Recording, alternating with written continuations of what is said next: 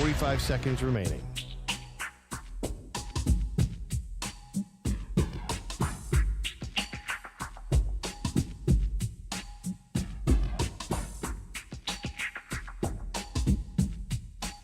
Seconds remaining.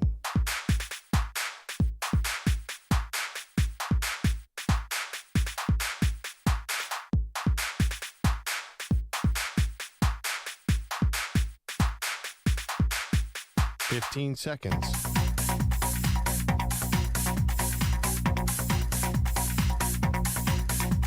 Break ends in 5 seconds.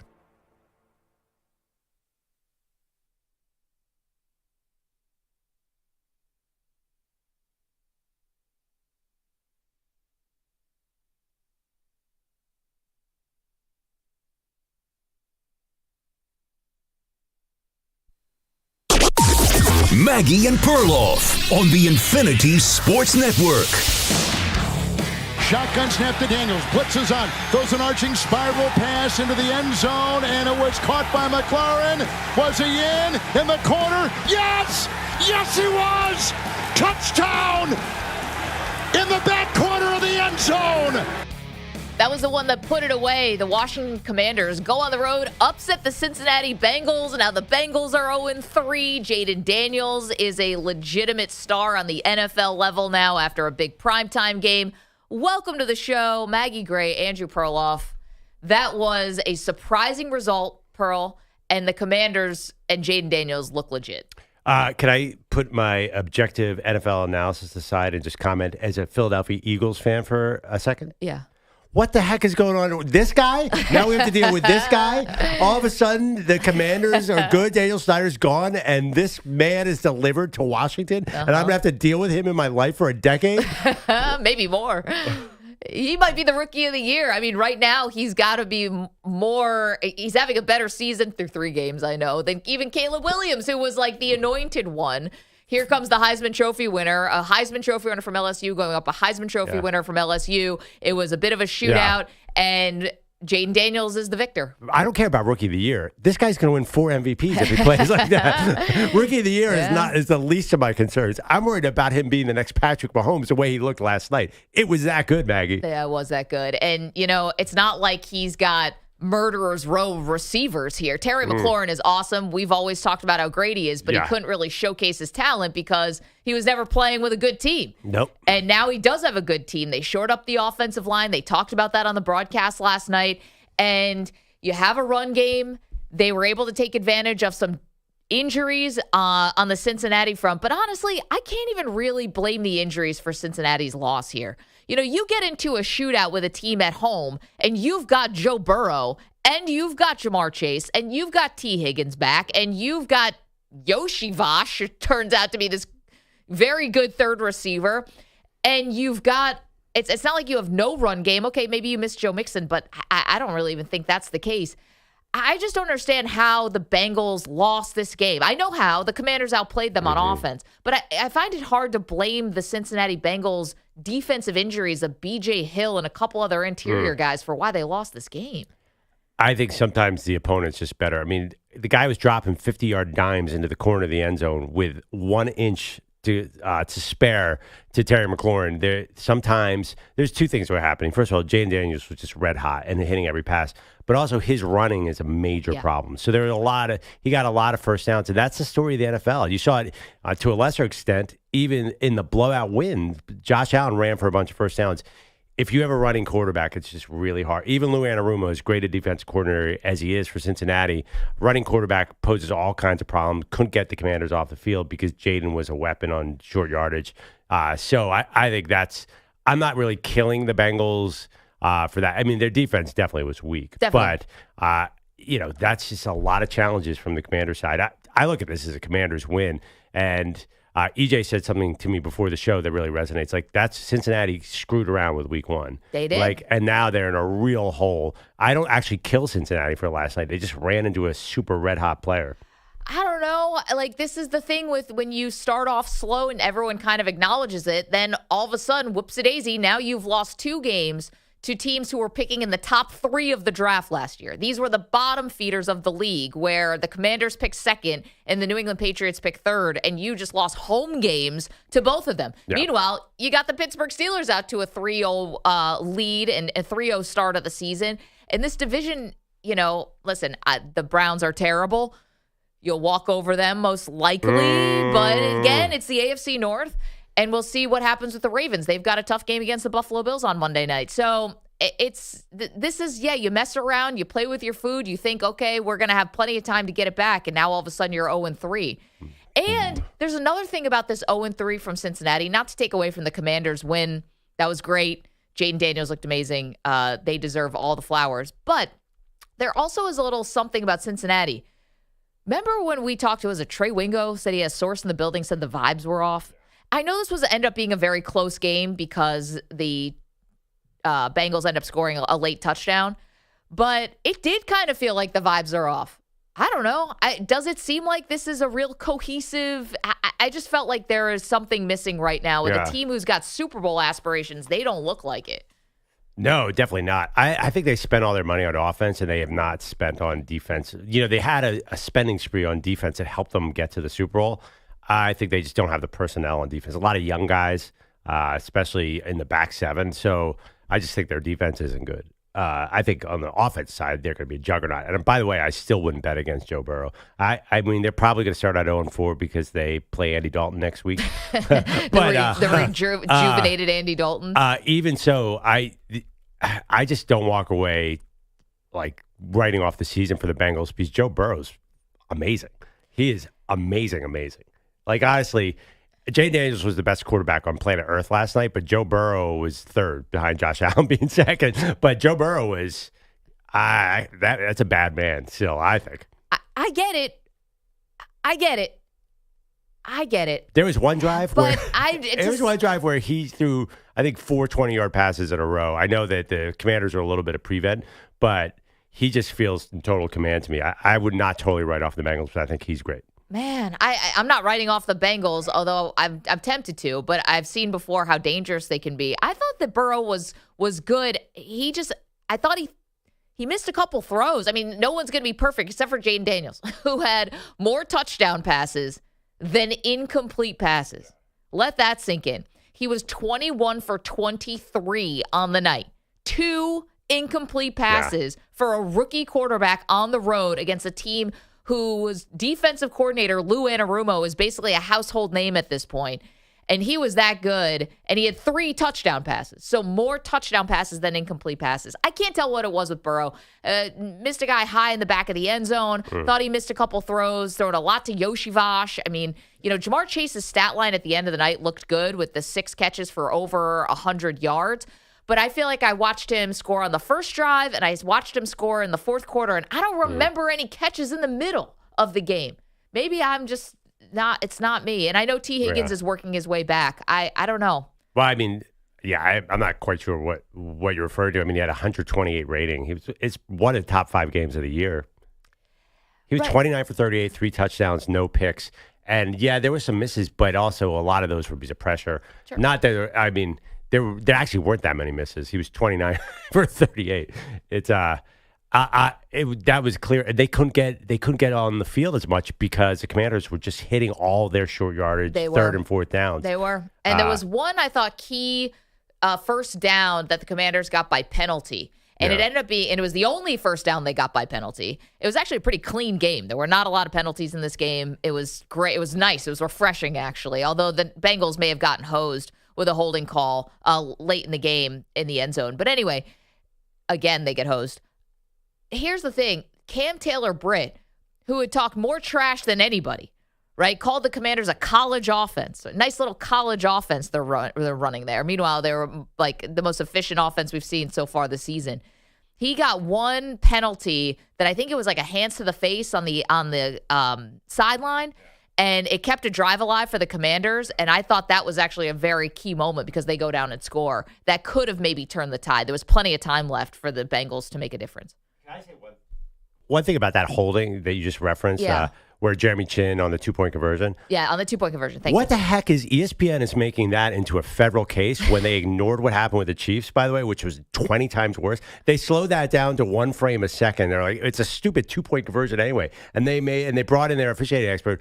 Where would It wasn't a stupid 2-point conversion. That would have made it a 3-point game as opposed to a 5-point game. Yeah, but that was 1/100th as important as what happened in the Chiefs game. So I think that is ridiculous, the amount of attention. That was a bang play. They had to slow that down really a lot to show that was nothing compared to the Falcons receiver getting tackled in the end zone. Yeah, well, with Falcons the game on the one. line. I thought you were talking about Bengals Chiefs. No, I'm like, no, the Bengals Chiefs, that was a pass interference. Oh, yeah. No, you're talking about Chiefs Falcons. No, I'm saying Yes. like all the attention they put on that Jeremy Chin holding was strange to me. I think that that was a makeup analyst, even though it was NBC that missed the Falcons thing. Anyway, regardless, I'm not sure. Like, there's nothing Joe Burrow can do when the other quarterback is 21 for 23. I mean, and not to mention, he had one short yardage run play where he was dead to rights, and the guy can cut left and right like a running back. There's nothing. This is not on Joe Burrow. Joe Burrow is awesome. He's going to be great. Even if they have a losing record this year, he's going to be awesome. I just think that they ran into a buzzsaw last night, and there's nothing they could have done. Jaden Daniels is great. I got to be honest. We saw this last year. I'm thinking the Alabama game. It's great. Can he stay healthy if he runs that much? That is a question. I mean, it's the same thing with Lamar Jackson running like crazy this year, too. Like, this is the game in the NFL. Can my mobile quarterback stay healthy? Josh Allen, I don't know why he was running last night in a blowout, but he seemed intent on it as well. Well, because there was all this green grass there, and he was actually protecting himself. He didn't take any big hits last night, and he was running because the Red Sea was parting. It's not the big hits. It's the way these guys decide whether to slide or go down. Every time Jaden Daniels like, oh, he slid. Oh, he dove. Like, he doesn't know what he's doing in open grass. The worst of it is Purdy. Purdy always goes head first like he's diving into the corner in a hockey game or something. I don't know. I just feel like this is the trend in the NFL. Quarterbacks are running like crazy. Can they stay healthy? Because, there's another quarterback in Washington who started off like a house on fire named Robert Griffin III. Yep. And eventually he wore down. That's my only solace as an Eagles fan, that Jaden Daniels, they need to figure out a way, like, how much we're going to run this guy, because he's spectacular. You must protect Jaden Daniels. No, he is awesome. And I credit the Commanders also, because a lot of times with defensive head coaches like Dan Quinn is, you can tend to get a little conservative, especially when you're playing this well. But with 4 minutes and 18 seconds left in the game, they're facing a 4th and 4. And it was outside of field goal range, so you would have had to punt it, but it wasn't like a gimme, in my opinion. And you have the lead.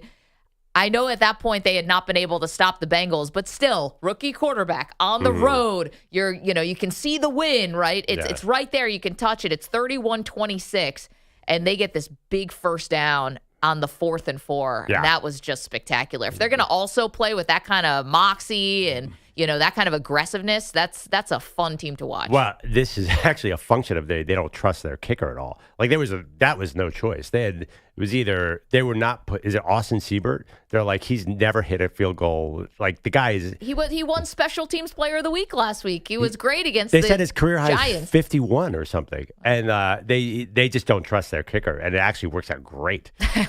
They trust Daniels, that's for sure. Will we get booed off the stage if we ask a poll question? Would you rather have Jane Daniels or Caleb Williams? Oh, obviously Daniels. Yeah, no, not at all. No booing on this stage. I mean, if you put it tonight, I mean, Daniels has to win that poll, right? Like, forever. You got to call it now. It's not just right now. We got to say forever. You got to make a choice. I think it's for the future of your franchise. Would you rather have Jane Daniels or Caleb Williams? Call it now. I think Daniels wins this poll. Is Daniels the right answer? Yes, probably. It's close. I mean, Daniels, I'm telling you, Daniels, you must protect him. He is tiny. Caleb's a little sturdier, but if Caleb was in Washington with Cliff Kingsbury, he'd probably be really good too. Through the first 8 weeks, and then I mean, what did we talk about? Well, right. Yeah. What did Cliff Kingsbury ends to kind of peters out a little bit towards the end of the season. Well, the defenses figure out Cliff, but I think Caleb will be great here. But I do think Jaden's peak in college was probably a little better than Caleb's peak in college. I mean, that's probably controversial, but he also had a much better team. Really? Well, the defense wasn't as good, but he had first round. He had what will be likely first round picks on the offensive line. But Caleb had Malik Lincoln Neighbors. Riley. Caleb had Lincoln Riley calling plays. That's true. It's a pretty good formula. I'm not sure that. I mean, they were both transcendent college players. We should put it out there. I predict Jaden Daniels wins 52-48. Is it unfair to ask this poll today? I mean, yeah, that's why I'm saying he wins. Did you see Jaden Daniels last night? Yeah. How can you click on Caleb Williams? I It know. might be 80-20 if you put it up today. What's that? It might be 80-20 Jaden Daniels. If you put it up today. Yeah, it is totally unfair to put up this poll today. Polling is not an exact science, but after last night, it feels a little unfair. 855-212-4227. And also, should the Bengals be worried? Can we also put that poll up? Because No, we can't put that poll up. They're 0-3. I know, but you said they should be. Well, I didn't say that they shouldn't be worried. I'm just not giving up on them. Okay. You can't say, should this 0-3 team be worried? Yeah, you're 0-3. The question is, how about this question? Do the Bengals Cincinnati make the Bengals playoffs? make the playoffs? Yes. Yeah. Okay. Is that a clear no at this point, or is it still up in the air? Because I think it's up in the air. I think it's up in the air because I think they're getting a little help from the AFC. You know, it looks like the Jags are not going to be. If we're talking about a potential wild card teams, Cleveland doesn't look very good. Right. We'll see what's going on with the Ravens, but obviously that was a big win for them, and they've had all their losses were near. The losses before were near losses. Yeah, the Ravens have good numbers. They look in pretty good shape. In fact, they look terrifying. Although we'll see next week. Miami's season might be over if they can't figure out the quarterback thing. So Jets, Bills, good. Yeah. Ravens, Bengals, Steelers. So that's 3. And then, oh, yeah, you're right. It's pretty thin after that. Right? You're looking at Houston, and they'll most likely win the AFC South, but the Colts are not doing what we thought. Some people on the show thought the Titans were going to be good. I'm not going to name any names there. And then, obviously, it doesn't look like the Raiders have much going on, considering they're thinking about benching their quarterback after 3 weeks. Yeah, you're right. Oh, my Denver, God. I didn't think about the this. Chargers, now Justin Herbert is hurt, so the AFC might be breaking right here to get that third wild card Yep. spot. A little bit. That is really interesting. I never thought about that. 855-212-4227. So let's put that up too, EJ, if you don't mind. Will the Bengals make the playoffs after an 0-3 start? Okay, lots to do. We didn't even get to the other game. Speaking of Jacksonville, woof. I'll tell you what, they called Josh Allen overrated. There was a player poll where they said Josh Allen was the most overrated quarterback in the NFL. There was an overrated quarterback in the NFL last night in Buffalo. It wasn't Josh Allen. The gut check time for Trevor Lawrence. You can't get rattled like that on the road. You got to give your team a chance to win. A chance. So we'll get to all of that. So much to do after a big Monday Night Football doubleheader. Major. 855-212-4227. It's Maggie and Perloff. You're in a 5-minute break.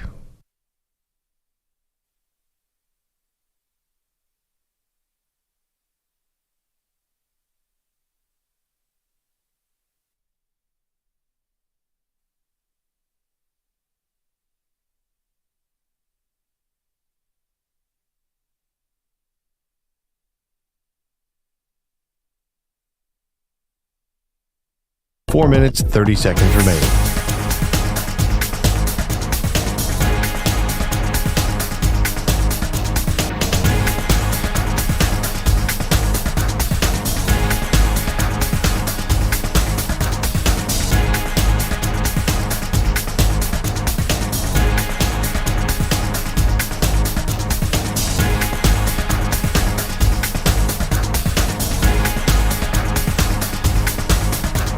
Four minutes remaining.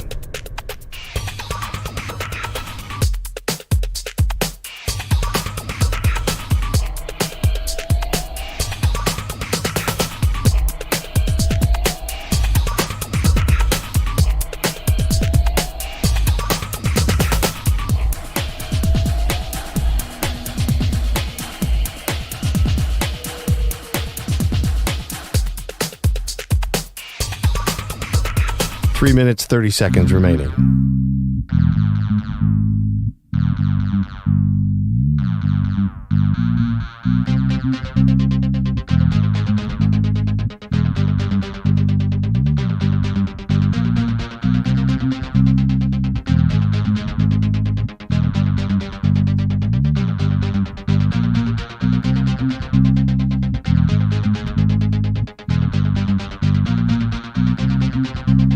Three minutes remaining.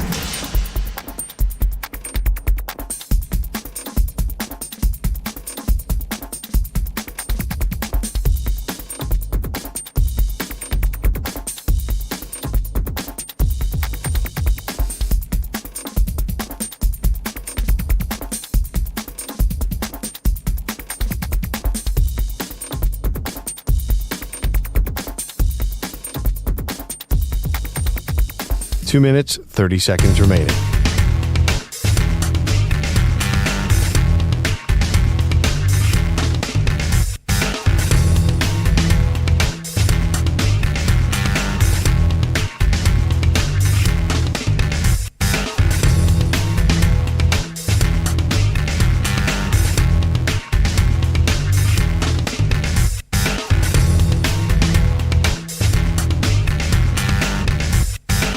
Two minutes remaining.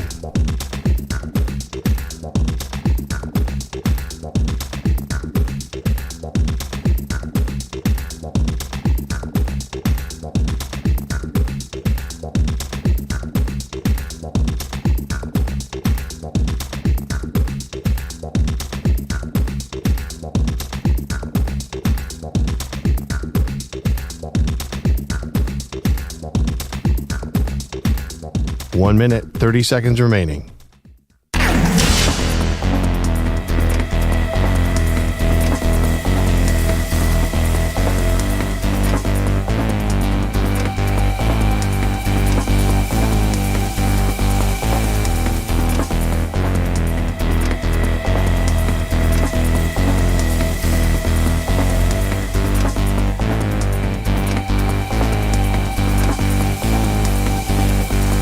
One minute remaining.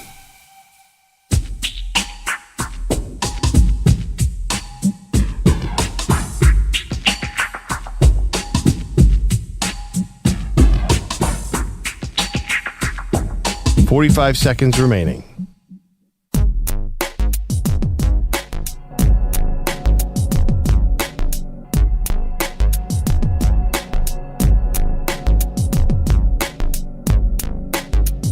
Thirty seconds remaining.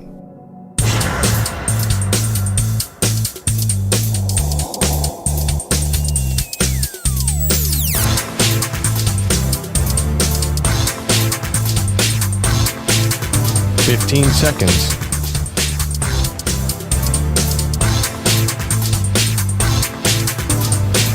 Break ends in 5 seconds.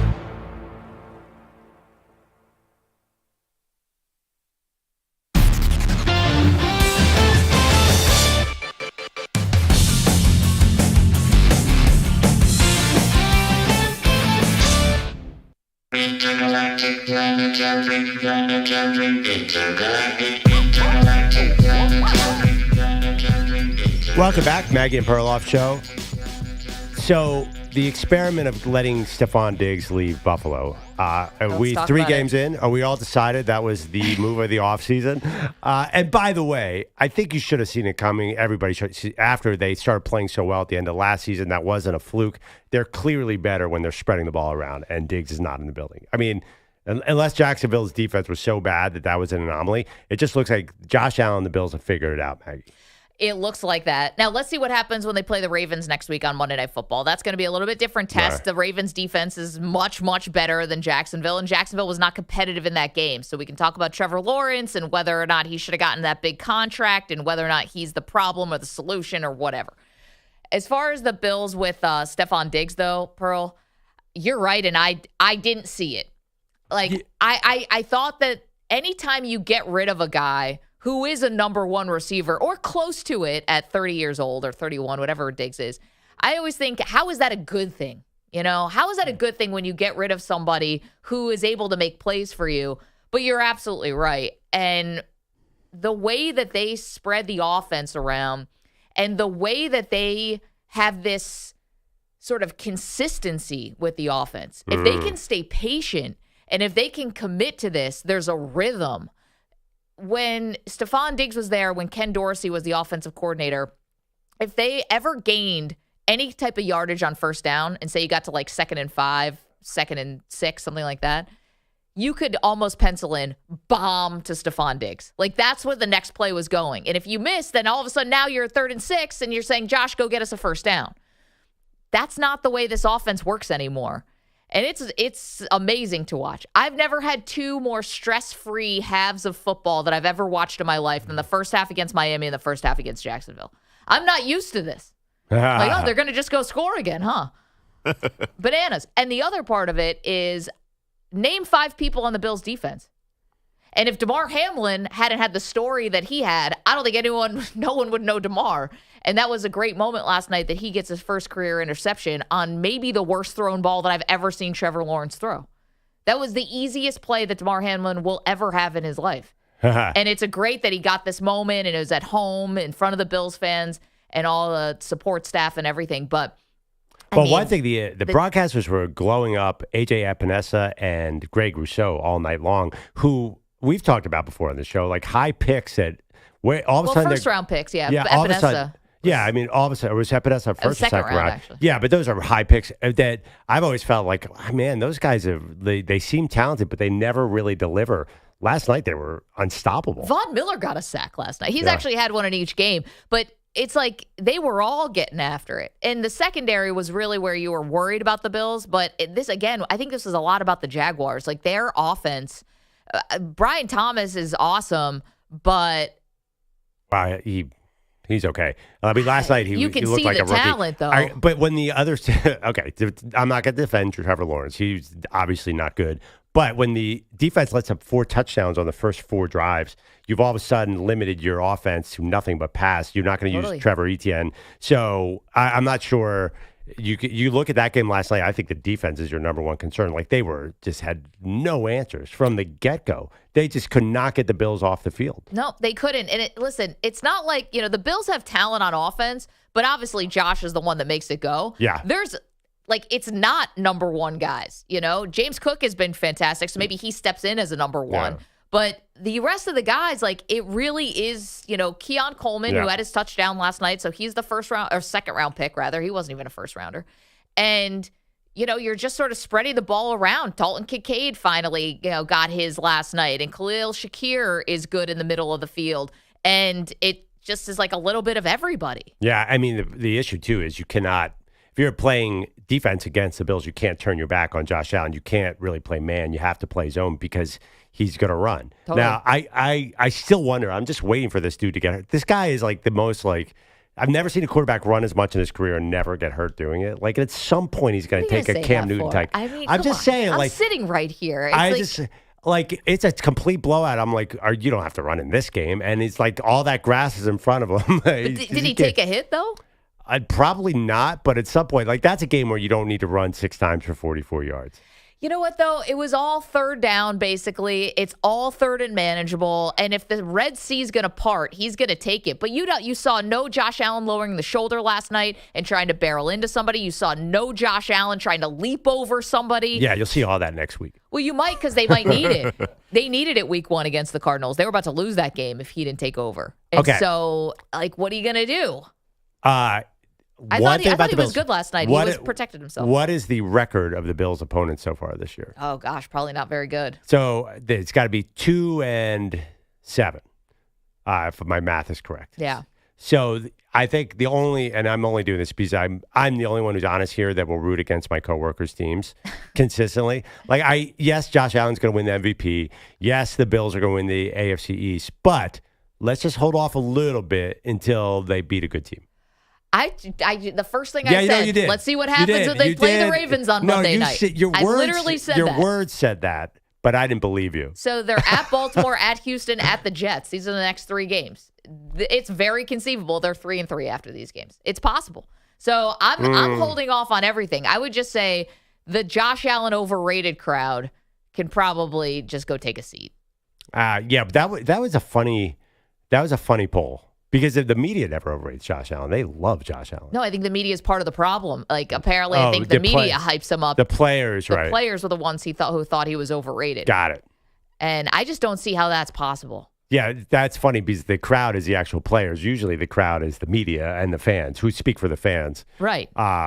Yeah, no, this is crazy good. By the way, Trevor Lawrence, that contract is looking not great, Meg. No, it's not looking good. Can we hear a little Doug Peterson, please, Ryan? How about Peterson saying the Jaguars need some changes? That's going to There has to be changes, whether it's play design, personnel, everything's on the table. Let's call it, right? And those are all things that we have to, I have to look at. We have to look at as a staff and make the adjustments. How about take the play calling responsibilities back then, Doug? I don't think Press Taylor's very good. Now, to Perloff's point, what options do you have when you're down 4 touchdowns? But still, let's hear more from Doug Peterson on the team needs to get off to better starts. That's obvious. It's not for lack of effort or trying and all of that. I just think that sometimes you just have to get out of your own way, right? And we just keep digging ourselves in a hole early and can't seem to dig our way out of it, especially, as one-sided as this game was today. Here's Trevor Lawrence taking accountability for his bad play. I'm not playing as good as I can play, just point blank. There's plays out there, the one to Brian, which I'm sure you guys saw, like that, just a throw you miss and turns into a turnover. And it's a game where the defense needed us to make some plays, to get some momentum, to settle in, to keep the ball, put some points on the board, give them a little breather, and that, for example, really hurts us. Yeah, and he should take accountability for Perloff. Is he the biggest? The thing is is he the biggest problem? No, the defense is the biggest problem. But there was a moment where Trevor Lawrence at the end of the first half is just totally rattled. And that can't happen for a guy who's making $50 million a year. You cannot get rattled where you're just blatantly missing throws. Bill's defense is in your head, and he ghosts out there. That cannot happen for a $50 million guy. The Bills got to pin their ears back and go after him. The great thing for Doug Peterson is his offense coordinator is Press Taylor, right, who he's tied at the hip with. So they're not going to put him in as the head coach if they fire him midseason. And their defense coordinator is this new guy. They got a lot of camera time last night, Ryan Nielsen. He's not going to be the head coach. So I think that. Wow. So he gets to stay because his assistants are crap? We got to see who the special teams coach is, or if there's some old guy who's there. But otherwise, I've seen some quotes from Shad Khan. He's completely fed up. Like, they spent a lot of money on this team, and it's not doing anything. So Doug Peterson is on the hottest of hot seats. He could be the first to go. Yeah, I mean, and would they do it midseason?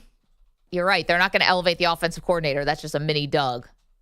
They might, because this is a team that they expected to take another leap, right? Like, they missed the playoffs last year barely, and now you're talking about a team that wants to win back the division and then maybe win another playoff game like they did 2 years ago. It feels like this Doug Peterson team is kind of doing what we saw happen with the Eagles, right? Like, starts off kind of good. He kind of changes the culture. The vibes are great. And then, like, a disappointing season where they don't meet expectations. And then the, bottom falls out. Like, that's literally what happened in Philadelphia. I feel like I'm watching the same story in Jacksonville. This guy, Ryan Nielsen, the defensive coordinator, heck of a mustache. That's all I can say. Is this wild? Would this be too crazy? When are the Jags? When's their bye? Do you guys mind looking that up? By the way, they do have a former head coach, Mike McCoy, on their staff, former Chargers coach. I remember that. They're not a lot of other options here. So, but I think you could put in Mike McCoy, who knows how to run a team. He's their quarterback coach. Well, and they also have Chad Hall. Wasn't he a former Jet? Chad Hall, the BYU. He's a well thought of offensive coach. Man, anyway, we're already playing musical chairs with the assistants. I don't know. You can't do Press Taylor because they're famously good friends. So I honestly, Doug Peterson, EJ's right. The message has gone stale. Clearly, the Jaguars defense did not come to play last night. No, they didn't. They got embarrassed in prime time. So they don't have their bye week till week 12. So this is going to poke a little bit of hole in my theory. But is it possible? Is it early enough that if you wanted to do something radical, you could bring Belichick in? It's too crazy. It's too crazy. No chance. Mid-season? I feel like if there was any ownership group that would try something that Wouldn't radical, it be this group? This would probably be the group. But I don't, and I know we've been banging on the defense. They were horrendous last night. And Belichick would help that. Right. But instantly. I think, and I know we've already said Trevor Lawrence may be the most overrated quarterback. I don't think he's been banged hard enough on this beginning of this show. Like, He was terrible. Yeah, in the first 2 weeks, the defense played well enough to win. Like, let's be real. Like, they played well enough against Miami to win. They played well enough against Cleveland to win. They gave up 18 points in week 2, 17 points in week 1. Your quarterback that's making $51 million just has to give you – those have to be W's. You have to put that in the back pocket. He's the number 1 pick in the draft. He was said to be this generational talent. and he stinks. Yeah. He's not good. I'm sorry. Like he's missing throws left and right. He's a tough guy. He's got great physical traits, but what I've been saying all along is that I feel like Trevor Lawrence is a great talent. He's not a great quarterback. Well, I think that's why people look to the coaching and say he's this great talent. Who's not developed, like who's not getting the best out of him, right? Who's not making the job easier for him or whatever. But yeah, no, last night you can't have a quarterback you're paying $50 million who doesn't give you a chance to win on the road. Yes, all that is true. And he's 0-8 in his last 8 games. There's no defending Trevor Lawrence. Well, he was hurt last year, so I feel like was last year a little bit different. I don't know. No, I mean, he was, last year was a huge disaster at the end of the season. I know, but he was hurt. Position. Regardless, the same guy this year. They light up 4 touchdowns on the first 4 drives. I know. There's nothing matters last night. That was, I see what you're saying. We haven't banged on them hard enough, but you cannot bang on that defense.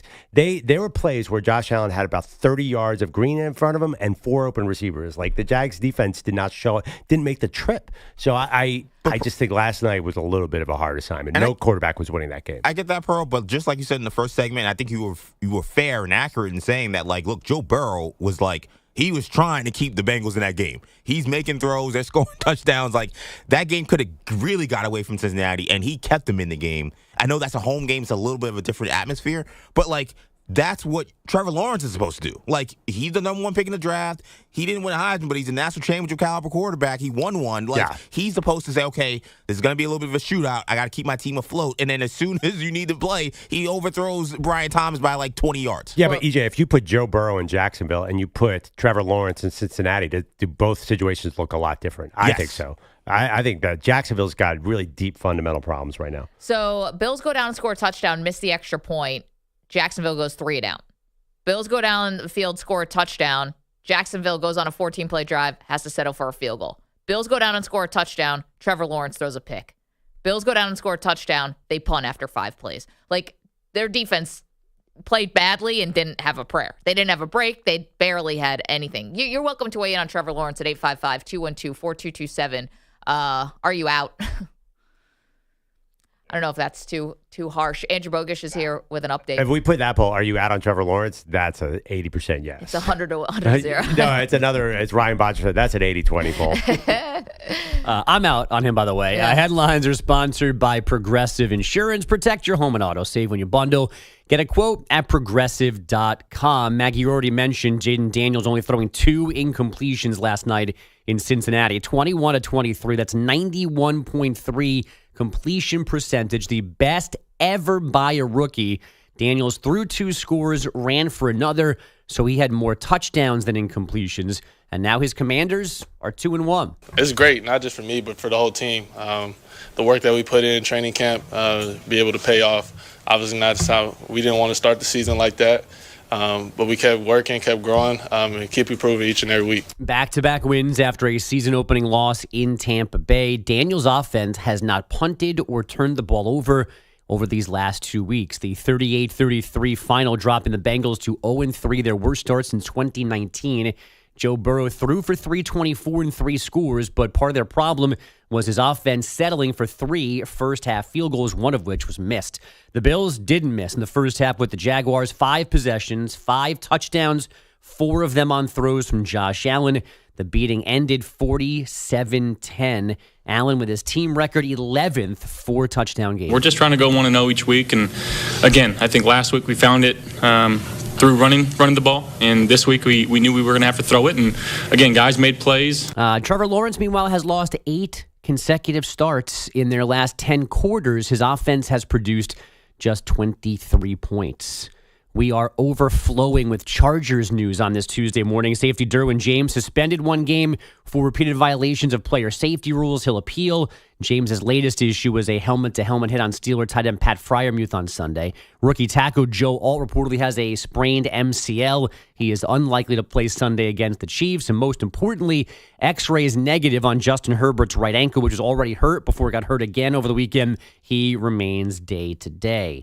The Phillies clinched the NL East last night with a 6-2 win over the Cubs. The Astros did not clinch the AL West, losing at home to the Mariners 6-1.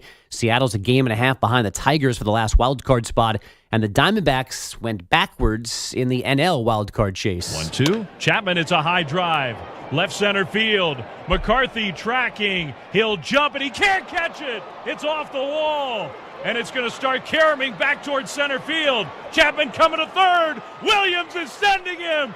Here comes a throw. He slides in safely. Matt Chapman with an inside the park home run. That's from Giants Radio. The 2-run inside the park homer, part of a 6-3 Arizona loss. They drop a half game behind the idle Mets for the second wild card. The Braves a game and a half behind the Diamondbacks. And do I have conference realignment news for you guys? Gonzaga denying reports that it's headed for the Pac-12, but Utah State's apparently accepting that invite.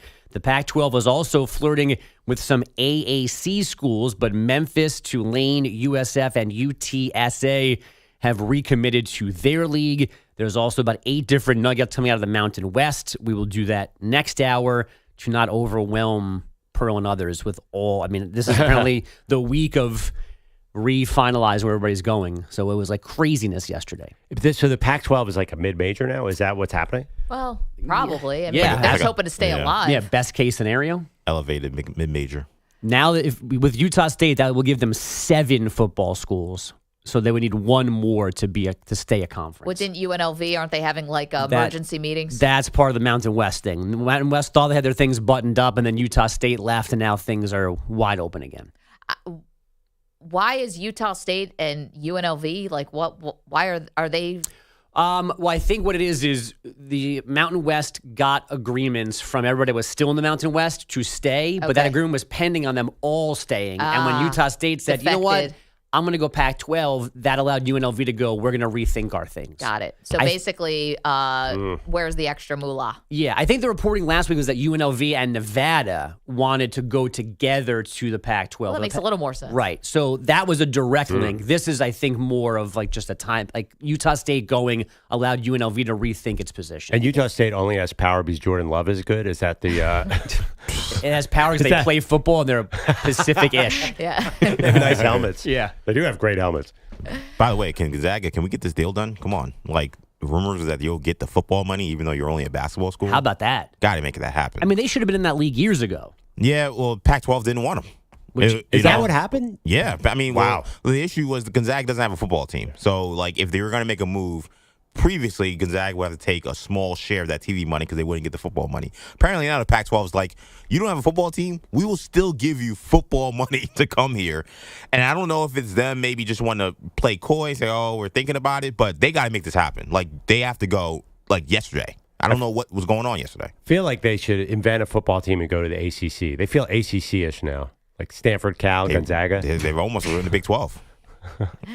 Oh, is that what? Yeah, Gonzaga? the Big 12 been trying to get them for like 3-4 years now. This is a much better fit, basketball is going to be crazy, and Gonzaga should play Duke in North Carolina. That'd be sick. What if Can we you just arrange that? Yeah, but it's like Spokane. It feels even further away somehow than Palo Alto and Berkeley. I don't think it is, but it feels like it is. Listen, when Cal plays NC State, throw out the record books. That rivalry is one for the ages. What if we throw EJ in charge of a Gonzaga video game football team and they just simulate games on Saturdays? There you go. Yeah, let me build a roster, and that their opponent doesn't have to play them. It's like a half a bye week for the real teams. Right. I'll just simulate the game, and they'll probably lose because Gonzaga, it's a small school in Spokane, and they'll get the W and we move on. But this basketball thing has to happen. By the way, that could be a good basketball conference. You got San Diego State, Gonzaga, Colorado State. Like, you have some teams that are perennial tournament teams. And I think I saw a tweet yesterday that St. Mary's could go to the Pac-12 with Gonzaga. That would be a dream. That'd be awesome. And then peace out, West Coast Conference. Yeah, West Coast Conference. Goodbye. Dream? Wow. Dare to dream. St. Mary's. Yeah. Look, I want that bag. I want Gonzaga to get that football bag. That could change everything. Wow. Pac-12 conference champions right there. Okay. 855-212-4227. Bogues, can I ask you a small favor for next update? Can we get that TV rating? I've looked. I haven't seen it. I looked last night. I looked several last night, times. too. All I get is this Richard Deitch article on how great the WNBA ratings are. But I'm like, that's from a week ago. I actually was going to book Richard Deitch, the Athletics today. But I might just text him. Is it too early in Toronto? 855-212-4227. Okay, we have lots more football to unpack with you, including more takeaways from last night. Also, big question about the under-the-radar teams that are leading their divisions. Can they win the whole thing? Get to that next. You're in a 5-minute break.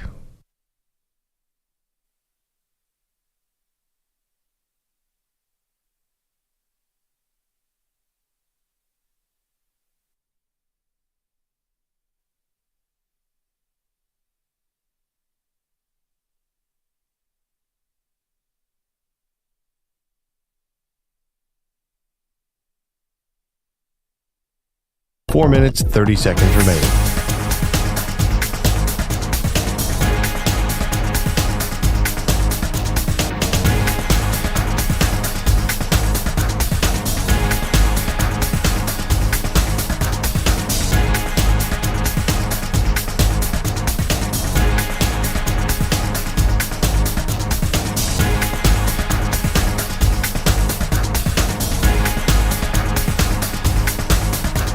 Four minutes remaining.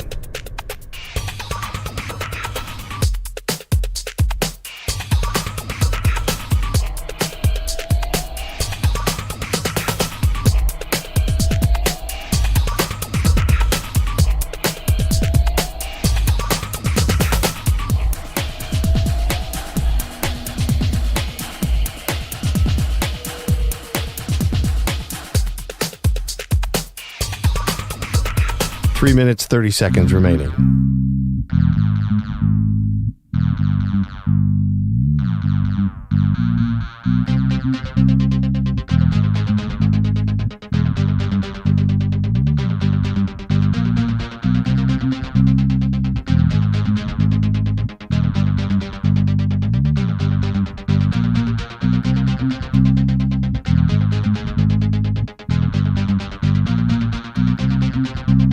Three minutes remaining.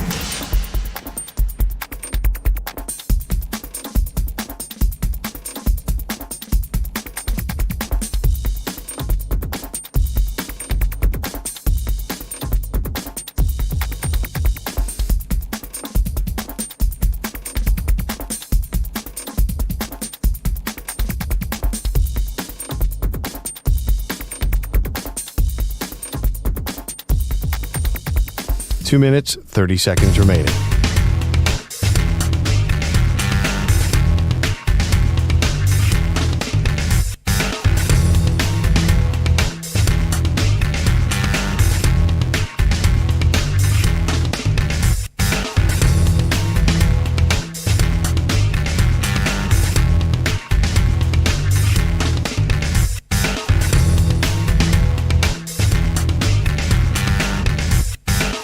Two minutes remaining.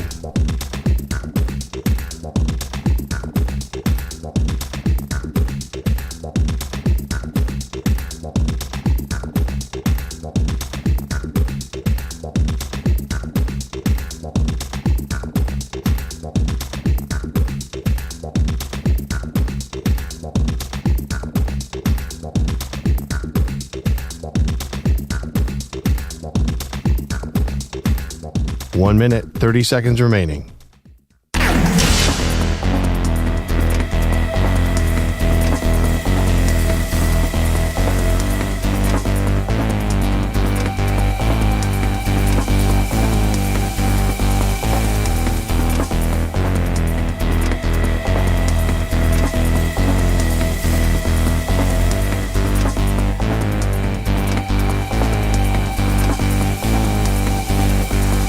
One minute remaining.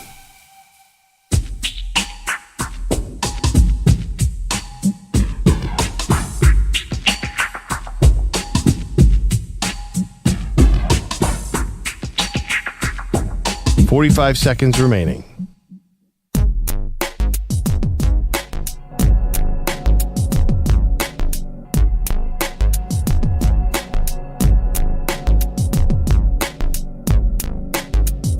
30 seconds remaining.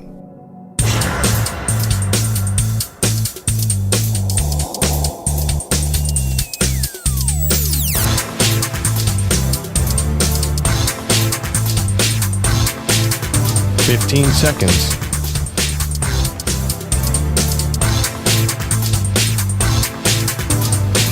Break ends in 5 seconds.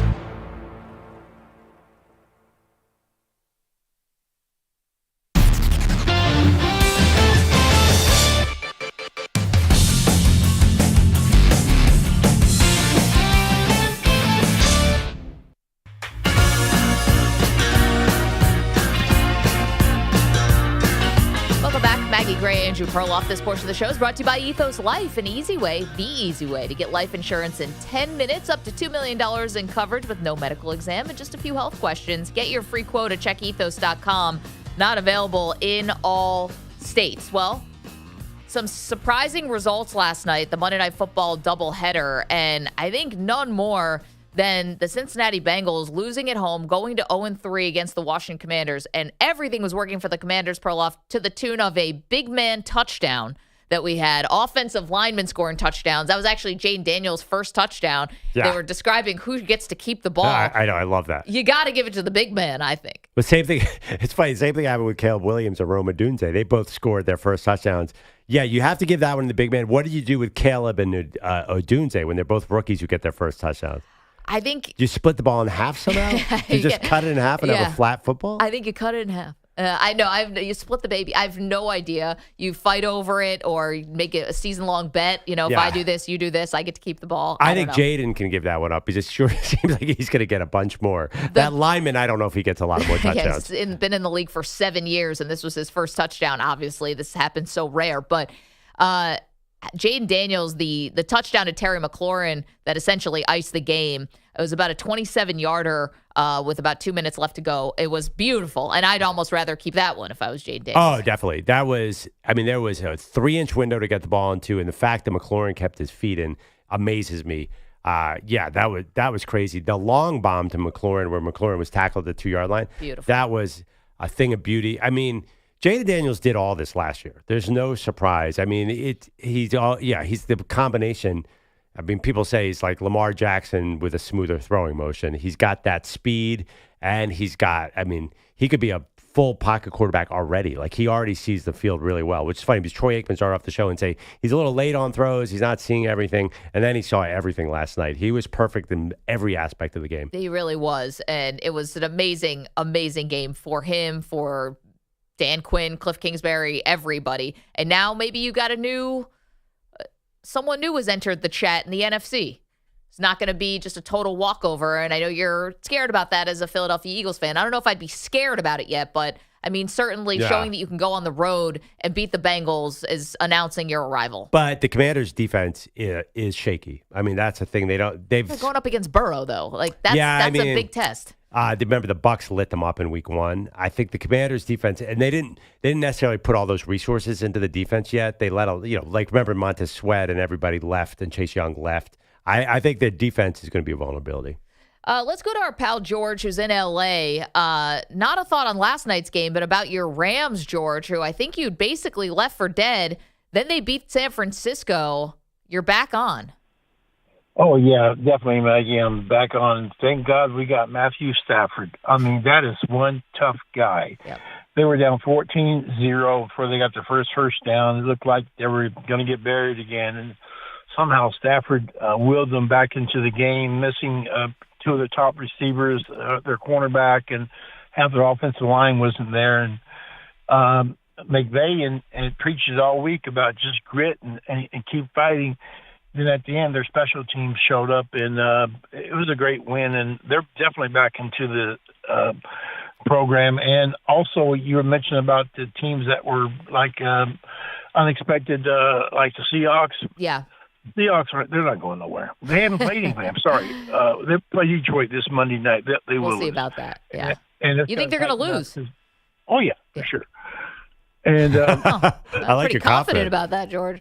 I was at that game yesterday, you guys. I enjoyed the 49er fans crying on the way out of the stadium. My gosh, they're so arrogant. Well, they have reasons to cry now, George, and appreciate, as always, you checking in about your Rams. Another injury for the 49ers. And I know Rams fans don't want to hear that because they're injured too. Up and down. Both sides of the football. Bad. Another tough injury, though. Javon Hargrave, the latest for the 49ers, Perloff. Yeah, he's been disappointing, to be honest. He's a big free agent signing for them. Yeah, of his once he got that money, the player changed. Let's put it that way. Lions, by the way, 4-point favorites in Detroit against Seahawks. That's pretty close. I'm not sure this is a fait accompli, as George describes. Yeah, listen, have the Seahawks played anybody? No. Oh my God, they had early Bo Nix. Who else? Bryce It took Young. overtime against the Patriots. But Yeah, again, you're by coming the way- all the way east, body clock, the whole thing. But then, I mean, you destroyed Miami, who had to go to their backup and then the third string guy. Yeah, but listen, Miami had looked terrible. So you're right. The Seahawks have not proven much yet. Geno Smith looks really good, but then he's making a couple mistakes. I think I'm with George. I'm not buying them yet. You know, though, I haven't been so overly impressed with the Lions. They had a good win in Arizona, but I'm waiting for like the 38-point offensive explosion for the Lions. I love everything about the Lions. Run that ball, Maggie. 855-212-4227. Coming up, who made the biggest statement yesterday? We'll tell you next.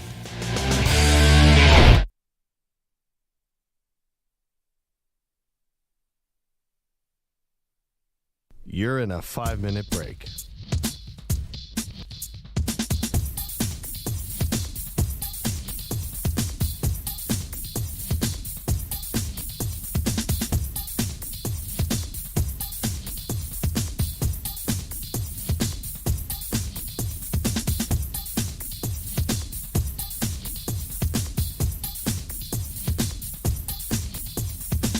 Four minutes, 30 seconds remaining.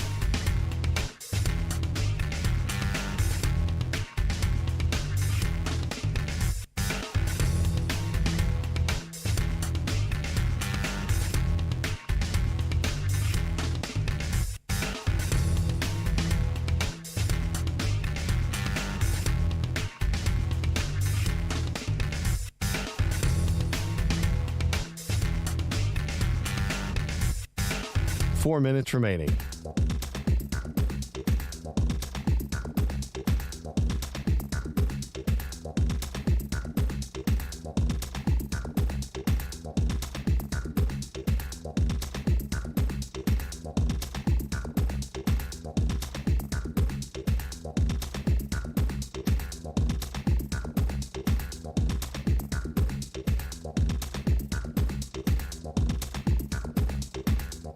Three minutes, 30 seconds remaining.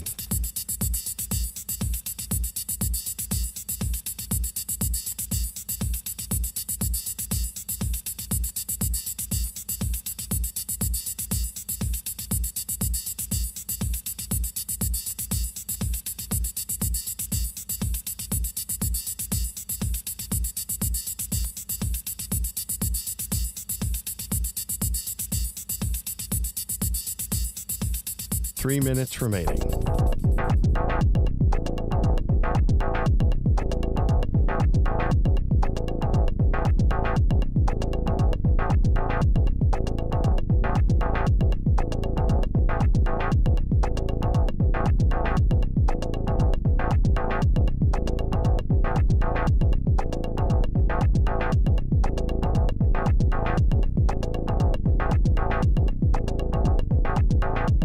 Two minutes, 30 seconds remaining.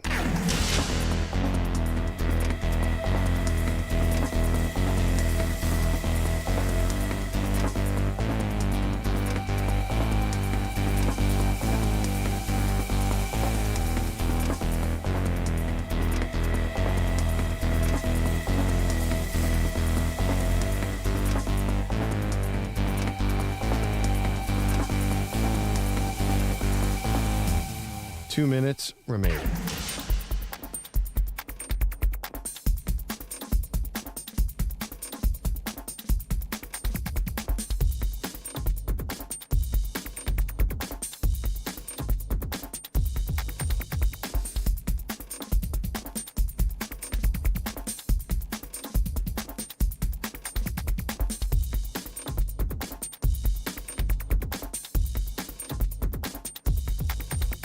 One minute, 30 seconds remaining.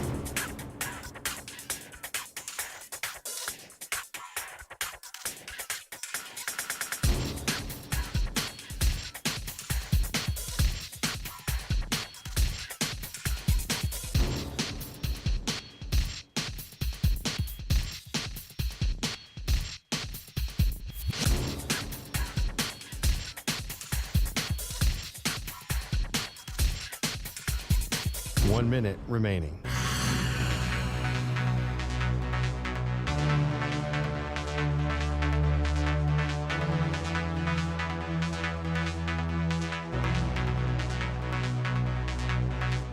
45 seconds remaining.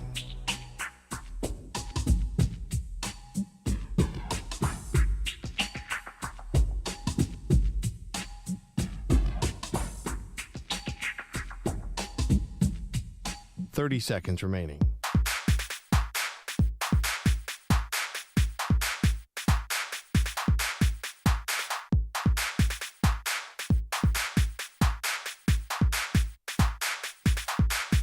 Fifteen seconds.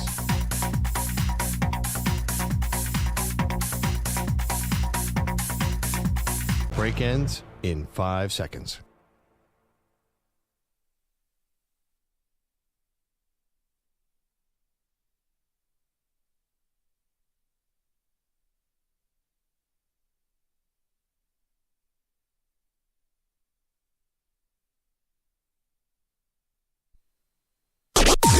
Maggie and Perloff on the Infinity Sports Network.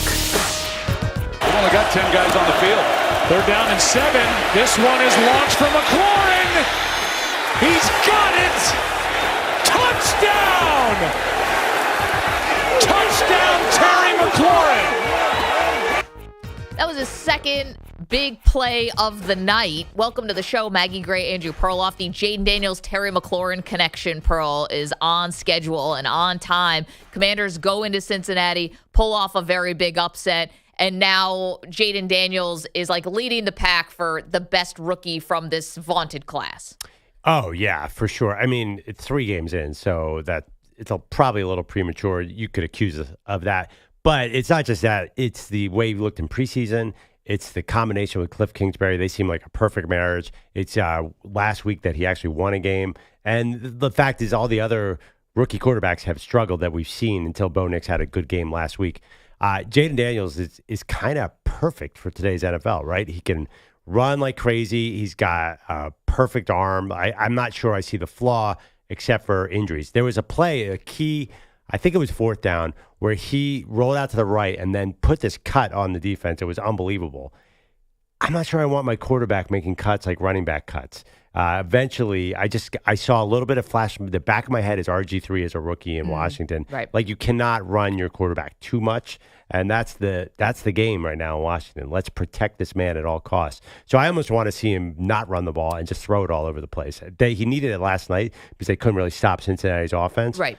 But at a certain point, like, they have to really, like, do you have to worry about that? Or are you of the school that, like, you know, if you have that talent, let it go? See, that I'm different than you in this way. Yeah. That there's a reason why Jaden Daniels now looks like a scary quarterback, and it is his ability to use his legs. I get you don't want to take unnecessary contact, but you got to do what you have to do to win the game. You say that, but then let's talk in Week 18 when there's third stringers across the NFL. Well, I know, and I get that, but I feel like you can't tell a guy who's in a tight game on the road where you could have a signature win or something that really breathes a lot of confidence into your team, like a season-defining win, potentially, for the Washington Commanders, and tell a guy, all right, dial it back. They couldn't dial it back, to be honest. Like, the Bengals started to put together their own touchdown drives in the second half, and so you found yourself in a shootout. At this point, you have to do whatever you've got to do to win the game. So, to me, if he's got to use his legs, he's just got to learn how to protect himself. He slid, and it was like they threw confetti. Like, he's got to be able to slide more. He's got to be able to understand you got to go out of bounds as opposed to fighting for maybe that extra yard, or just be smart about it. Don't take that away from him, though. You sure? Yeah. All right, we'll see. There's another quarterback, Lamar Jackson, who wins MVPs, but he's awfully hurt come postseason a lot of times. I just think that, you know, Jaden Daniels ran 12 times last night. He was on fire passing the ball. Last night was a shootout. It was a little different. That would be my only worry because, listen, this is a franchise that has always found the banana peel since Joe Gibbs era ended. So I'm actually excited for them. I know they're a division rival of my Eagles. This is so cool after that terrible Dan Snyder era. Finally, they get a savior in Jaden Daniels. I just worry, like, okay, guy still weighs about 195 pounds. Let's be careful here. Did you guys happen to see the stat that they put up about the Washington Commanders coaches? Did you see that? I had to look it up. I'm like, there's no way this is right. It is. So Dan Quinn is now 2-1. This is the first winning record. No, it's 2-1. The last coach to finish his tenure, and Dan Quinn's tenure is not done, but the last coach to have a winning record as the Washington football team, whatever you want to call it, the last coach to finish with a winning record is Joe Gibbs. Every other coach has had a losing record as a head coach. Jim Zorn was 12-20. Mike Shanahan was 24-40. Jay Gruden was 35-49. Bill Callahan was an interim coach at 3-8. Ron Rivera 26-40. Now Dan Quinn's 2-1. I mean, that is awful. Is that unusual though? Is there a Bills coach between McDermott and Marv Levy who had a winning record? You want to start comparing yourself to the Bills in that era? This is why I got a Fred Jackson jersey up on my wall here behind me. It was bleak and dark. Yeah, no, I'm not surprised at all. Yeah, again, that was ownership, though, right? Like Mike Shanahan obviously knows how to coach football. Joe Gibbs clearly knows how to coach. Second year, Joe Gibbs. So Spurrier, I'm not so much. I don't know if he was really equipped for the NFL lifestyle. He went 12-20. Yeah. But he, what did he shoot Marty on the golf course? was 8-8. Oh, look Terry at that. Trubisky was 1-2. Norv Turner was 49-59. I could keep going. I mean, it's rough. Got to back to George Allen. Finally had a winning record. Gibbs was a nightmare, by the way, as an Eagles fan. That guy ruined many a Christmas for a young Andrew Perloff. 855-212-4227. If you had to call it now, who would you rather have for the next 10 years, whatever? Would you rather have Jaden Daniels or Caleb Williams? That poll question is up right now at Maggie and Pearl. Kevin in Oregon has a different take on this game, and it has to do with the Commanders head coach Dan Quinn. Good morning, Kevin. Good morning, you guys. Yeah, when Dan Quinn took the Commander's job, leaving the defensive coordinator job at the Cowboys, I thought, this guy is nuts. But after seeing what the Dallas Cowboys defense has turned into and seeing this defensive-minded head coach get a Jaden Daniels thrown in his lap, I mean, the guy looks like a genius right now. There's one thing I would ask him to do. I don't care if any other coach on the team wears their hat backwards. It's just not a good look for a head coach. Interesting. Kevin, backwards hat, not professional for a head coach. So I'm going to go ahead, Kevin, and respectfully disagree there. I get it. We're not wearing suits and fedoras on the sideline anymore. It's a lot more casual. Did you think Bill Belichick was unprofessional by wearing a cutoff hooded sweatshirt? If you're going to say yes to that, then okay, maybe you're being consistent at least. But Bill Belichick looked homeless on the sideline. That was the furthest thing from a professional dress, you know? And we all hated Bill Belichick because he looked like a schlub and he talked like a schlub and he was the most disliked coach. He won so much. Hey. If he looked like a schlub and was coaching the Jets all these years, maybe you have more of a criticism. I think that people didn't like him because he won and he cheated. Well, we all loved Andy. We all love Andy Reid and he wins. Bill Belichick was a pickle. But do you think it was because he wore cutoff? Yeah, hoodie? I think it was definitely part of it. It's I think that was part of the lore of him. I mean, yes, it was sort of the Darth Vader lore of him, but he was definitely the bad guy, and I think that outfit sort of fit into that. Looks like I don't care. I mean, yeah, football guys are like, yeah, he's wearing cutoff, but I just generally like he was as unlikable as a human being could be as a coach. I mean, we love Andy Reid to death, and he wins. So did you all hate Belichick? We made fun of the cutoff sweatshirts, but we're not like, oh, that's cool. No, but did you knock him for that because it was unprofessional dress? I always thought, in the sense like you knocked Bill Belichick like the whole on to Cincinnati. Like, no, you didn't. You knew he was brilliant, but you're like, man, it doesn't look like it's any fun to be around that dude. That's fine, but I'm saying, do you think that Dan Quinn looked unprofessional with a backwards hat? And did you also, do you think that these guys should dress nicer, is what I'm asking you? No, but I honestly have other issues with Dan Quinn. The Dan Quinn experience will giveth and taketh. Dan Quinn was great with the Cowboys until he wasn't. But no, I have no problem with the backwards hat. And honestly, wasn't the camera on Cliff the entire game? I barely saw it. And that perfectly coiffed hair and the high fives. Cliff gets all the camera time. I didn't even know Dan Quinn was there last night. I mean, he got a little bit, but yeah, the backwards hat doesn't bother me. I get it. This is the Colin Cowherd kind of thing about quarterbacks shouldn't wear hats and stuff like that.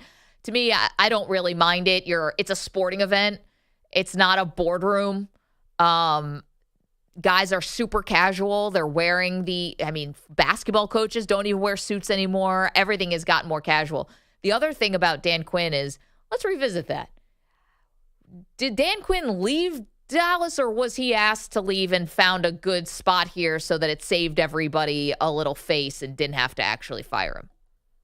Like, Dan Quinn was getting interviews when the defense was actually awesome start to finish. And even in the playoffs, we're holding the 49ers to not a lot of points. But then they get blown out by Green Bay. I think that Dan Quinn and the Cowboys were parting ways no matter what. I think the Cowboys were happy to see Dan Quinn get a head coaching job. Exactly. They didn't have to fire him. Right. And they brought in Mike Zimmer, who's all about stopping the run. Haha. Not working. No, definitely not working. Zimmer also, too, is the weird blitzes thing, and that's not working. That's not working either. Nothing he's doing is working. 2 weeks. I think, Dan Quinn is that Seattle defense, and they think that it's not aggressive enough.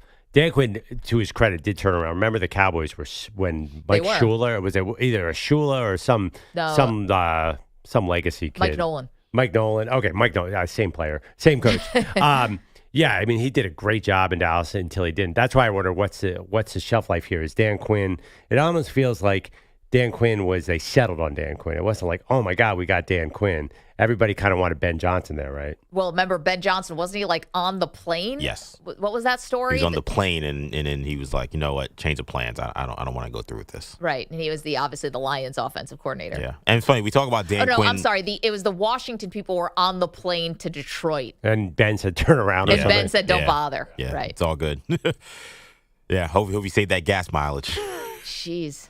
The funny thing about Dan Quinn, though, is we talk a lot about his time at the Cowboys, but I mean, he went to the Super Bowl with the Falcons. Yeah. I kept reminding myself of that watching his game last night, being like, this guy is like a Super Bowl caliber coach. I feel like maybe he was kind of underrated in these coaching circles, like in terms of like the guys that people were looking for head coaches. I know we're not really on the defensive coaches, but the guy's been a winner. Like, he went to Atlanta, a team that was terrible, and like had 2 back-to-back really good seasons, one in which they won an NFC championship. So it's not like this guy's a schlub as a head coach. Even if you don't like his backwards hat, you think he looks like a schlub. But people in Atlanta, I mean, that was a Kyle Shanahan project. It felt like. I think like people remember him more than Dan Quinn. For all the wrong reasons. Dan Quinn's claim to fame is that Super Bowl game plan.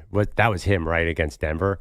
That is, I think, his peak moment was defensive coordinator of the Seahawks. It was a blowout. Yeah, I mean, that game was them. over before it started. And also the 28-3 Falcons lost. But I feel like Dan Quinn made his name in that game. And then even last night, like, the defense was not great. I mean, they didn't seem like Burrow was having too much trouble carving them up. They don't have great players, but still, we'll see how the season plays out. They're 2-1. I'm not writing Dan Quinn in as coach of the year yet. No, I'm not either. But I guess, like, it's funny knowing now, if you knew then what you know now, you're not trusting Kyle Shanahan to call the game in the Super Bowl, right? I mean, when you're in Atlanta. When you're in Atlanta. Well, we didn't know that then. I don't know. I mean, I think there's an anti-Kyle Shanahan bias, am I right? The guy is 9-4 in the playoffs. I'm just saying, if you knew then what you know now. I understand. Wait, you're not trusting him, so you call a couple more run plays. Your defense completely disappeared in this second. I think also because it was a little demoralizing that the offense couldn't sustain drives. And now here come the Patriots and, again, knowing then what you know now. They didn't know that then. We didn't know that Kyle Shanahan has a penchant for mismanaging the end of games. Okay. So who's going to call the plays? Dan Quinn. The offensive plays? I think he would have stepped in to say we need to be running the ball more. Right. I think a head coach can say, "Hey, let's get a run play in here." Yeah, totally. You can say that now, but Dan Quinn's not going to call the plays. I don't even think he knows how to call an offensive play. He might not call them, but he might say, "Stop throwing the ball." He might. Yeah, literally, there was about 2 plays where they should have run the ball. Like, it wasn't like, I mean, Kyle Shanahan. You say that about Kyle Shanahan. Kyle Shanahan's going to win a Super Bowl. I guarantee you that. Listen, probably before Dan Quinn. He may. Yeah. Although we should talk about what's going on with the 49ers right now. Because if the pursuit of that Super Bowl is going to happen this season, things are getting a lot harder for the 49ers. And we'll tell you the latest news in just a moment. 855-212-4227. I'm curious if other people are with Kevin on this one. Do you think Dan Quinn looks unprofessional wearing a backwards hat? He looks like a tryhard. I don't think he looks unprofessional. Like, you guys were having the conversation about Belichick. Like, to me, like, both of those guys are trying to give off a look. Right. And it's not, neither of it, I think, Not is the that. same look, though. No, it's not the same look, but I don't think either was authentic. I think Bill Belichick purposely wanted to look like a schlup because he wanted to look like a schlup. I think Dan Quinn wants to look like the fun, like, player's coach because that's the image he wants to project, which is fine. And I think, they said on the broadcast they feel like the players feel like it's authentic, then that works for him. Right. I don't think either is all that authentic. I think there's a message to what they're doing in terms of how they dress. I don't think it's unprofessional. I just think it's kind of like a try hard. I think Dan's trying to make himself look younger. Not that he's old, Not but working. you have a young team. Yeah. Maybe it's a little bit more But casual. he did this in Dallas. Like, I mean, Yeah, when that's true. he's in the, I know who's in the booth, but he's wearing the backwards hat then. I thought, that's interesting. And then he kept it as a head coach. My thing is be consistent. I'm fine with it because he was doing it in Dallas. So Right. this is him continuing that. I just feel like it's very clearly like I'm trying to look like the hip, energetic guy. Right. So therefore I wear my hat backwards. It's like, if I was a player, I'd be like, okay, guy, like, sure. But working. it's working, and the players love him. So I don't think we should bash him for it. Worth a poll question? I'm about to turn my hat backwards because of Dan Quinn, just 'cause in Perloff, honor you of that too? game last night. I can't imagine you as a backwards hat guy. Well, I just feel like it's amazing that we took a time machine back to 2007 sports talk radio to talk about backwards hats. I'm not doing it. This is such a sports radio cliche. Nobody except that caller cares. The backwards hat thing has been done to death. It's fine. Nobody cares anymore. I wasn't sure if maybe it was back. I thought it was over too, but maybe it gets Let's a get second Matt life. Hasselbeck. Well, I think Matt Hasselbeck killed that. It's like, Matt Hasselbeck's wearing his hat backwards. We can't really do this thing. I've heard that backwards hat argument. I'm not doing it. I thought it was backwards or frontwards. Wasn't Colin Cowherd's issue with just quarterbacks wearing hats in general, or was it backwards hats? I can't remember. 855-212. Right. Okay. 855-212-4227. Okay. We will dive into what we need to get to with the Dallas Cowboys, and that is Dak Prescott calling the offense unprofessional. Is he right? Is this misguided? And where do they go from here? We'll get to all of that next. It's Maggie and Perloff. You're in a 5-minute break.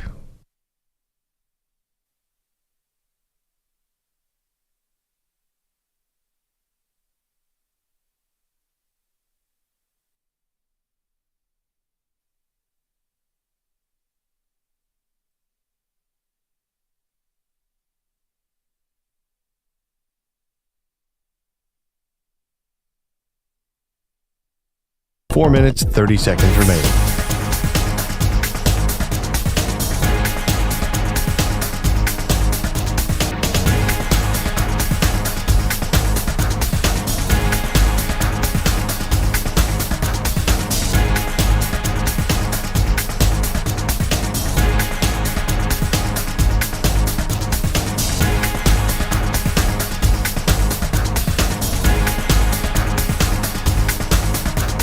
Four minutes remaining.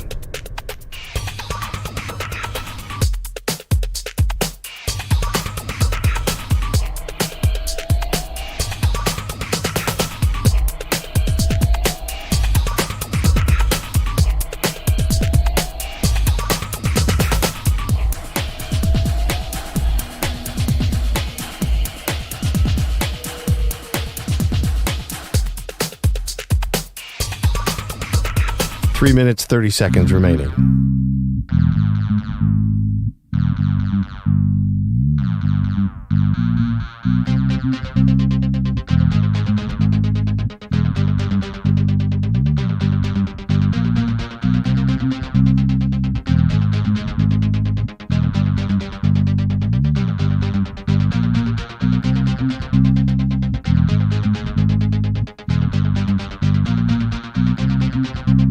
Three minutes remaining.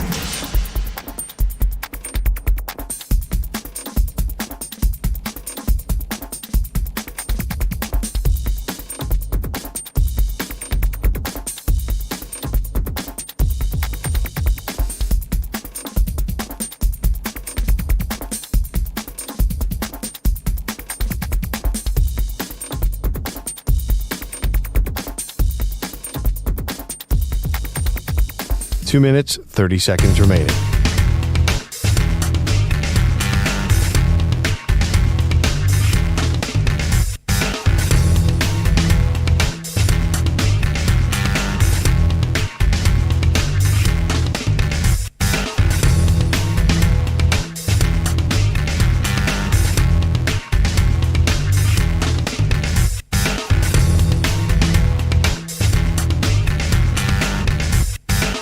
2 minutes remaining.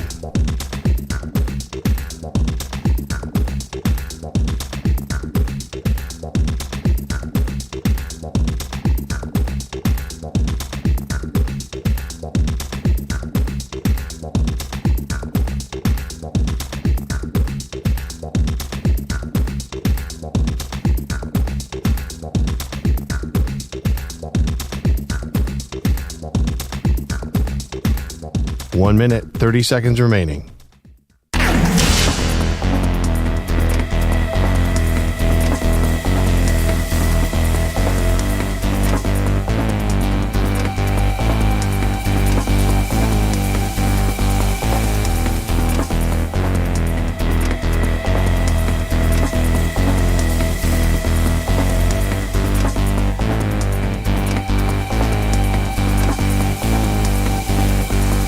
One minute remaining.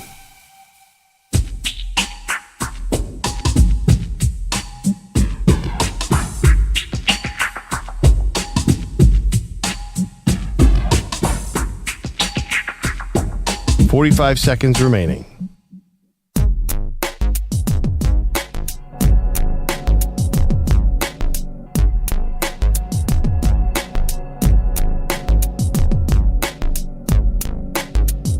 Thirty seconds remaining.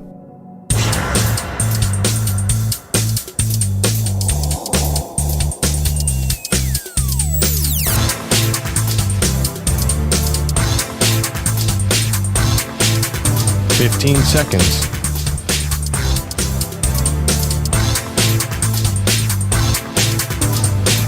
Break ends in 5 seconds.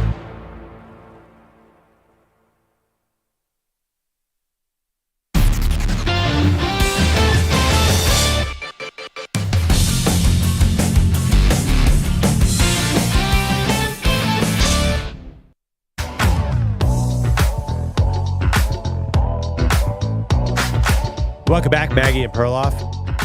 Not all 1 and 2 teams are built the same, Maggie. It does feel like the wheels are coming off in certain places. And maybe it's because we talk about them all the time. But things feel a little off in Dallas. Yeah, let's hit our Cowboy Quickie.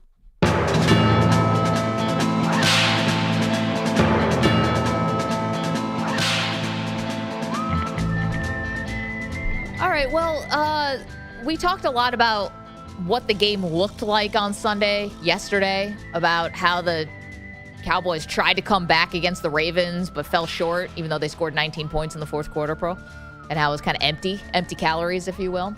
So we have Dak Prescott talking about the offense and how it has to be more professional. Us as players, we've got to be more professional and understand our jobs, understand where we're supposed to be, and do that time and time again and keep our focus. Yeah, that's not nothing. Dak Prescott even said, Perloff, this goes back to practice. Felt like they had a bad practice on Thursday and maybe couldn't turn the page from it. I mean, if you're still thinking about Thursday's practice on Sunday and that's bleeding over, then obviously, guys have to get their head in the game. So who's he calling out? It feels like, if I had to guess, the offensive line. Interesting. Based on, I'm just guessing here, or is it CeeDee? It's not CeeDee Lamb. He's not going to call out CeeDee. That would be too controversial. Even though CeeDee Lamb does feel like he disappears.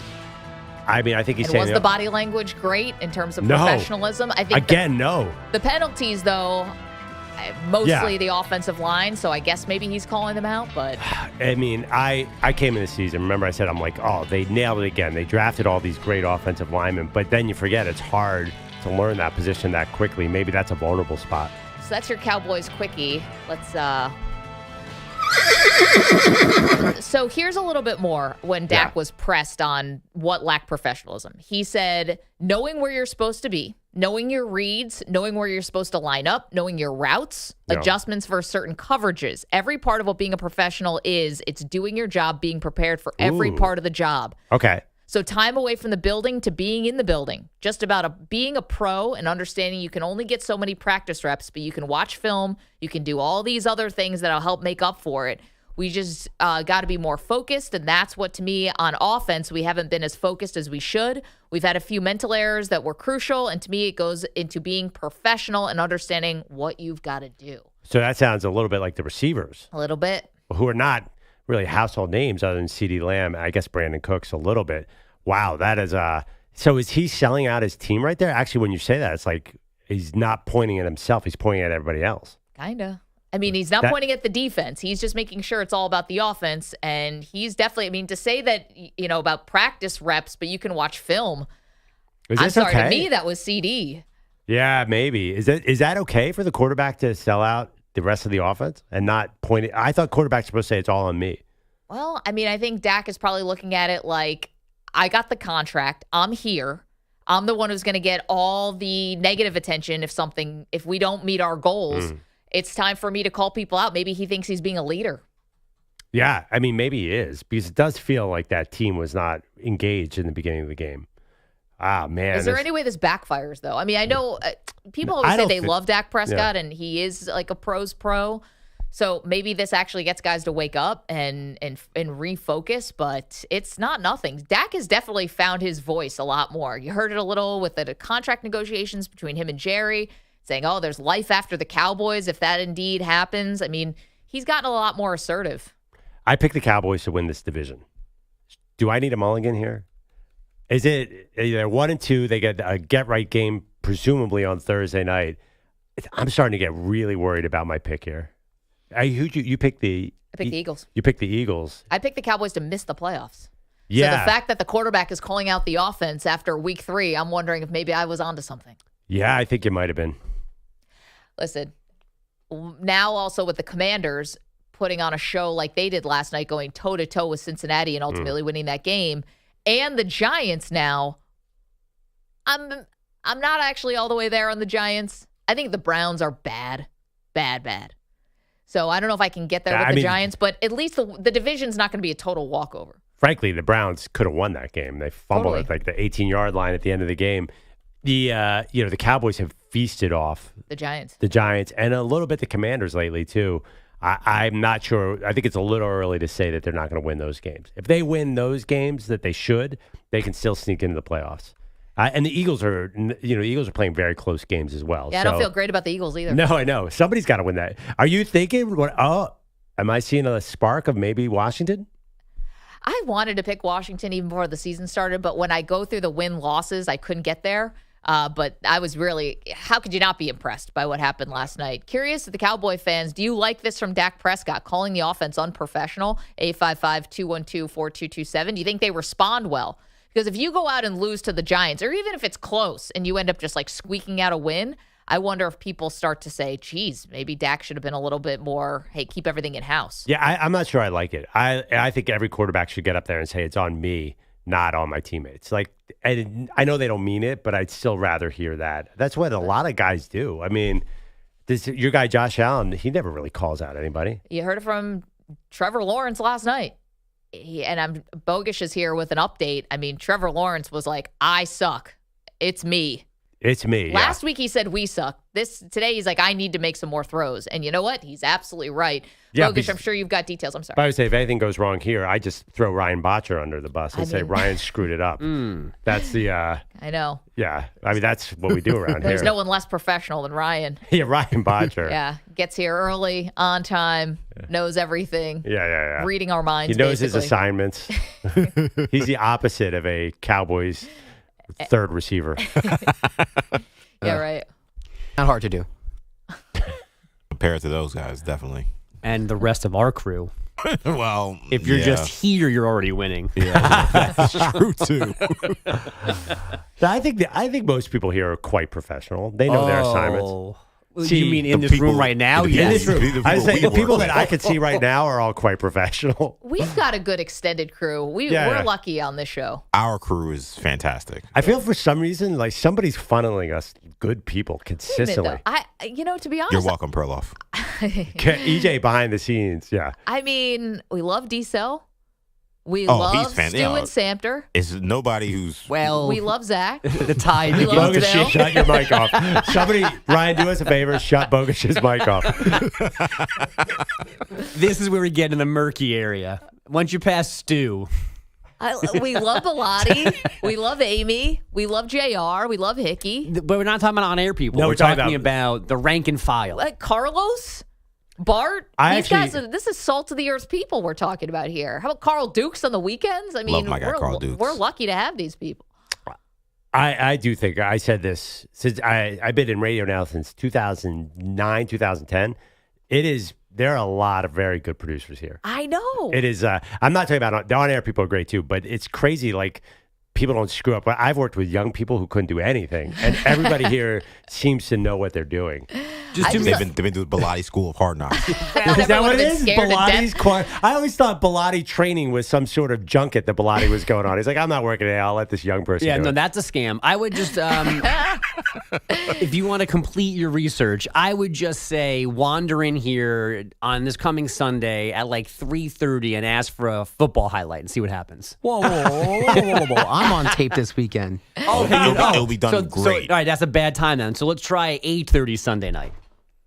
And ask for a clip. Wait. I'm doing the night one. Whenever Botcher's not here on Sunday, ask for a clip and see what happens. Like this morning I came in and I was like, wow, there's a lot of stuff in here. Well, Nico was here last night. Right. He's amazing. Love Nico. Is there It could have very well been somebody else. And I may have been trying to cut stuff from scratch to get the show right. I would have ran in here at 5:59 to get the show ready.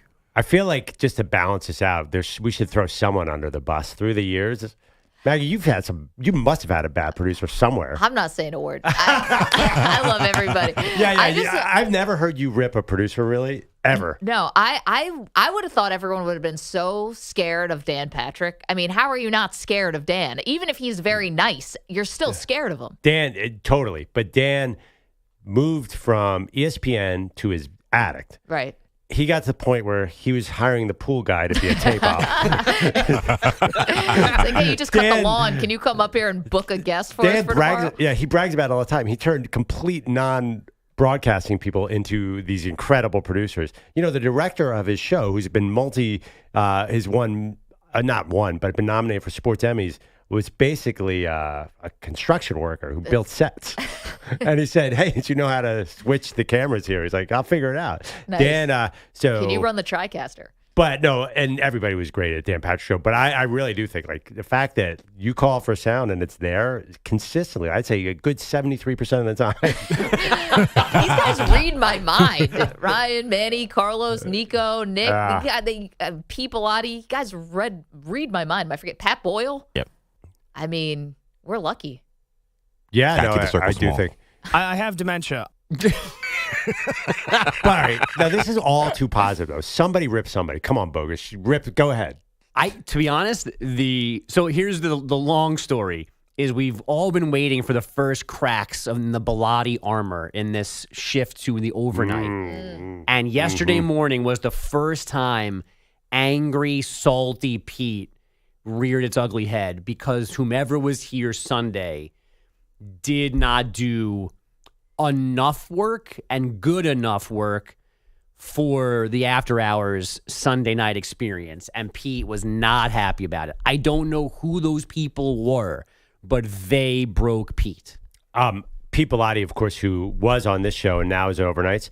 I've actually never seen a human being whose eyes were open less than Pete walking out of the studio today. It was the smallest crack that they were open.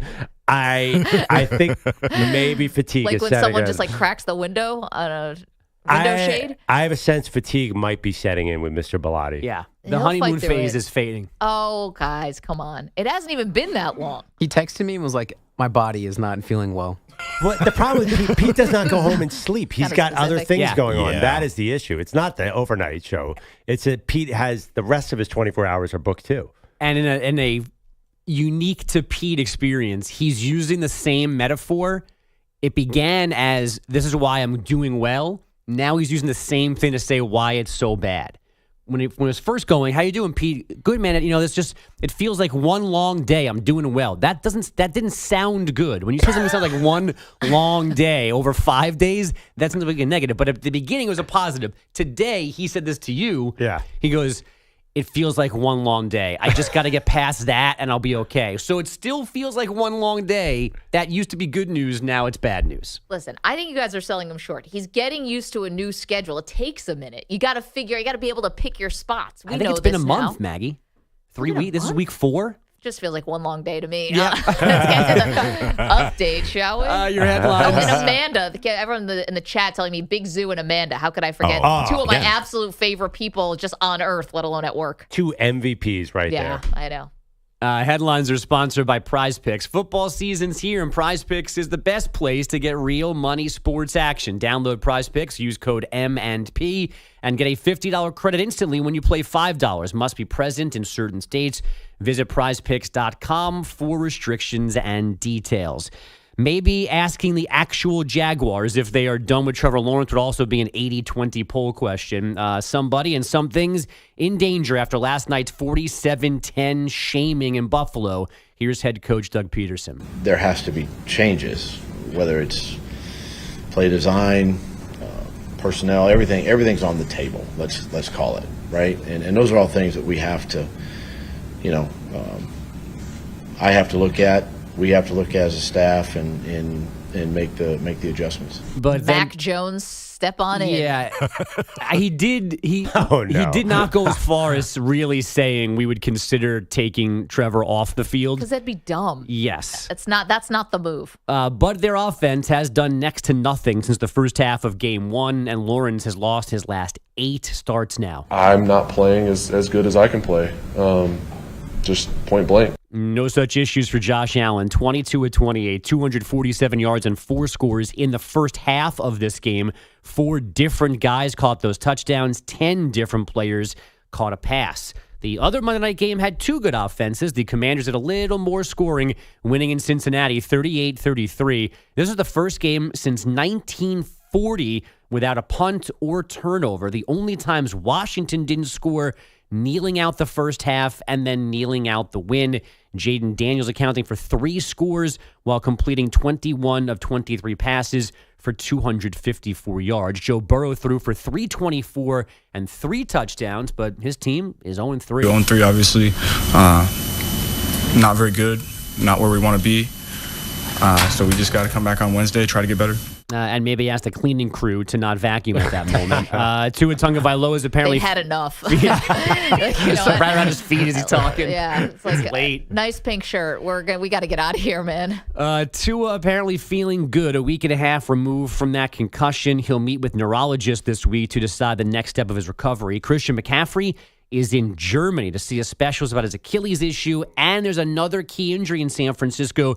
D-tackle Javon Hargrave is likely out for the season with a torn triceps. Here's the Mountain West realignment rundown.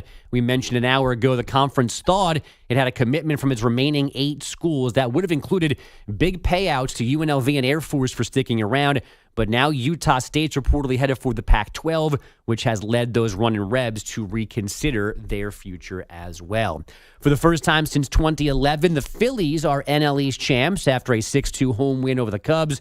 The Astros losing at home to the Mariners 6-1, so they did not clinch the AL West. And longtime Rockies outfielder Charlie Blackmon says he is retiring after this season. Guys, back to you. Do we have an update? I can't find one. I've looked all around. I've searched. All right. It's just too early. It's Tuesday. The game was Sunday at 3. We're talking about the fever ratings. Yes. That is weird, right? Well, we have breakfast on the line, and if it was 2 million or if it was more 2 million or more, I have to buy breakfast for everyone. If it was less than 2 million, Perloff has to buy breakfast. And now I'm like starting to get a little hungry, and I really want to know the rating. Is it too early to text people we know in sports media?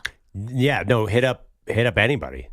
But then again, 7:30 in the morning. As soon as they know, they're going to put it out there, though. So I'm not sure that they're sitting on it. But they must be, because the ratings come out. We already have the ratings for the Sunday night football game.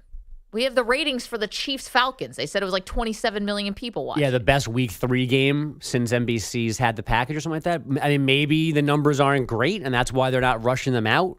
Maybe they want to wait till this morning and drop a big number so people go, oh, wow, and not be distracted by the NFL games? I don't know. Good luck. I don't know. The NFL has a way of being really distracting. So I don't know. It feels like a 9 a.m. drop. Gosh, if that was a close game, I would feel so much better about this. Because 2 million is not a huge number. She averages 1.5 during the season, during the regular season. No, I get it. I was in such good shape. ABC, everything was lining up to win that bet, and now I'm so nervous. I mean, as much as we want to run up your tab with steak and eggs and, I don't know, lobster burrito, egg burritos. Does that exist? I don't know. It should. It Sounds should, right? great. Yeah. I mean, maybe we just all are gentlemen and buy whatever breakfast we want, and then one of you guys pays now, and if you have to repay the other because the bet is it's like splitting the baby here. So you guys like Maggie more, so you would definitely not roll up her tab. Right. But you dislike me, so you would order expensive Churro things. stick? Yeah. So I'll do it right now. I'll hedge my bet and I'll pay for breakfast for everybody, not knowing. So you don't know if it's going to be me or Maggie. So you order however you want to order. Order however you want to order. So order a normal Dunkin' Donuts egg and cheese sandwich. Wait, so you want to lose either way? Well, I don't want to lose big. I'm trying to avoid having to buy steak for everybody. And Maggie's hungry, so we're trying to get Maggie fed too. Yeah, Maggie had a night game. We got Honestly, it. you wouldn't like She's me like when I'm hungry. she's like a gremlin. You got to get her food Not the after first a time I've night heard game. that. Yeah, I know. Well, I wasn't eating buffalo wings last night. I was taking this one really easy. You guys asked me before the game. I was super zenned out about this game. You haven't had, what is we can come back. What is the game day ritual that you're doing now? You used to have the buffalo wings and do certain things. All my stuff with the outfits and everything and watching it in my special spot on the couch. And to be honest, it wasn't working. Oh, okay. Because they were losing in heartbreaking fashion. So I've had to reimagine the whole routine because clearly it was me. It's not the fact that the game was on 7:30 on a Monday night. No, I watched this one from my bed. Yeah, it was a weird time. All right, so now you're not going to do anything until they lose. Well, Then also, you can try the rituals again. Exactly. I mean, there are some things. So I'm generally opposed to eating in bed. I don't love it. For a long time, I was like very staunchly opposed to it. Since I've had a kid, I've kind of like loosened up a little bit because crumbs in the bed and all that stuff. There's nothing worse than you can't eat chicken wings in a bed. That's insane. Yeah. I'm an adult. It's not really a dilemma that most people run into. Well, maybe.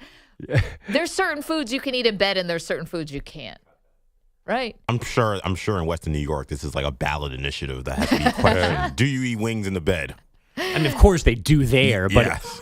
the rest of us humans do not. No. I mean, if you don't have a side of blue cheese just right on the nightstand in Buffalo, you're doing it wrong. But I don't live there anymore. Is there anyone except a Bills fan who would utter a sentence, "You can't eat buffalo wings in a bed," right? Looking for permission? You're suddenly looking for permission, right? Anyone with me? It's tough. You get some hot sauce on your pillow. It can get in your eye. Or you got a midnight snack. You roll over and there's some, Just some licking, sauce. Honestly, licking your pillow. I prefer to eat buffalo wings in a bar because they're so messy. I don't even want them in my kitchen, let alone in the bed. No, I want to eat them in private. Do you so that guys no eat one it watch all me. in bed? Or So no? Not wings. Not wing, yeah. Well, definitely not wings. I live in a small New York City apartment, so there's two TVs. The upstairs TV, if I want to watch a game and my wife is downstairs watching something, I have to eat and watch a game in bed. Like I'll eat a sandwich in bed, and it's very controversial. I'm sure she it's not hates well it. liked. She hates it. There's one thing you could eat in bed. One food. Ever know what it is? I think there's one acceptable food that you I have can eat no in bed. idea. Ice cream? Oh, no. You can eat a lot of things in bed. Popcorn. The popcorn can cause some crumbs. It can, but I feel like that's an acceptable thing. Like you're watching a movie or something, you can eat some popcorn. So I could eat chips. It's the same thing. Chips, Doritos. Chips with salsa? Then you're getting into a danger area. Yeah. Salsa. I can handle salsa, I think. Steady hand. But you're eating like, you sit down, watch a movie with a bowl of ice cream. You can pull that off in bed. I don't. My kids eat popcorn, and 30% of it is in their couch by the time the meal's over. So there's one thing about eating ice cream in bed that I don't like, which is I'll eat ice cream and then I'll just put the bowl on the nightstand. And then I wake up and it's like the remnants of last night. It's like, oh, that was a bad decision, just right in my face. Anyone? Yeah. Yeah. No, that dried ice cream at the bottom of a bowl it's like a hangover. Like, Yeah. Same thing happens like a wine glass. It's like, oh, right next to the bed, huh? Yeah. Couldn't even put in the dishwasher. Wake it up, small headache. Ugh. Yeah, that's our married That's our post-40 version of walk of shame. Is taking the That's our version of a hangover. Yeah. Totally. The other one too is anytime, like now that the canned seltzers and everything, like alcohol in a can is very big. Sometimes if there'll be an empty canned seltzer in our bathroom garbage, I'm like, that's sad. I feel like a degenerate. Shotgun and Trulies in the shower, man? I'm like, I couldn't even just go downstairs to throw this and recycle it, by the way, not even throw it out. Anyway, 855-212-4227. Doing your makeup, chugging seltzers. It's just called getting ready. Mom's asleep in the tub again. Drooling. Okay, lots more to get to, including your thoughts on the Cowboys. Dak Prescott calls out his teammates on the offensive side. Was he in the right or in the wrong? It's Maggie and Perloff. You're in a 5-minute break.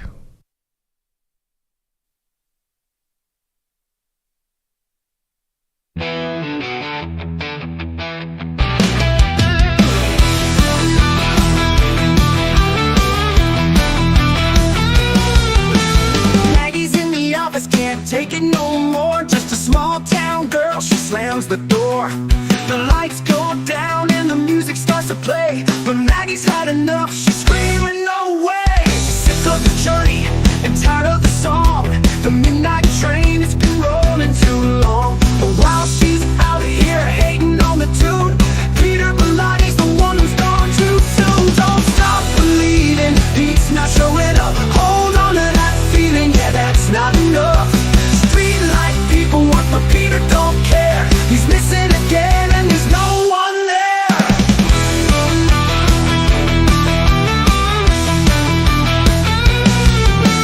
Maggie's in the break room, hearing that refrain. Strangers waiting, but Pete's missed his train. She's working hard to get her fill, but Pete's just living life at a standstill. She's searching in the night for Belotti's excuse, but all she finds is another lame ruse.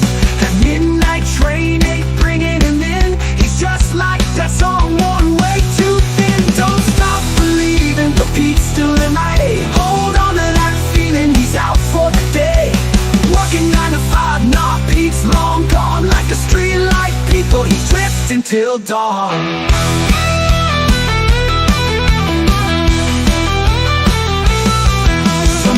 Some will lose, we've heard it all before, but Peter's never showing up, he's out the door. The movie never ends, and neither does the wait. Maggie's stuck with Journey, but Pete's absentee fate.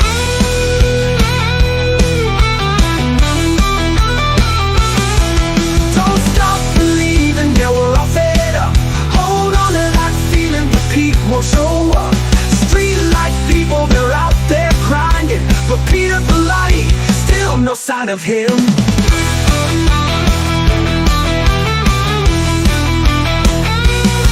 Oh no, Maggie can't stand that song on repeat. The real problem's Pete, who just can't take a seat. Don't stop believing, or maybe just do, 'cause Peter Bellotti, he's ghosting the crew.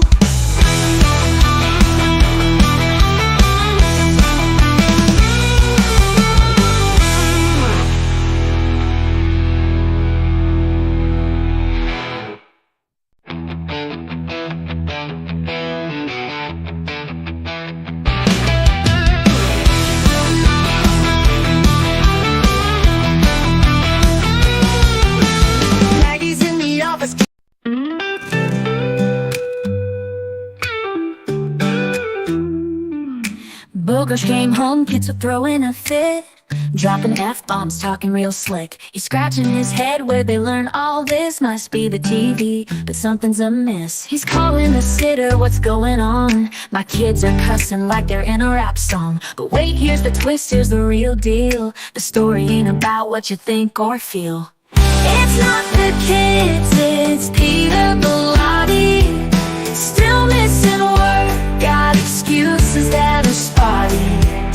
Cursing at home, Bogus is stressed, but Pete's MIA, leaving us all a mess. Peter Bellotti, where did you go? Kids are walling out, but you're still Andrew Bogusch, man, he's starting to steam. Maggie and Perloff said, Dave's songs are a meme. All sound the same? Oh, that's just insane. But Bogusch knows deep down there's more to the pain. 'Cause Peter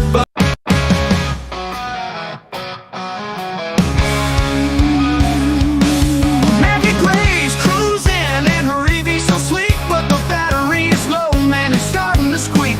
She's stuck going 40 on the highway lane. People honking loud, driving Maggie insane. Oh, Maggie's riding stumble, but what's the bigger crime? People out, he's out of work for the 100th time. He says he's with Amy, but we don't see his face. He's MIA, stuck in that work, avoiding space. Oh, Maggie's riding slow, but what's the bigger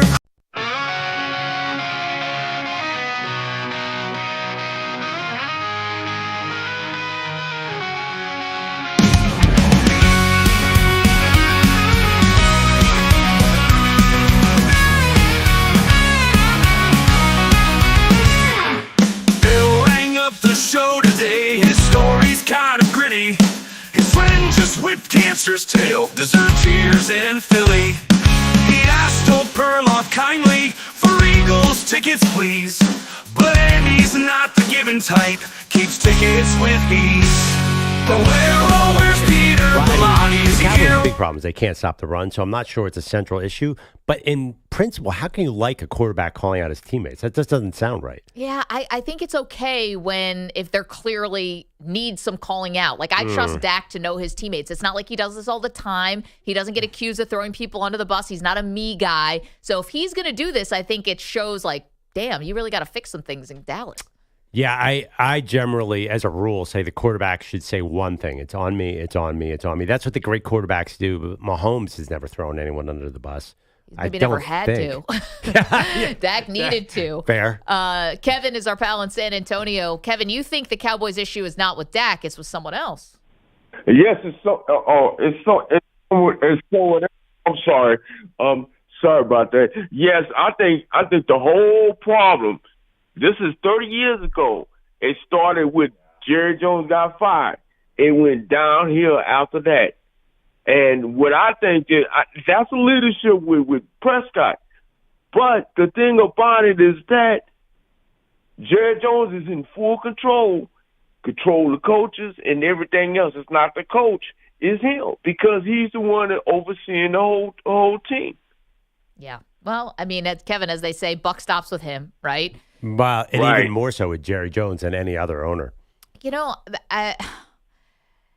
it's funny because, Kevin, thank you for the phone call. This is another reason why I kind of like Dak Prescott doing something like this. Because instead of, Jerry always speaks for the team because he'll do his interview today and he's in the locker room after every game and there's a horde of people around him. Our pal Matt Mosley, who got the big quote from him about why can't you stop the run? Well, why don't you have a mansion, And it was a funny quote. But Dak's got to also, he realizes he's the one who's going to have to pay the price publicly. Jerry's the owner. He can't fire himself, can't bench himself. They just gave Dak all this money for him to stand out there and say, listen, on the offensive side, we've got to be more focused and more prepared. To say that after week 3, when you got all this time left in the season, you don't want things to slip away. I like it. Yeah. What you're saying is kind of like a desperation, not a desperation move, but they need a wake up call. You know what though? But did Dak get them up for the Packers game last year? The leader, he the played quarterback bad too. He was okay. It wasn't really. I mean, It wasn't a great game for him. I think they got gashed on. I mean, it wasn't a great game, but CeeDee Lamb kind of alligator armed a key pass early in the game. I'm just not sure that Dak has inspired this team in the past in big moments, so I'm not sure he's the one to say this. The quarterback is supposed to be so much more than just a quarterback. Right. He's supposed to be a real leader. Like, that's what, you might not see it in the analytics, but you always hear legends. Like, everyone rallied around John Elway. Everyone rallies around Tom Brady. Tom Brady was the ultimate guy. I feel like if Tom Brady was on your team, he didn't need to call people out in press conference. You knew you had to perform for Tom Brady because he set that standard. I'm not sure I love it from Dak. Well, and what else did Brady have that Dak doesn't? He had Belichick. the proof of concept. Well, Do Dak it my wins in the way and regular it will work. Dak's won in the regular season. Yeah.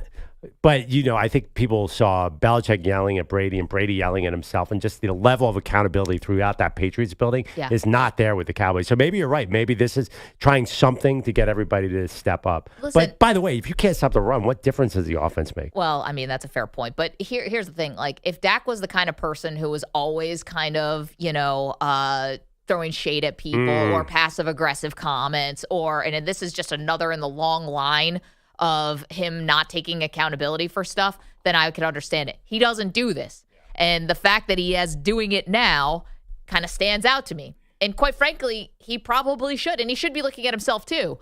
But they've had 2 back-to-back losses. And I don't care that they scored 19 points in a furious fourth quarter. It wasn't enough. And they've dug themselves in such a terrible hole that you didn't take a lot of solace in the fact that they even made it somewhat close at the end.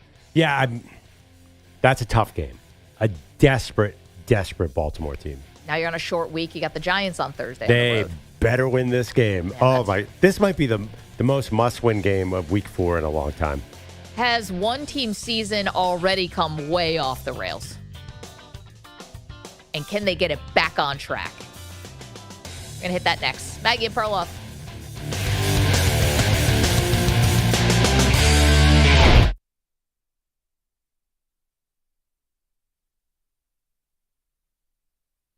You're in a 5-minute break. Oh, yeah.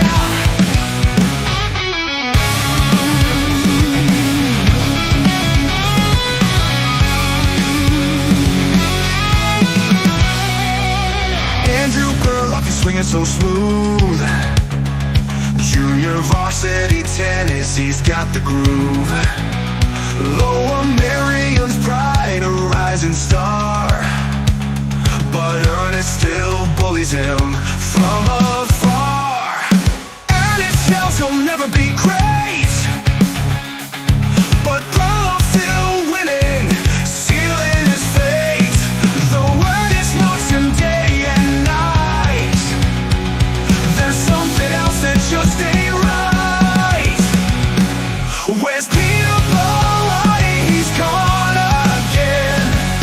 Didn't show up, it's driving us insane. Missed another day, he's MIA. Peter's ghosting work and it's not okay.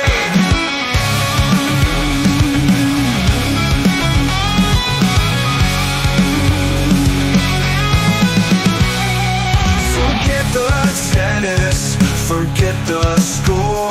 Peter's out the door, can't take it anymore.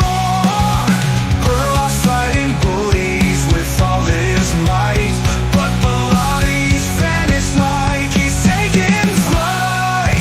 Oh, Peter Bellotti, where have you been? Every time we look, you're nowhere to see. Skipping out on work, it's your favorite trick. Peter's disappearing.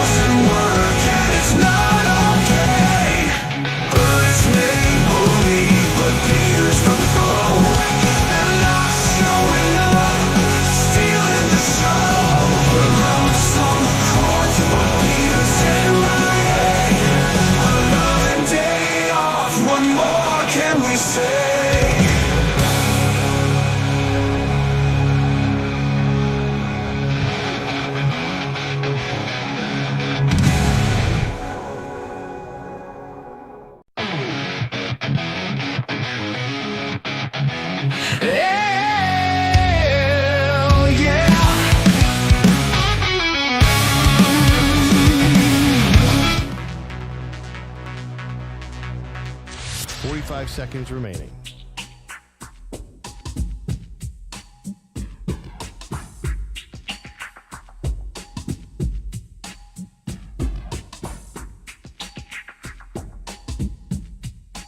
Seconds remaining.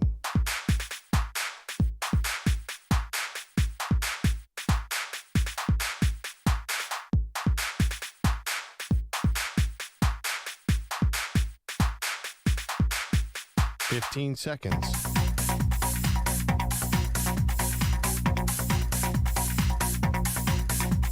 Break ends in 5 seconds.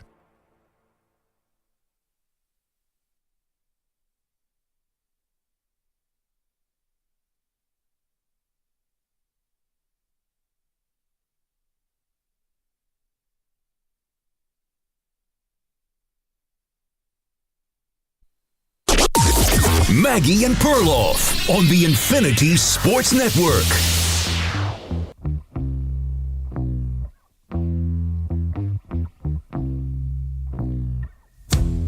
Jaden Daniels, without a doubt, the star from last night. Welcome to the show, Maggie Gray, Andrew Perloff. It was a Monday Night Football doubleheader.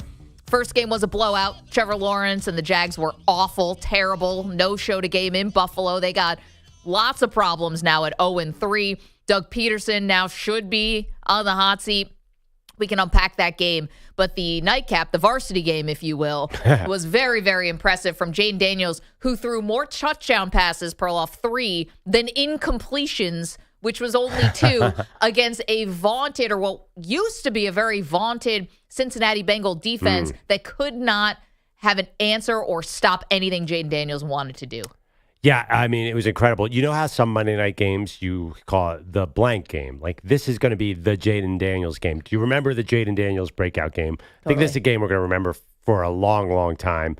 It was, I mean, I'm a big Jaden Daniels fan. You are, too. I mean, won the Heisman last year. The thing about when he was at LSU, I felt like he gained 20 yards on every play. I could not believe he either ran for 20 yards or threw, and that guy is back. It felt like he was a little shaky the first 2 weeks, wasn't totally accurate. Now it looks exactly like LSU. Jaden Daniels. Now, his offense coordinator, Cliff Kingsbury, you could see the Kingsbury-Kyler Murray plays. Like, they are a perfect marriage. The play actions, this sort of when he rolls out to the right and has all these different options, it's a perfect marriage of coordinator and quarterback, and this is going to be good. That being said, I still think their defense stinks. So as an Eagles fan, I'm not totally panicking. Okay. Washington couldn't. I don't think they have a really scary defense. I can't really name too many Washington defenders. Yeah, the Daron Payne, Jonathan Allen interior was getting criticized last night on the broadcast quite a bit. Now, the again, highest paid tackle combo in the NFL did nothing. No, they didn't. But again, you're going up against Burrow. You're going up against Burrow, Jamar Chase, and T. Higgins. I know this was his first game of the season, but that should be a very good offense. And by the way, they lost one of their linemen last night and still were right in this game. So, the Bengals is a tough assignment offensively. But here's the thing about Daniels. What I saw was, you're right about the perfect combination. Knowing when to go for the explosive play, like the second down, it's like 2nd and 5, I think, and they go to Terry McLaurin, pardon me. Yeah, who looked like Jamar Chase last night. He looked like Jamar Chase. And it was just perfect. I mean, he got right behind the defense. The ball was like perfect. One of those sort of Willie Mays catches, like over the shoulder. I mean, just a thing of beauty. And to be able to have those explosive plays along with Jaden Daniels being able to run the ball, your third downs just become so much easier, air quotes, easy for me. They become so much easier when the quarterback is a weapon like that. You saw it in the early game with Josh Allen, and Josh Allen's been doing that his whole career. When it can be the quarterback on 3rd and 4, it's just everything is different. And we see this time and time again. Well, did you see the Ravens salt away the win against the Cowboys? Lamar Jackson picking up a first down. Everyone knows when you're going to commit to the quarterback run, you're going to get a lot of first downs. But what's the downside? You know it. I know it. Yeah, eventually, you expose your quarterback. You expose your quarterback to hits. And you know what's great about Daniels? He showed like he does not need to run to just shred somebody. If you give him any time, forget it. He had a lot of first down passes too. My guy Luke McCaffrey on 3rd down, very effective. He's got a slot receiver, everything. And McLaurin's a 1A. He's a star. Totally. Can we do that poll today, by the way? Yeah. Do you want to do the poll? Yeah. Tell people go what ahead. it is. Okay. Who's the best receiver in the NFC East? Seems easy. It is so hard. It's so even right now. CeeDee Lamb of the Cowboys, A.J. Brown of the Eagles, Terry McLaurin of the Washington Commanders, or Malik Neighbors of the Giants. It's tough. I mean, CD should be the front runner. He got $34 million this offseason. Right. Terry McLaurin also got paid too, but not to the top of the market like that. And A.J. Brown was I think when he signed that contract, he was the highest paid. Didn't he just, I believe he got more money. He just got more money this offseason. I don't think it's the money.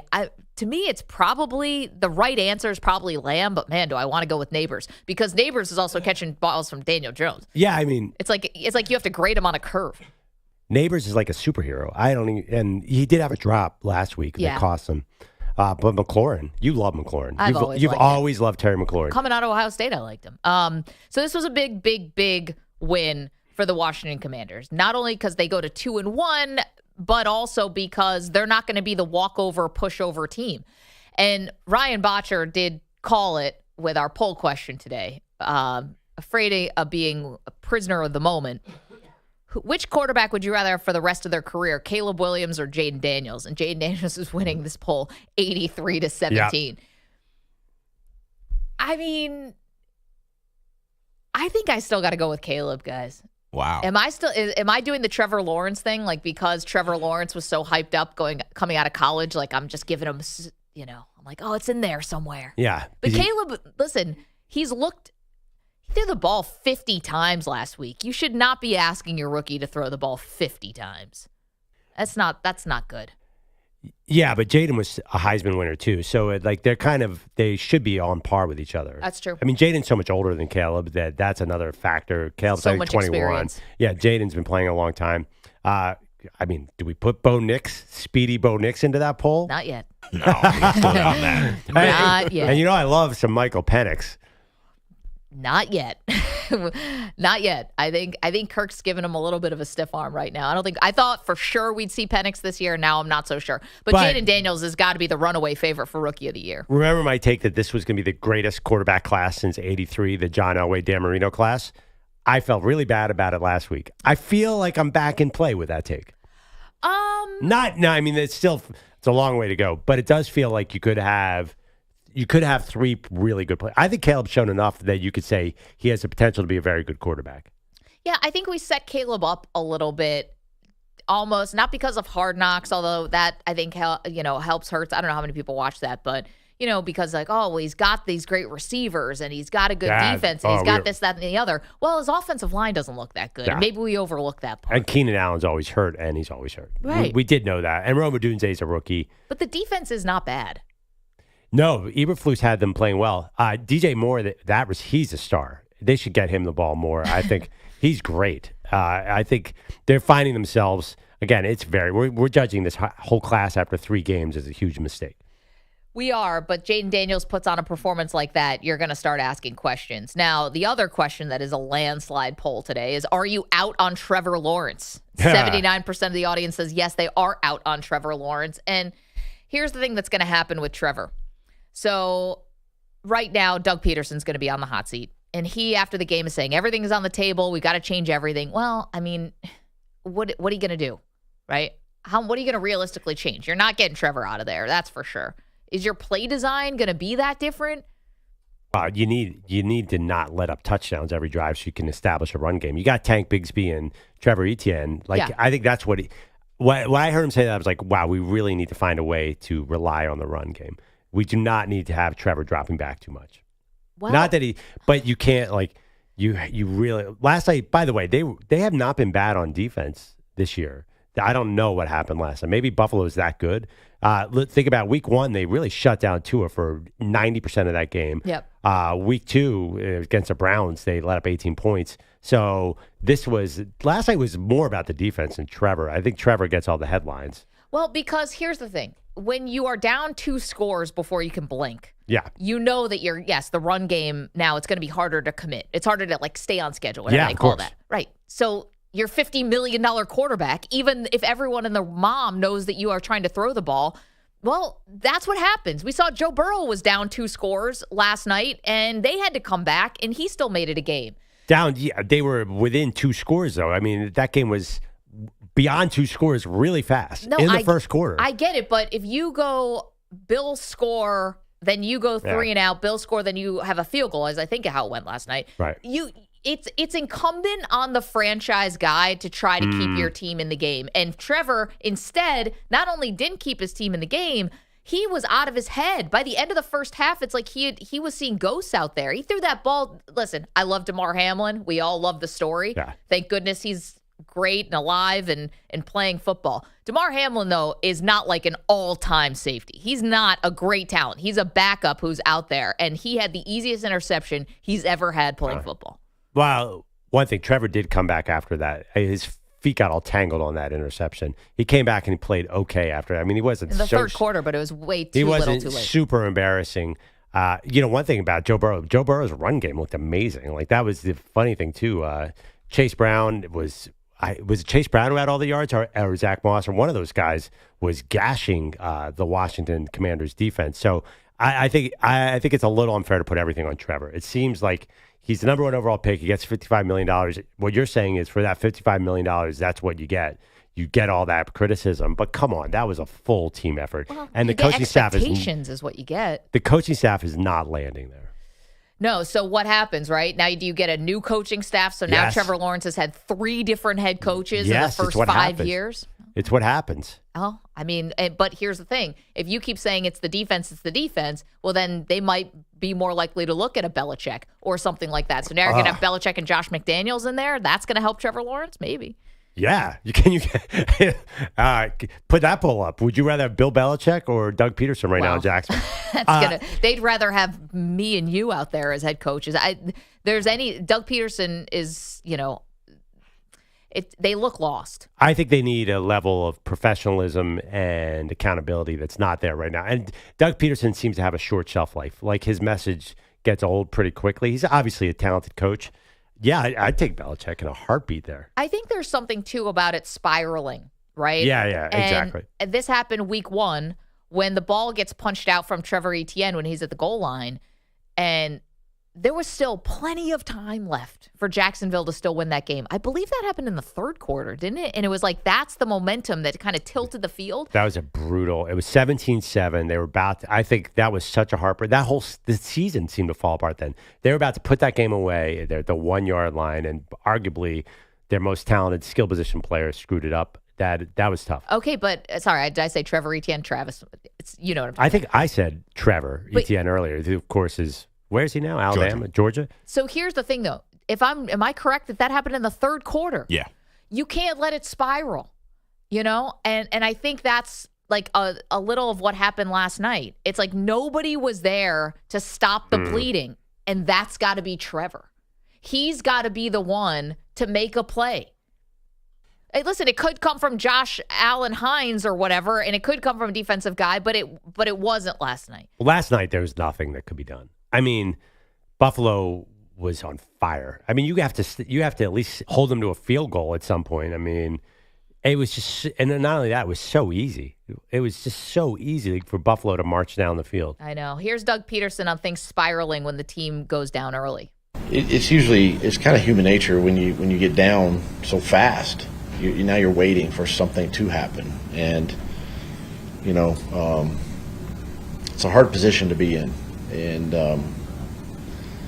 we have to be on the other side of it. We've got to make things happen earlier than later.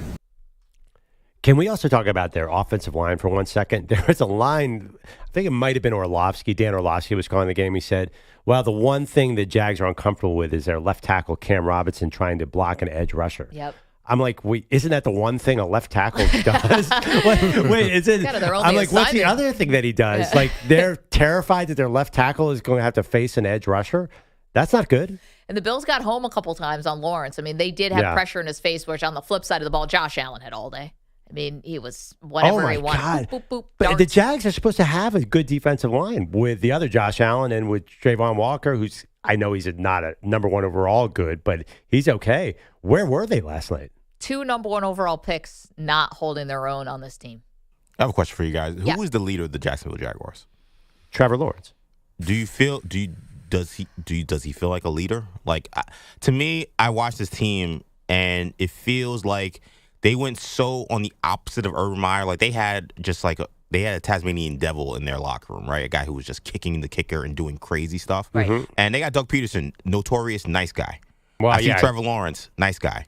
I see Josh Allen, nice. Like, I think this team, they may need to go back. Not the only Urban Meyer, but they need a kick in the butt. Belichick. Like, it could very well be Belichick. He might be the guy.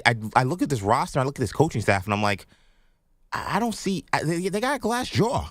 Like, it's ironic. This is a team that got famous off of coming off the greatest comeback in NFL history in the playoffs. Yeah. And ever since then, it's like anytime they face adversity, I expect them to crumble. I don't hope or wish. It just happens. Well, and think about who they came back on. Another team with a glass jaw Exactly. in Chargers. So, like, I look at the team and I just wonder, they got guys who are talented, guys who have accomplished a lot. I just wonder if, like, just the locker room just needs just somebody with an edge. Somebody to come in and kind of just rattle Remember some when cages. they had Tom Coughlin in the front office? I Yeah. mean, they had guys who were kind of ass kickers, for lack of a better term, and tough guys and salty guys. I got to be honest. Didn't All work. that is true. I think these are a lot of bad personnel decisions. It's Trent Baalke's a GM. I mean, taking Trayvon Walker over Aiden Hutchinson, you can say whatever you want about coaching and mentality. Like, that's an all-time whiff. I mean, Hutchinson is a Hall of Famer. He's unstoppable. Then they've made many mistakes like that. Like, their roster was, remember they spent all that money on wide receiver, and now they really don't have any wide receivers. Oh, how about the pass just hitting Christian Kirk right in the helmet? I mean, Brian Thomas, I guess, will be a receiver. Brian Thomas looks great. But generally, they've spent in a lot of different places. They've drafted a lot of different places, and they do not have a great roster. And obviously, Trent Baalke's quite a polarizing GM in the history of the NFL. No doubt. 855-212-4227. Are you done with Trevor Lawrence? And also, who would you take now? Call it now for the rest of their career. Would you rather have Jaden Daniels or Caleb Williams? Caleb is the generational guy. Jaden Daniels, obviously the Heisman Trophy winner also, and coming off a signature performance. Yeah, it feels like, okay, Jaden Daniels got a little Joe Burrow magic, too. The two of them, LSU guys playing last night, I just feel a connection, like just solid quarterbacks. Caleb feels like, even, by the way, we came in the season, not to get into Caleb too much, but there was a lot of worried about his attitude. I don't know. Some of the times he looks a little down on the sideline. He's just not coming off like a quarterback all the time. He's basically like all of his internal organs must be bleeding on the sideline. Yeah, this but dude is taking major hits. That's because like, he's is not my passing spleen the ball. still in there? Oh my gosh. That's because until he was actually better at this week, he's got to get rid of that football. He's trying to make these crazy plays. He's going to get hit. I'm not sure. Yeah, I might go Jaden. I understand. You're still Caleb? I'm still Caleb. I'll go Jaden. I'm not going to be a prisoner of the moment like y'all. I mean, Jaden Daniels had one of the arguably the greatest college football season in the history of the sport last year. And he was maybe the greatest unstoppable. rookie quarterback performance we've ever seen. He was 21 for 23. Unreal. And it wasn't against a nobody team. It's against It was the against Bengals on the Lou road. Anarumo. Monday Yes. Night Football. Yeah, you're right. The timing of our poll probably gives Daniel an edge.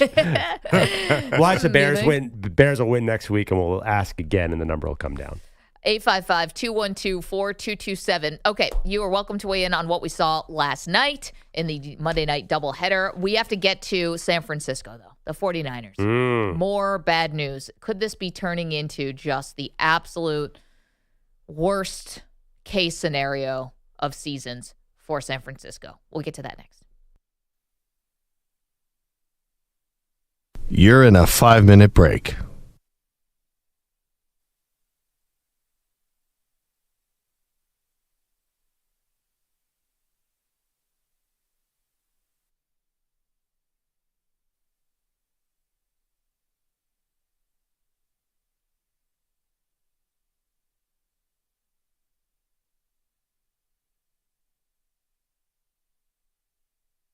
Four minutes, 30 seconds remaining.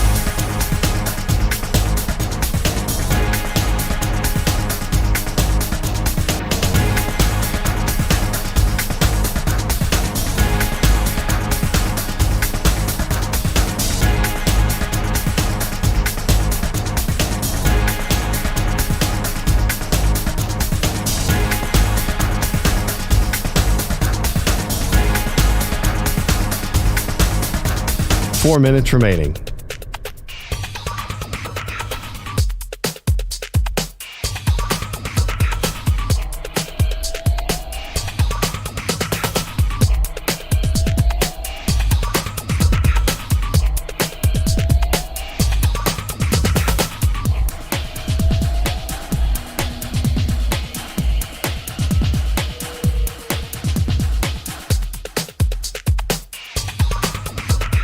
3 minutes, 30 seconds remaining.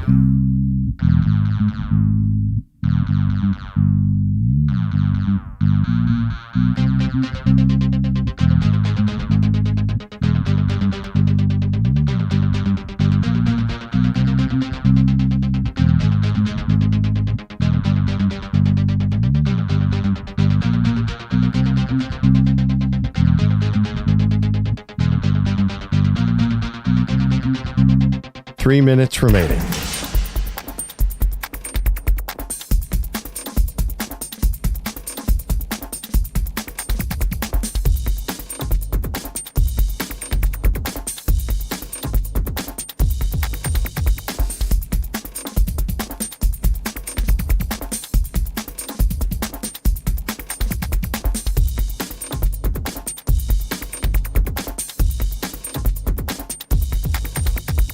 Two minutes, 30 seconds remaining.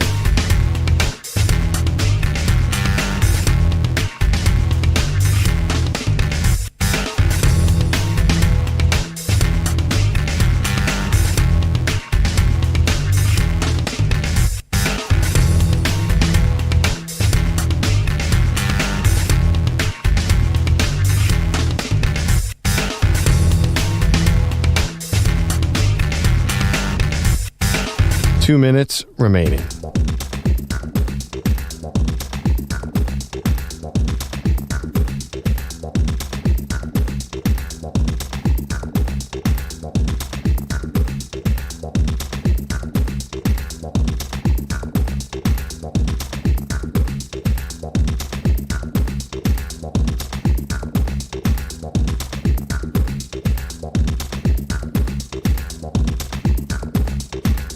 One minute, 30 seconds remaining.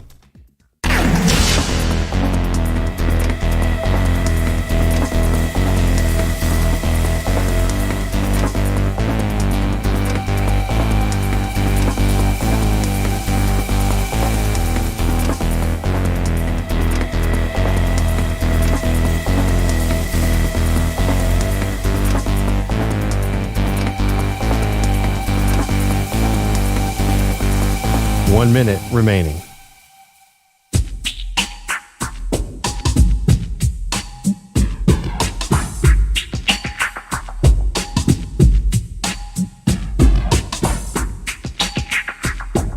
.45 seconds remaining.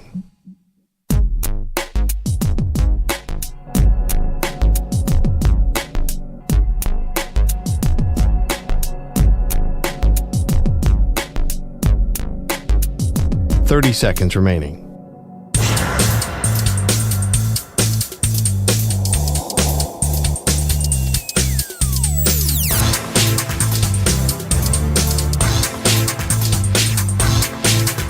.15 seconds.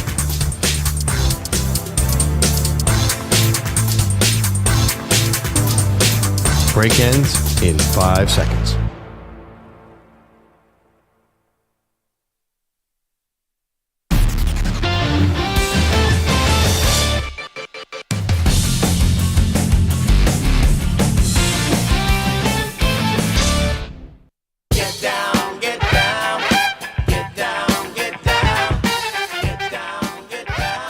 All right, the Defensive Player of the Week is sponsored by the Navy Federal Credit Union, who proudly serves the Armed Forces, DoD, veterans, and their families. Their members are the mission. Learn more at NavyFederal.org. It's so much easier during the football season. We were reaching for WNBA numbers about 6 weeks ago, but There's one correct answer to this. There's one correct answer, Defensive Player of the Week? Yes. All right, who is it? It's DeMar Hamlin. What? I mean, He come could on. have fair caught that interception. Doesn't matter. It's everything that happened before. It's everything that's happened since. DeMar Hamlin is an inspiration. He's used his fame to get basically defibrillators all over, fields all over America for kids, everything like that. He gets his first interception last night on Monday Night Football. The correct answer is DeMar Hamlin. I don't know what EJ picked or Ryan, but that's the correct answer. Okay, who picked this? It was you, EJ? It was me. I mean, I think there's one incredible defensive story this year, and it's the Pittsburgh Steelers. So TJ Watt, was normal TJ Watt. I would go TJ Watt or Aiden Hutchinson every week until those guys are blocked by somebody. I mean, TJ. I mean, you guys are using logic. Maggie's talking about feel-good story. Yeah. Pearl wants to highlight stars. I am petty. I am all about revenge. I am all about getting my pound of flesh. Therefore, the defensive player of the week this week is Jonathan Grenard, who had 3 sacks on Sunday against his former team, the Houston Texans, terrorizing C.J. Stroud. They said, hey, let's replace you with an old guy, Danielle Hunter. Well, there was one guy on the field who's making an impact on the edge rusher and was the guy who used to play for the Texans that's now on the Vikings. I love that he had that kind of performance against his former team, so I'm going with Jonathan Grenard. By the way, speaking of petty, so Mike Tomlin of the Steelers says they have like a petty ball that they give out, right? And it's for guys who are playing their old team. And then, so that becomes public. And he's denying it like it's the nuclear codes. I'm like, dude, it's a freaking game ball. Like, don't worry about it. It's not that big of a deal. I actually kind of love it. I think other teams, if they're not doing it already, should absolutely do this. Definitely. I love it. Yeah, because I feel like to me, it actually, if you're talking about trying to build the right culture and wanting players to come to your team or want to stay with your team, if they actually acknowledge, hey, you've been disrespected, you've been doubted on, well, we love you here and we're going to give you a little love here. Yeah, it's great. I don't know why Tomlin doesn't want to talk to people about it, but, Tomlin is like, he's a Rubik's Cube trying to understand the words that are coming out of his mouth half the time. He said some bizarre things after the game. It was great. Our buddy Gio and the WFAN, Greg Giannotti, does the best Mike Tomlin. Have you ever heard his Mike Tomlin impersonation? Well, he worked in Pittsburgh for a couple of years. So he knows like the random vocabulary that Tomlin uses. By the way, I did not say Eagles defensive tackle Jalen Carter, but Jalen Carter, people are saying, had the greatest defensive tackle game in the history of the sport. He was people being Eagles fans. People being Eagles fans. No, he impacted. The sport. These guys on my phone keep telling me how great he was. Here's a number from the Football Scout. Of course, a Twitter feed that I've never heard of. 18 impacted plays and 51 snaps. Belichick worked for them too. He says that's the highest rated interior defensive tackle has had all season. Jalen Carter, I rewatched, the game was on NFL Network again. Jalen Carter destroyed that game, which makes me think, by the way, that benching him and yelling at him and not liking him has inspired him to finally wake up and deliver. Like, that's what you do with a Jalen Carter. You bench him and you say, you better get your act together. Tough love. And then he came after Sirianni at the end of the game because he was still so fired up. Yeah. Say, Big Dom, where were you then? So that's why I wonder, by the way, like you were saying, Dak Prescott is right to call out the team. Sometimes guys need calling out and inspires them. So anyway, that's a long way of saying Jalen Carter also should have been considered. But Grenard was a good choice. We should have thought of that, Maggie. Yeah, maybe we should have thought Damar of that. Hamlin, though, get out of here. No, you get out of here. Damar I bet that's going to Hamlin. make the Today Show today. This is going to be all over. Damar Hamlin transcends football. Are you kidding me? Really? Yeah. He's going to make for that interception. Yes. Has he never gotten an interception? He'll be on Good Morning America for sure. Oh, Has he never gotten an interception before? No, his first career interception. Oh, my God. I'm telling you, Damar Hamlin is not, he was a third stringer when he was out there playing against the Bengals that fateful night in 2023. This is a Bills defense that is down major players. Mostly because they got rid of them. Currently? Yeah. But they were missing their middle linebacker last major night. players who are 39 years old and 4 years past their prime. Listen, I know a lot of people who thought the Bills were going to take this major step back. And I know a lot of people in this room who picked them to win the AFC East, and you're not one of them, and I am. I did. I picked them to go to the wild card. And by the way, I'm not actually jumping off that yet. I still want to see them play against Baltimore on Monday night. And they always split with the Jets, even with Zach Wilson as the quarterback. And I want to see them go to Houston. Speaking of petty, let's see what Stephon Diggs has in store for the Bills. So there's a lot to do. With 3 straight road games, this is about to get a lot tougher. You're right. I mean, they were great last night. They haven't played anybody. I got a lot going on here in this segment. And I love that Josh Allen could finally win an MVP. Again, it's super early, and the guy who's leading after 3 weeks is generally never the guy who wins it. You don't want to win the Heisman in September. No, it's not a good look. But I do like that he is getting some credit, which I think he gets enough of, but in a different way, which is he's the top of the food chain, and there's no question about it. And with Diggs there, I think there could have been a bit of a question, or maybe internally there was a little bit of I'm the guy, you're whatever. And there's none of that now. Nobody can complain about not getting catches. Nobody can complain about targets. The offense just runs how it's supposed to run. You don't have to worry about feeding this guy or that guy. It's just whoever it gets the mismatch, they get the ball. That's it. Yeah, I know. I love it. Kind of sad, though, that you're worried about the MVP. He's never won it. I mean, you would have called me a little bit of loser energy there. I don't know if they have a good enough team to win the Super Bowl. That's why. And they can't beat the Chiefs. So until further notice, this is kind of what I have. It's kind of like Joel Embiid. That. I know. I have to say I relate to this as a 76ers fan. Yeah. You cannot care about Josh Allen winning the MVP. He's at the stage where that means nothing. I understand. This is ring or bust. Nobody knows that more than me. But until they beat the Chiefs, this is a moot point.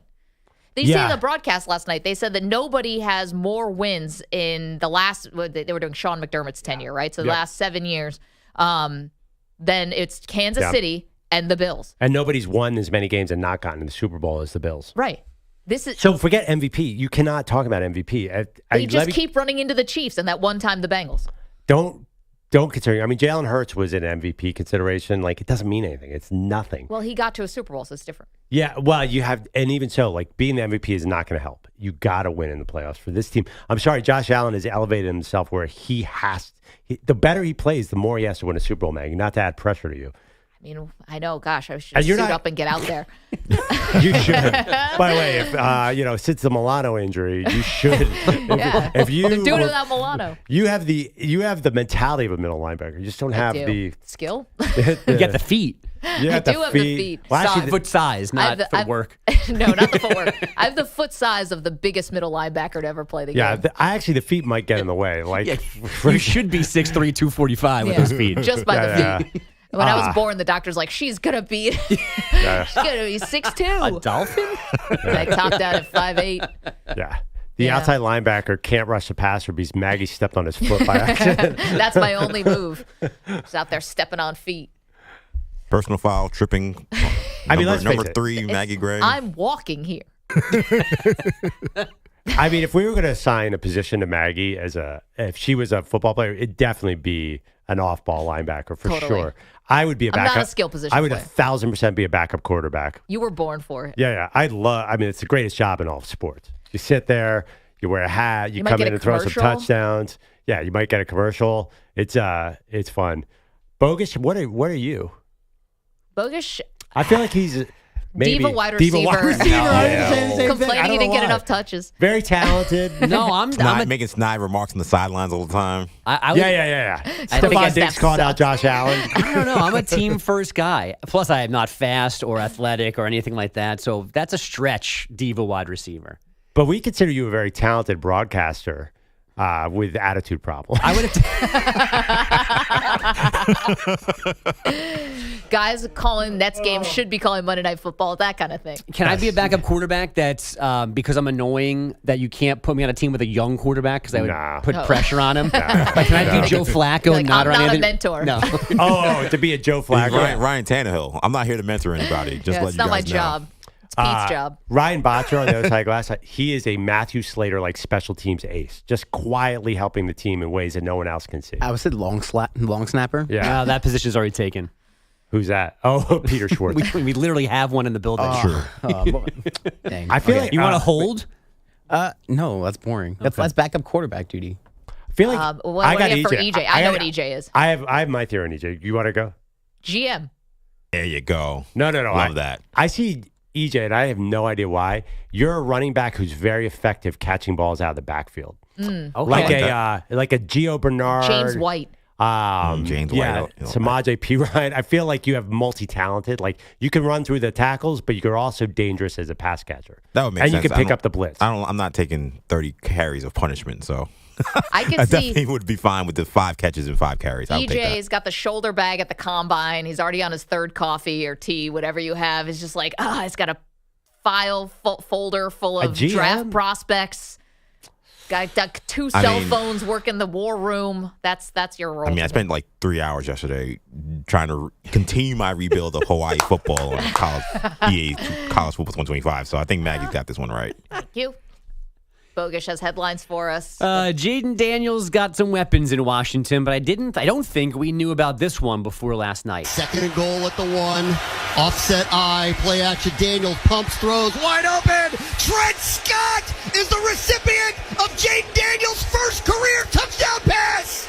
How about that? Was that on your bingo card, Bram? It was not on mine. If you don't know Trent Scott by name, he's an offensive lineman, not the likely target of Daniel's first career TD. The call from Commanders Radio. Daniel's second touchdown pass last night went to a more traditional Terry McLaurin. It helped seal a 38-33 win in Cincinnati. Daniel's completing 21 of 23 passes for 254 yards. His 91.3 completion percentage, the best ever by a rookie, and it dropped the Bengals to 0-3 for the first time in 5 seasons. Josh Allen carved up those Jaguars 4 TD throws all in the first half of a 47-10 romp in Buffalo. The Bills 3-0 and looked particularly good last night, but Allen is not getting carried away. You don't win a Super Bowl, get into the playoffs with 3 games, and I think this team understands that. Like I said, we'll watch this film and put this behind us as quickly as we can. And, like I said, we have a really good team that we're going into, and, we got to be ready. That is next Sunday night, right, in Baltimore for Derrick them. Henry has killed the Bills in the past, too. So, we'll see. Jaguars head coach Doug Peterson saying post-game changes on the horizon for his club. In their last 10 quarters, they've scored just 23 points. Trevor Lawrence completing less than half his passes, and he's been sacked 10 times. Sam Darnold's knee appears to be okay, an MRI showing no structural damage after Darnold got banged up in Sunday's win over the Texans. Kevin O'Connell expects his QB to have a normal week of prep for Sunday's game with the Packers. Jim Harbaugh says post-game x-rays on Justin Herbert's ankle negative. He remained today with that high ankle sprain. John Harbaugh says his kicker, Justin Tucker, is working through a technique issue. That's why Tucker is just 5 for 8 on field goals through 3 games. Oof. The Pac-12 has reportedly gotten a yes from Utah State after Memphis, Tulane, USF, and UTSA all decided to stay in the AAC.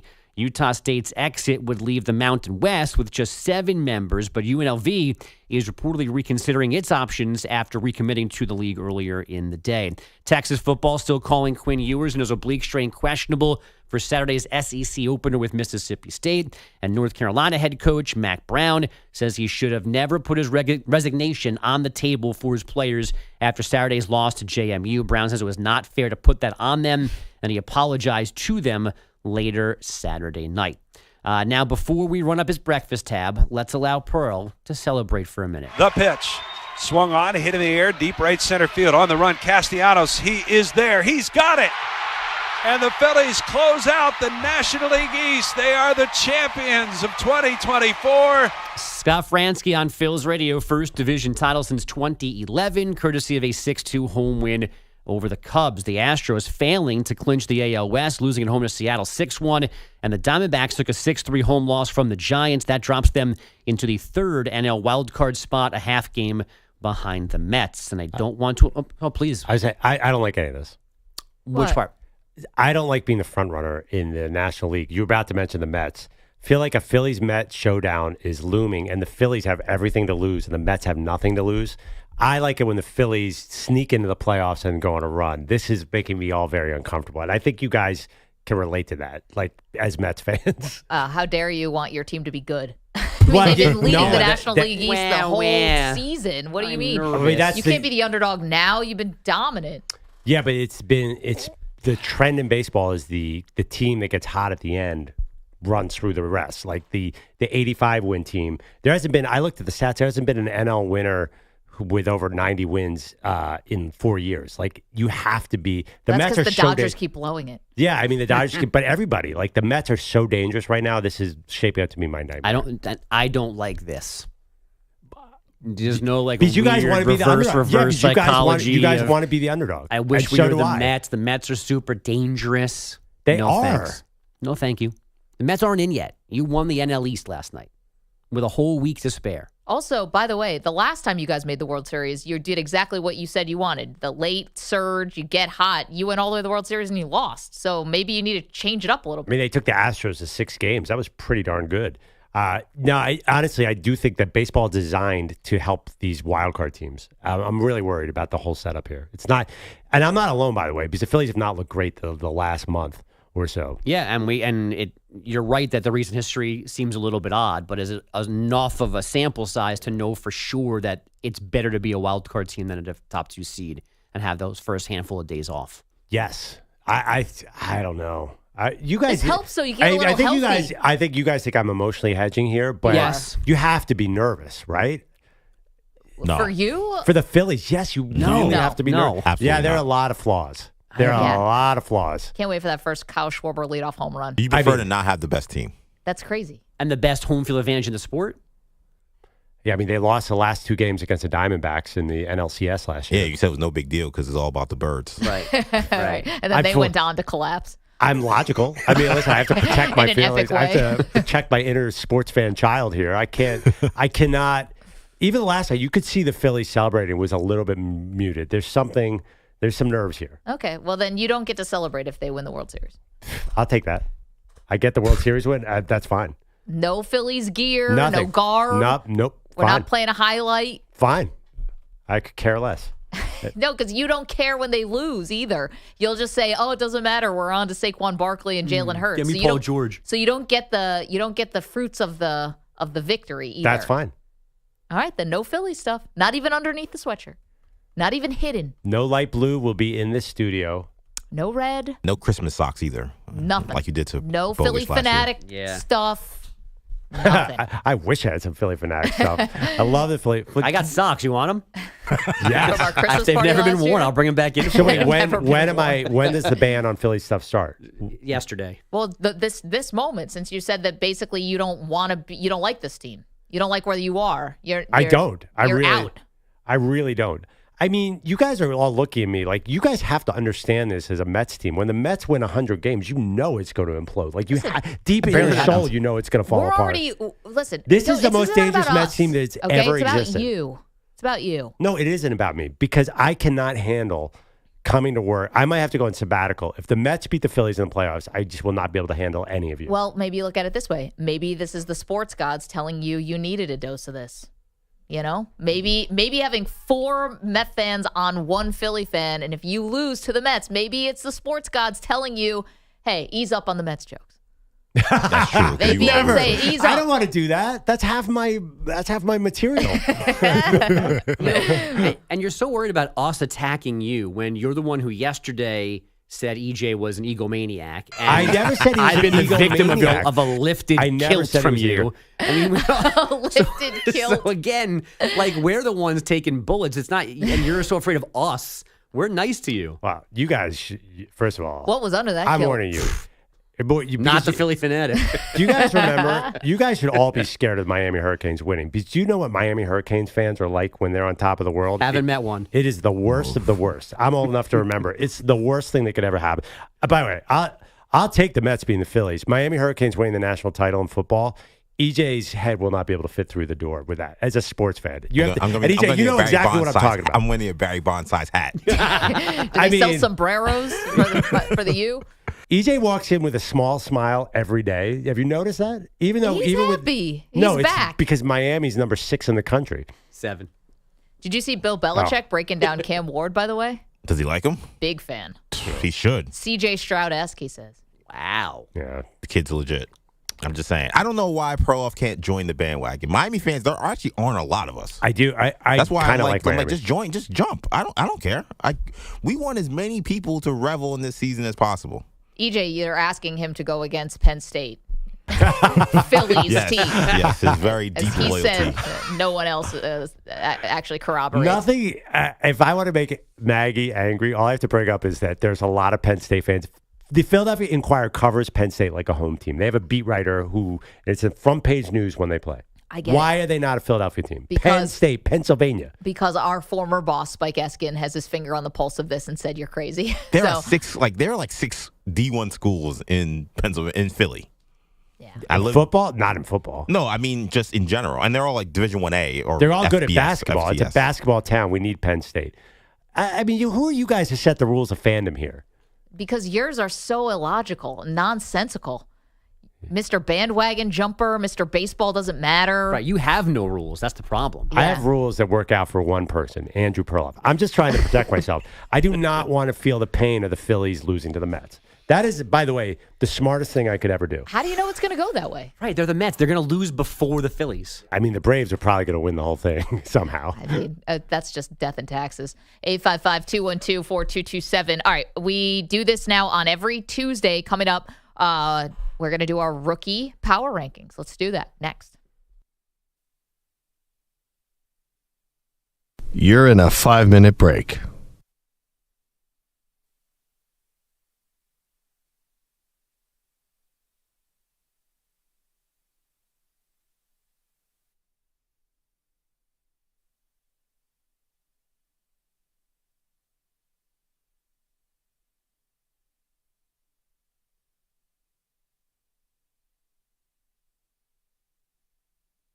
Four minutes, 30 seconds remaining.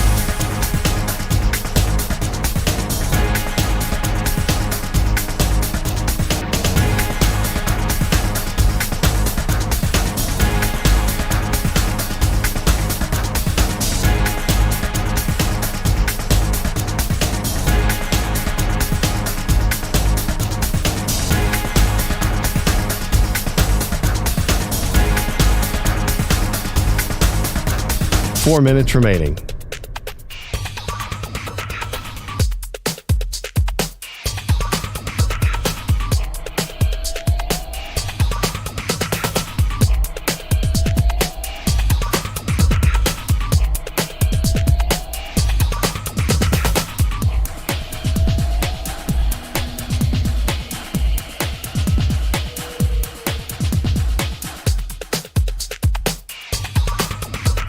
Three minutes, 30 seconds remaining.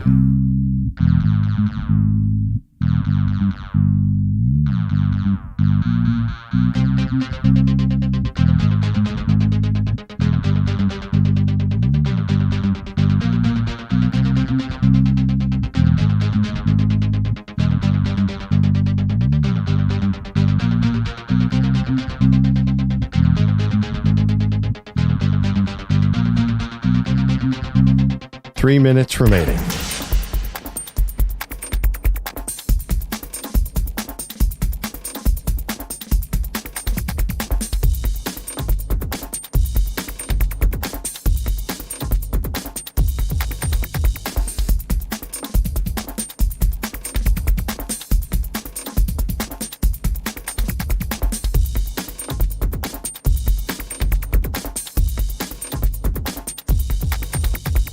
Two minutes, 30 seconds remaining.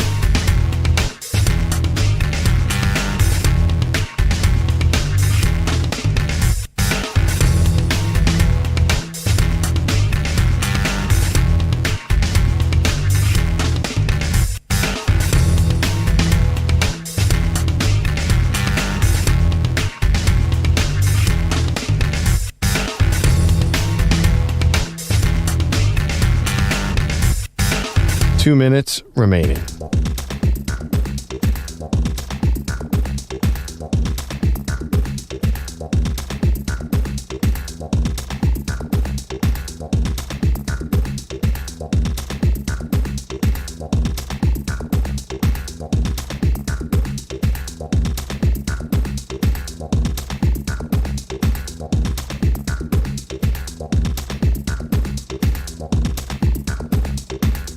One minute, 30 seconds remaining.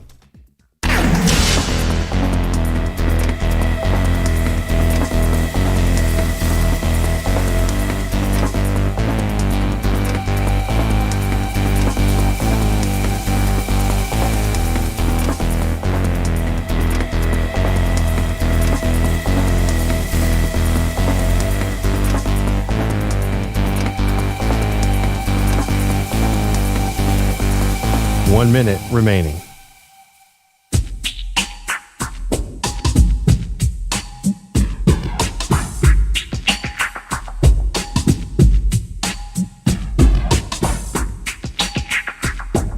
Forty-five seconds remaining.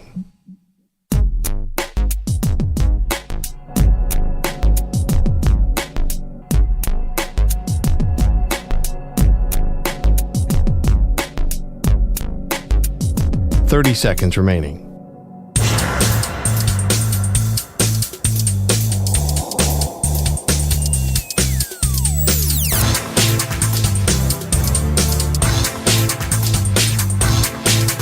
Fifteen seconds.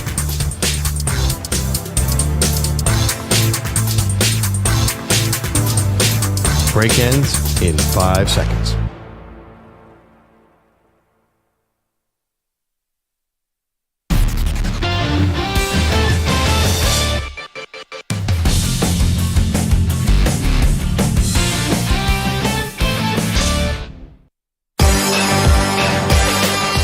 Which rookies are on the rise and whose stock took a tumble? Maggie and Perloff give their rookie power rankings.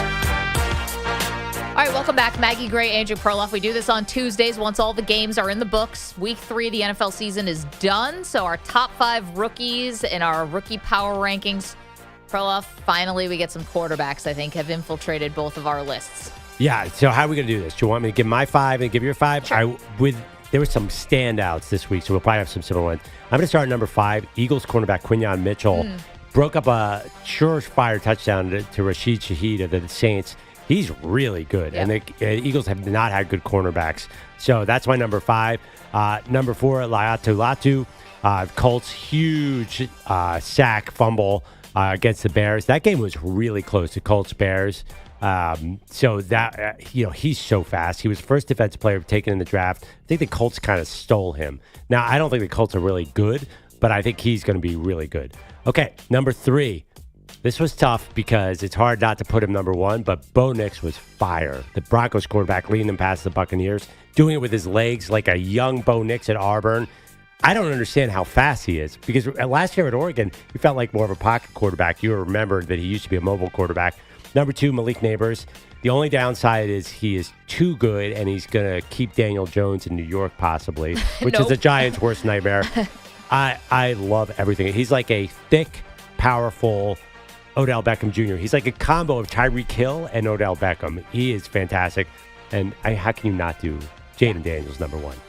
All right, our lists are shockingly similar this week. Oh, no. But I have Braden Fisk as number 5. Sure. Obviously, the Rams, everyone who was healthy, who was still on the field to contribute to that upset of San Francisco 49ers has to get a shout out. He's actually been good the last 2 weeks and had a massive moment in the game with a fumble recovery. He's actually recovered a fumble in 2 consecutive games, so good for him. 4th on my list, that's where I put Bo Nix. I was so close to betting the Bucs and laying the 6.5. I'm so glad our friend Nick Costos talked me out of that. I thought that Denver was going to just be on life support all season long, and now the season has a little glimmer of hope. Latu, agree with you. He's number 3 on my list. I mean, this was not a standout game offensively for Indianapolis, but they won the game basically with their defense. And against the Bears. Yeah, against the Bears. I mean, that was just a rough game. But Latu was awesome. He was a standout. 2 is Malik Neighbors for me. 1 is Jaden Daniels. And listen, it's Jaden Daniels' world right now. He's the guy because he was basically perfect last night. And that's not just, he's playing some no-show team. It's the Bengals we're talking about. Sending the Bengals to 0-3 is a big deal. And you could say, well, the Bengals, they shouldn't have messed around and lost that opening game to the Patriots. The Patriots are going to be bad. And they have this thing, we can get off to a slow start and we can make up for it. Eventually, that's going to catch up with you. And I think it's catching up with the Bengals right now. Clearly it is. There was a moment on Sunday where Malik Neighbors made a ridiculous touchdown catch. Then Marvin Harrison Jr. On another channel made a ridiculous touchdown catch. So I think there's a good debate, like what's going to be more special, this wide receiver class or this quarterback class? Because we had 6 quarterbacks in the first 12 picks. But Marvin Harrison and Malik Neighbors feels a lot like a superstar duo to me. But it's just funny. So Marvin Harrison was in my top 5 last week and dropped out this week. But he looked really good. He did. On Sunday. I mean, that team is not great, but. The offensive lineman for the Saints, Tilly's Alufanga. But there's a couple players with similar names right there. But the Saints' offense didn't do much. So. I know. That's why he had to drop out. Yeah, Joe Alt got hurt and also had some troubles. It's hard to be a rookie lineman. Telis Fuaga. Yeah. Thank you. I don't know how he played this week. I mean, you didn't score. How can I give it to someone on the offense? You didn't run the ball. The thing about the Saints in those 2 early games, the ball was out immediately. Like the offensive line didn't have to do anything. Carr was just picking apart the opposing teams. So we'll see. I'll tell you right now that Joe Alt and J.C. Latham in Tennessee, that's not working out. The left tackles, it's just really hard to come in and play left tackle. And your guy in the Chiefs, did you have Kingsley Suamata up there? That was week 1, and he has not made an appearance since then. I think he got benched. Yeah. It's hard when you're on the bench. Sean is our pal in Oregon. Sean, you got 15 seconds, bud. What's up? Hey, Andrew. You don't want to be that flim-flam Philly fan. You're the city of brotherly love, brother, and the Phillies are going to be just fine. You be a believer. the Mets will do what the Mets do. And you'll be fine, brother. I don't be insecure. You be confident. You go home and get a nap. It'll be a lot better tomorrow. You guys have a great day. Life advice, too. Here's the problem. Losing baseball games is like a slow torture. It hurts so bad because you're just watching and you're like, God, I need a hit so bad. You're asking Perloff to be positive. Have you met Perloff? This is not happening. I'm positive about various bandwagons I jump on. My own teams. And who are you to talk? I would never claim it. Coming up, the biggest thing we learned last night. We'll tell you next.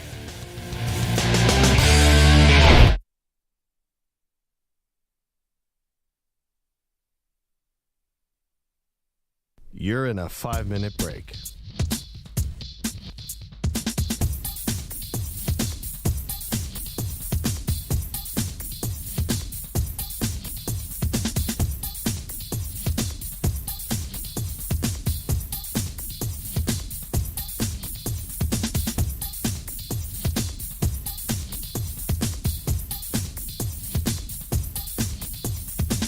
Four minutes, 30 seconds remaining.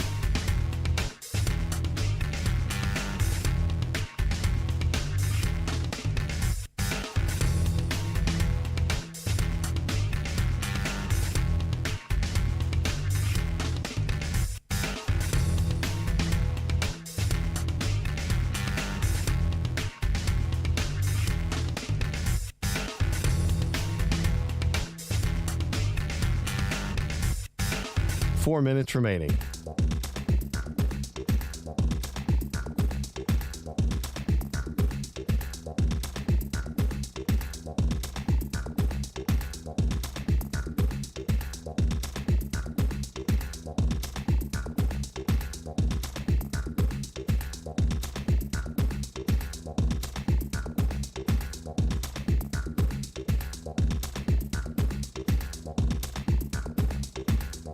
Three minutes, 30 seconds remaining.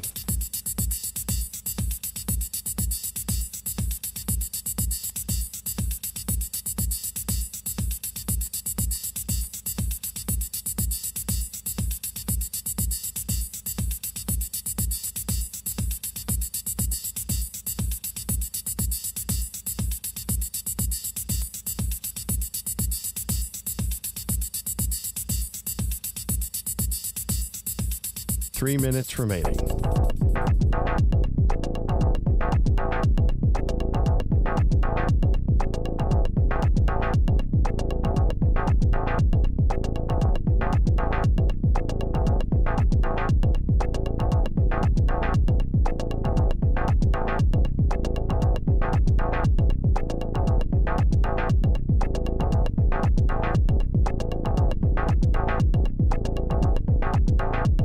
Two minutes, 30 seconds remaining.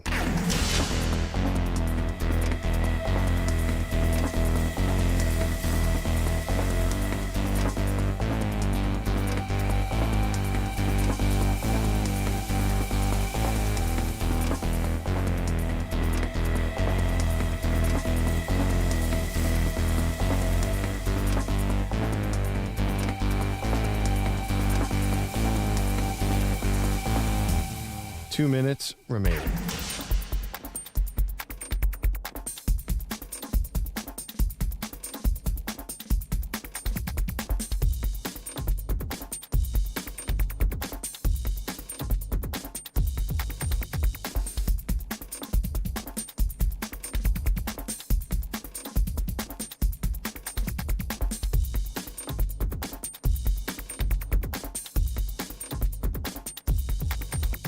One minute, 30 seconds remaining.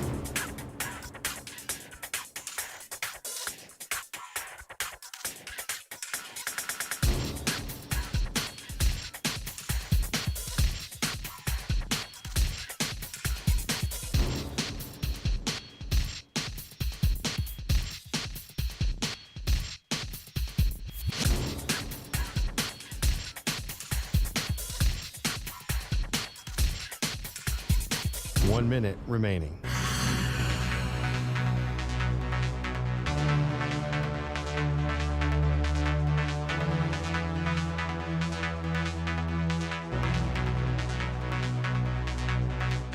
45 seconds remaining.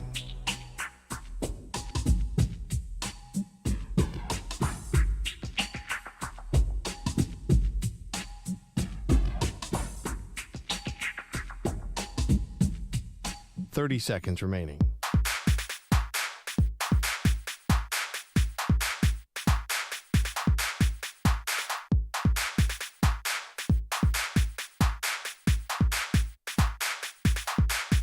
Fifteen seconds.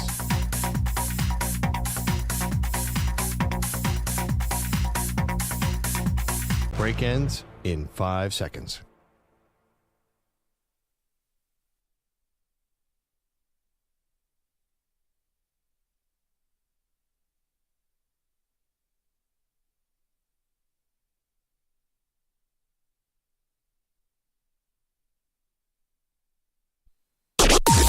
Maggie and Perloff on the Infinity Sports Network.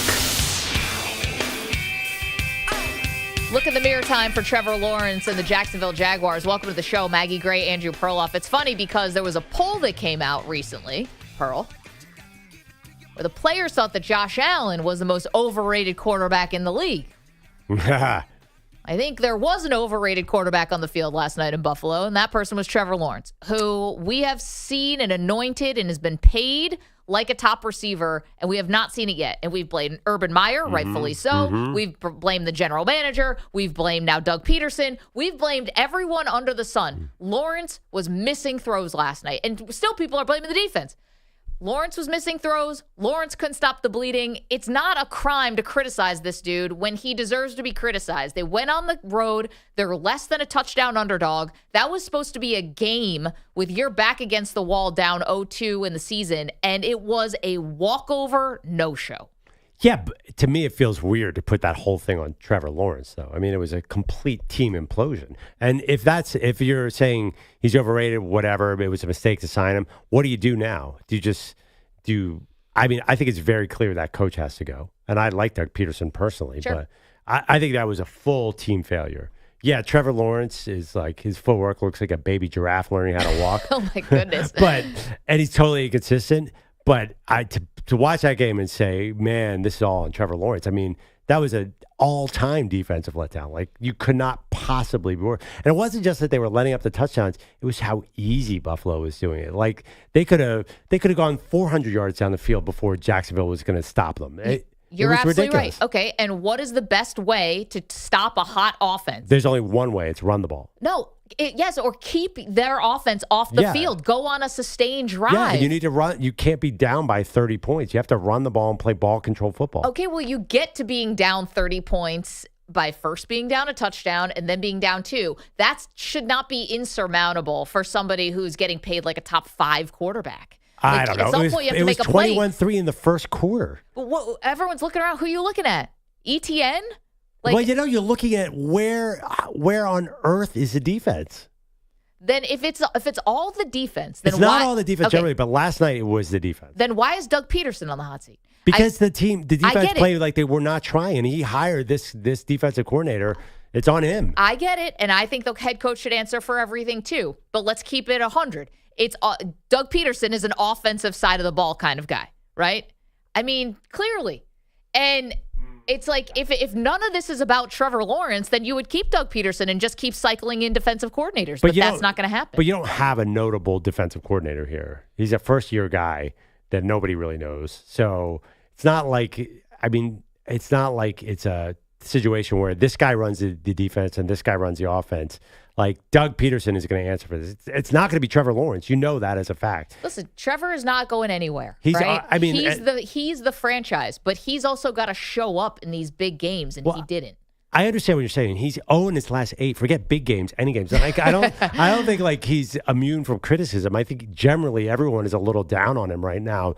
But this to me is the entire product is off in Jacksonville. It's not just him. I think they've made some tragic personnel decisions that have really, the team around him is not great right now. And he's not well coached. This was also basically a very similar team that they were 8-3 last year. Before Trevor Lawrence got hurt, and so you're almost willing to write off last year because he was definitely playing through injuries, and in some ways that's admirable. but that was a team last year. I picked them to go to the Super Bowl last year, and nobody said I was crazy. I thought they would win the AFC South and get a first-round bye and all that stuff. I had my reasons, and they didn't. I mean, you had every reason to think that. I think they were a very popular choice because they just won a playoff game, yeah. Similar team. Who's missing? Calvin Ridley? Okay, Calvin Ridley's missing. No, that actually does hurt. Would any they replaced him with Brian Thomas? I mean, would any of that? I like Brian Thomas. Yeah, Calvin Ridley's what's Tennessee doing right now? I mean, that's obviously because of Levis, but you know what I'm saying. It can't just be one guy and all of a sudden it's sunk. Not in a quarterback-driven league. No, I totally understand what you're saying. But the defense this week, I forget the whole season because the defense is good.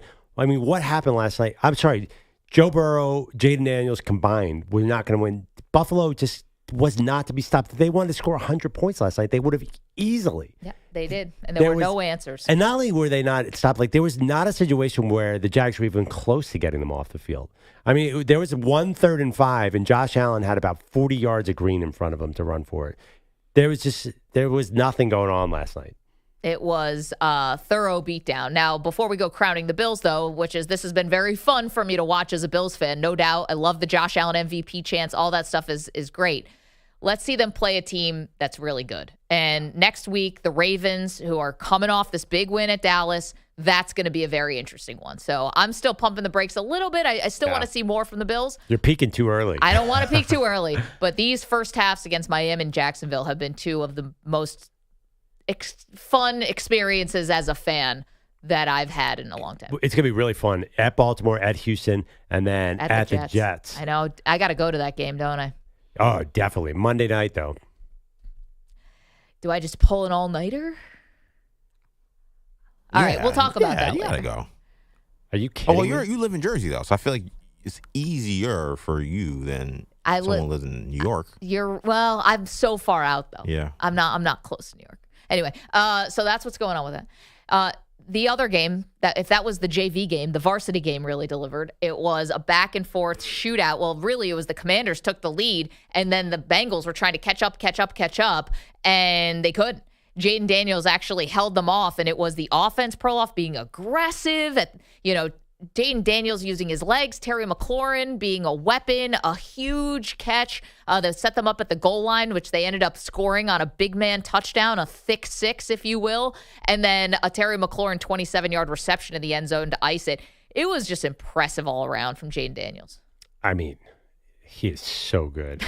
The thing about him is what he can do in the pocket already. The game started, and I don't know if you guys saw this play.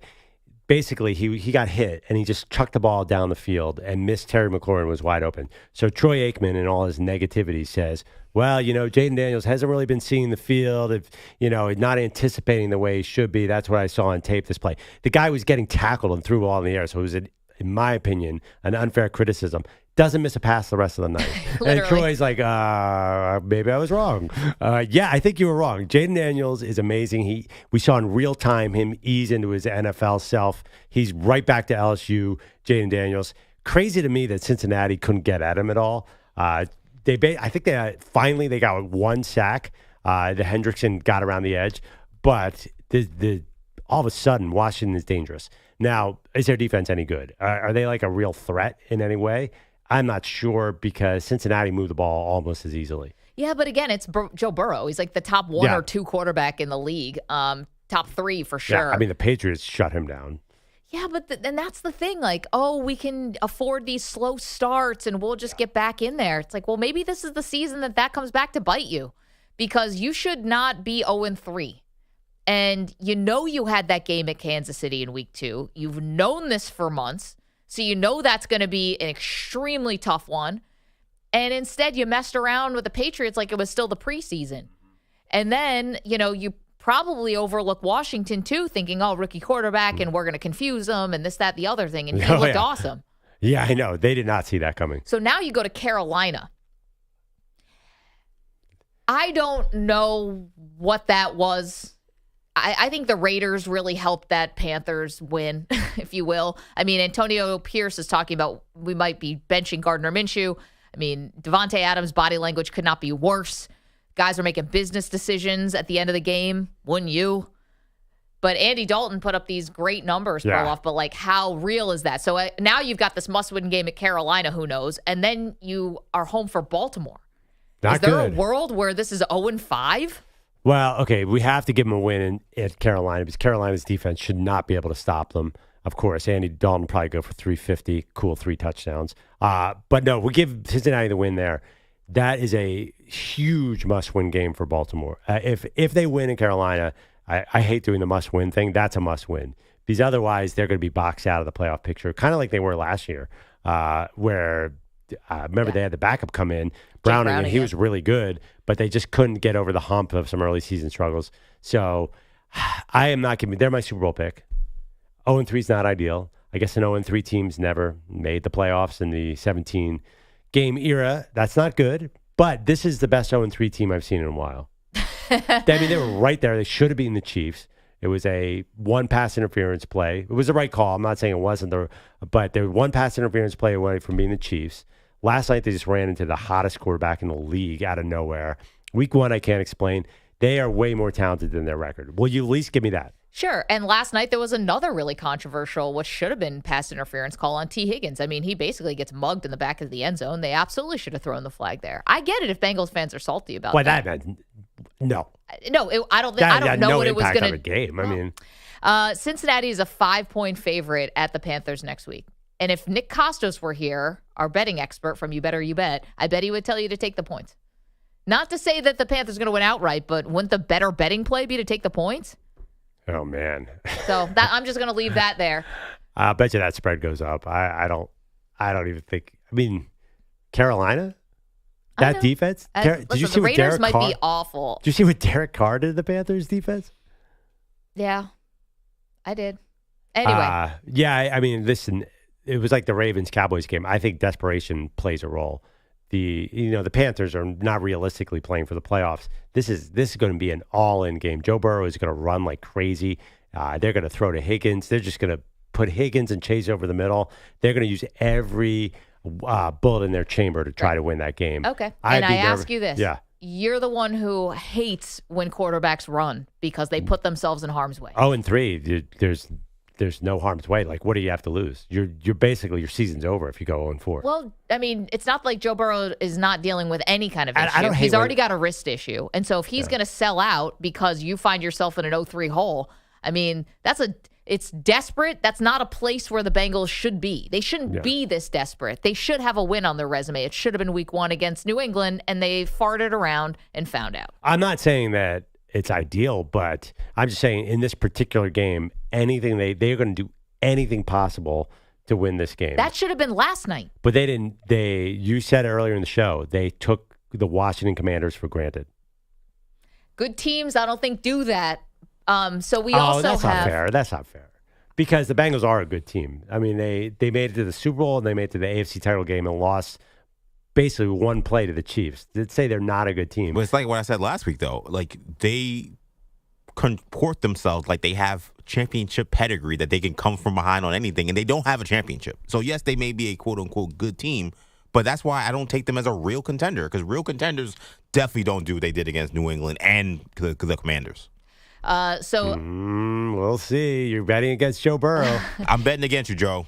Your season's over. It's one of the commandments on the show. Thou shalt not bet against Joe Burrow. We've been burned by this so many times. At Maggie and Pearl on X, do the Bengals make the playoffs this year? 86% are saying no, they do not.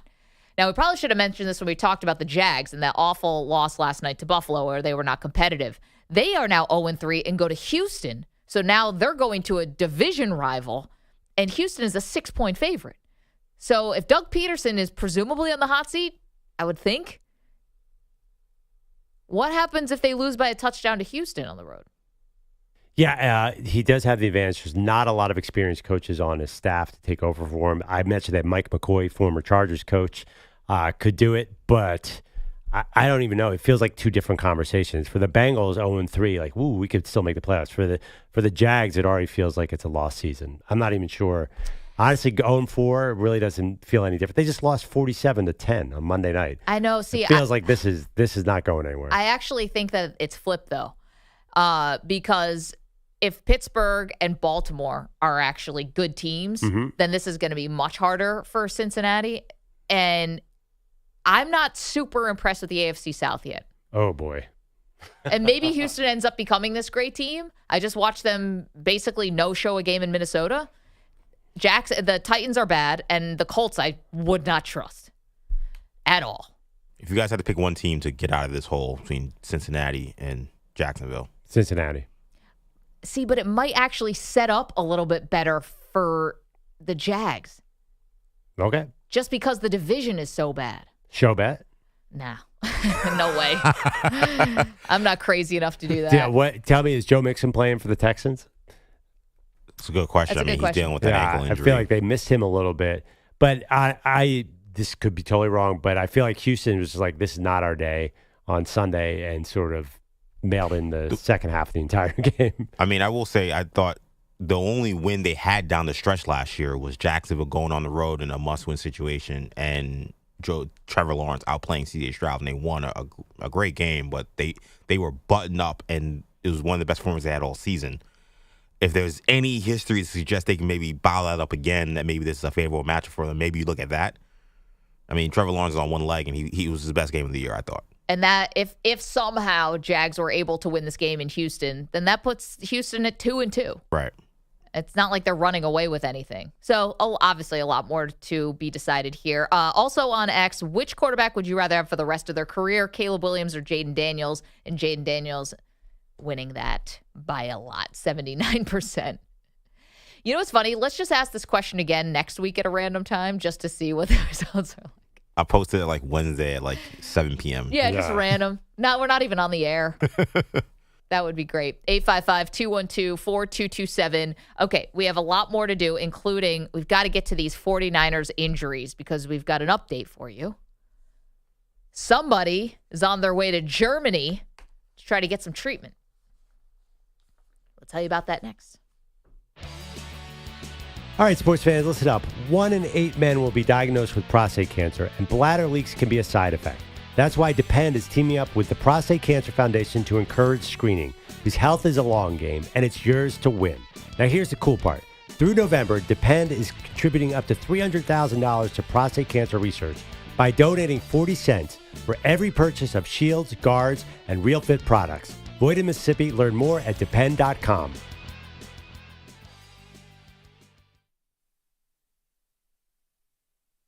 You're in a 4.5-minute break.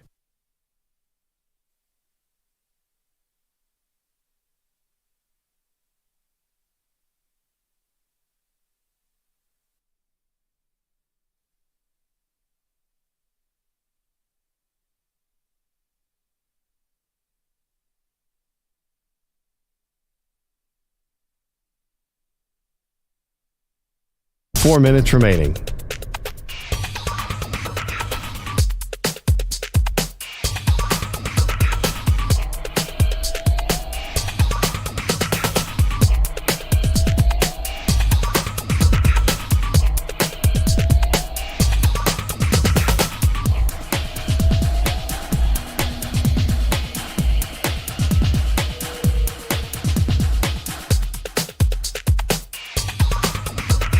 Three minutes, 30 seconds remaining.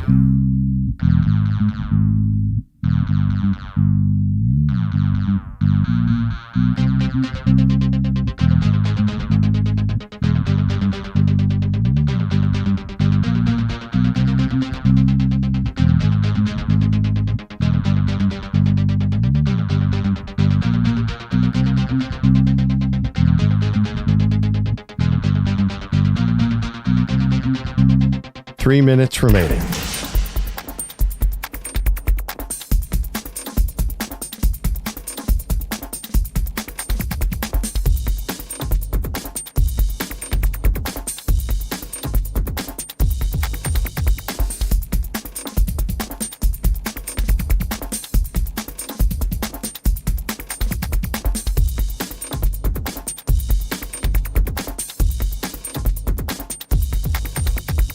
Two minutes, 30 seconds remaining.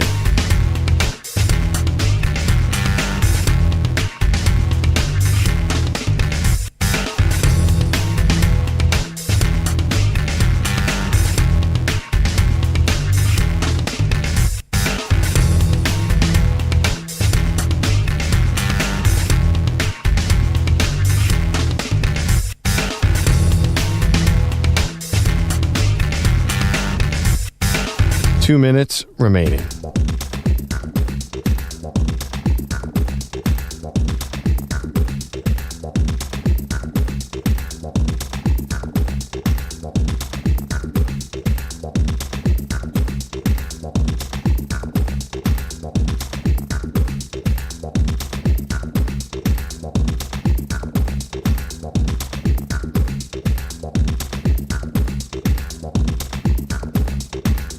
One minute, 30 seconds remaining.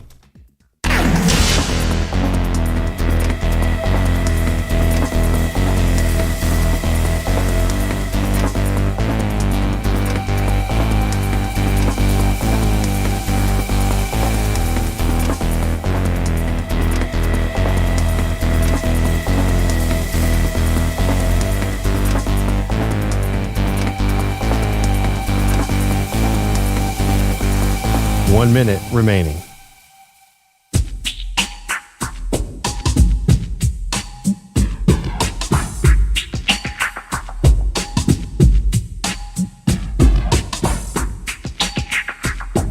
.45 seconds remaining.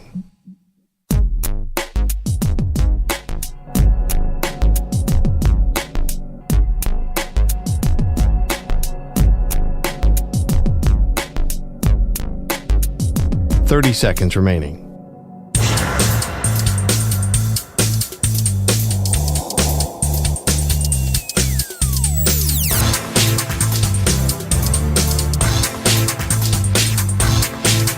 .15 seconds.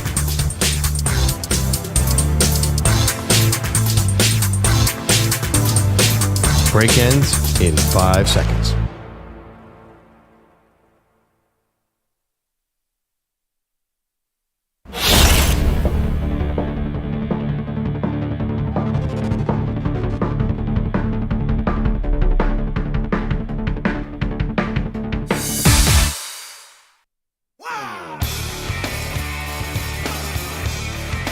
Nervous. I'm not going to lie. Welcome to Maggie and Perloff show. Maggie has results of our latest show bet, and she looks awfully confident. And hungry. That's just my normal look. Welcome to the show.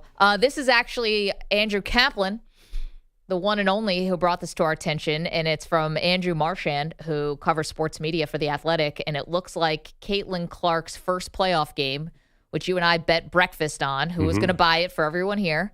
You said the number would be $2 million. I said, I'm going under $2 million, going up against the NFL, yada, yada, yada. The number is in. Okay. 1.8. Oh. Pony up, baby. Why can't the Fever just get within 30 points? What? Now, what's the peak number? Don't know, don't care. That's not what we bet. Yeah, probably just sit tight. Wait. When did we not?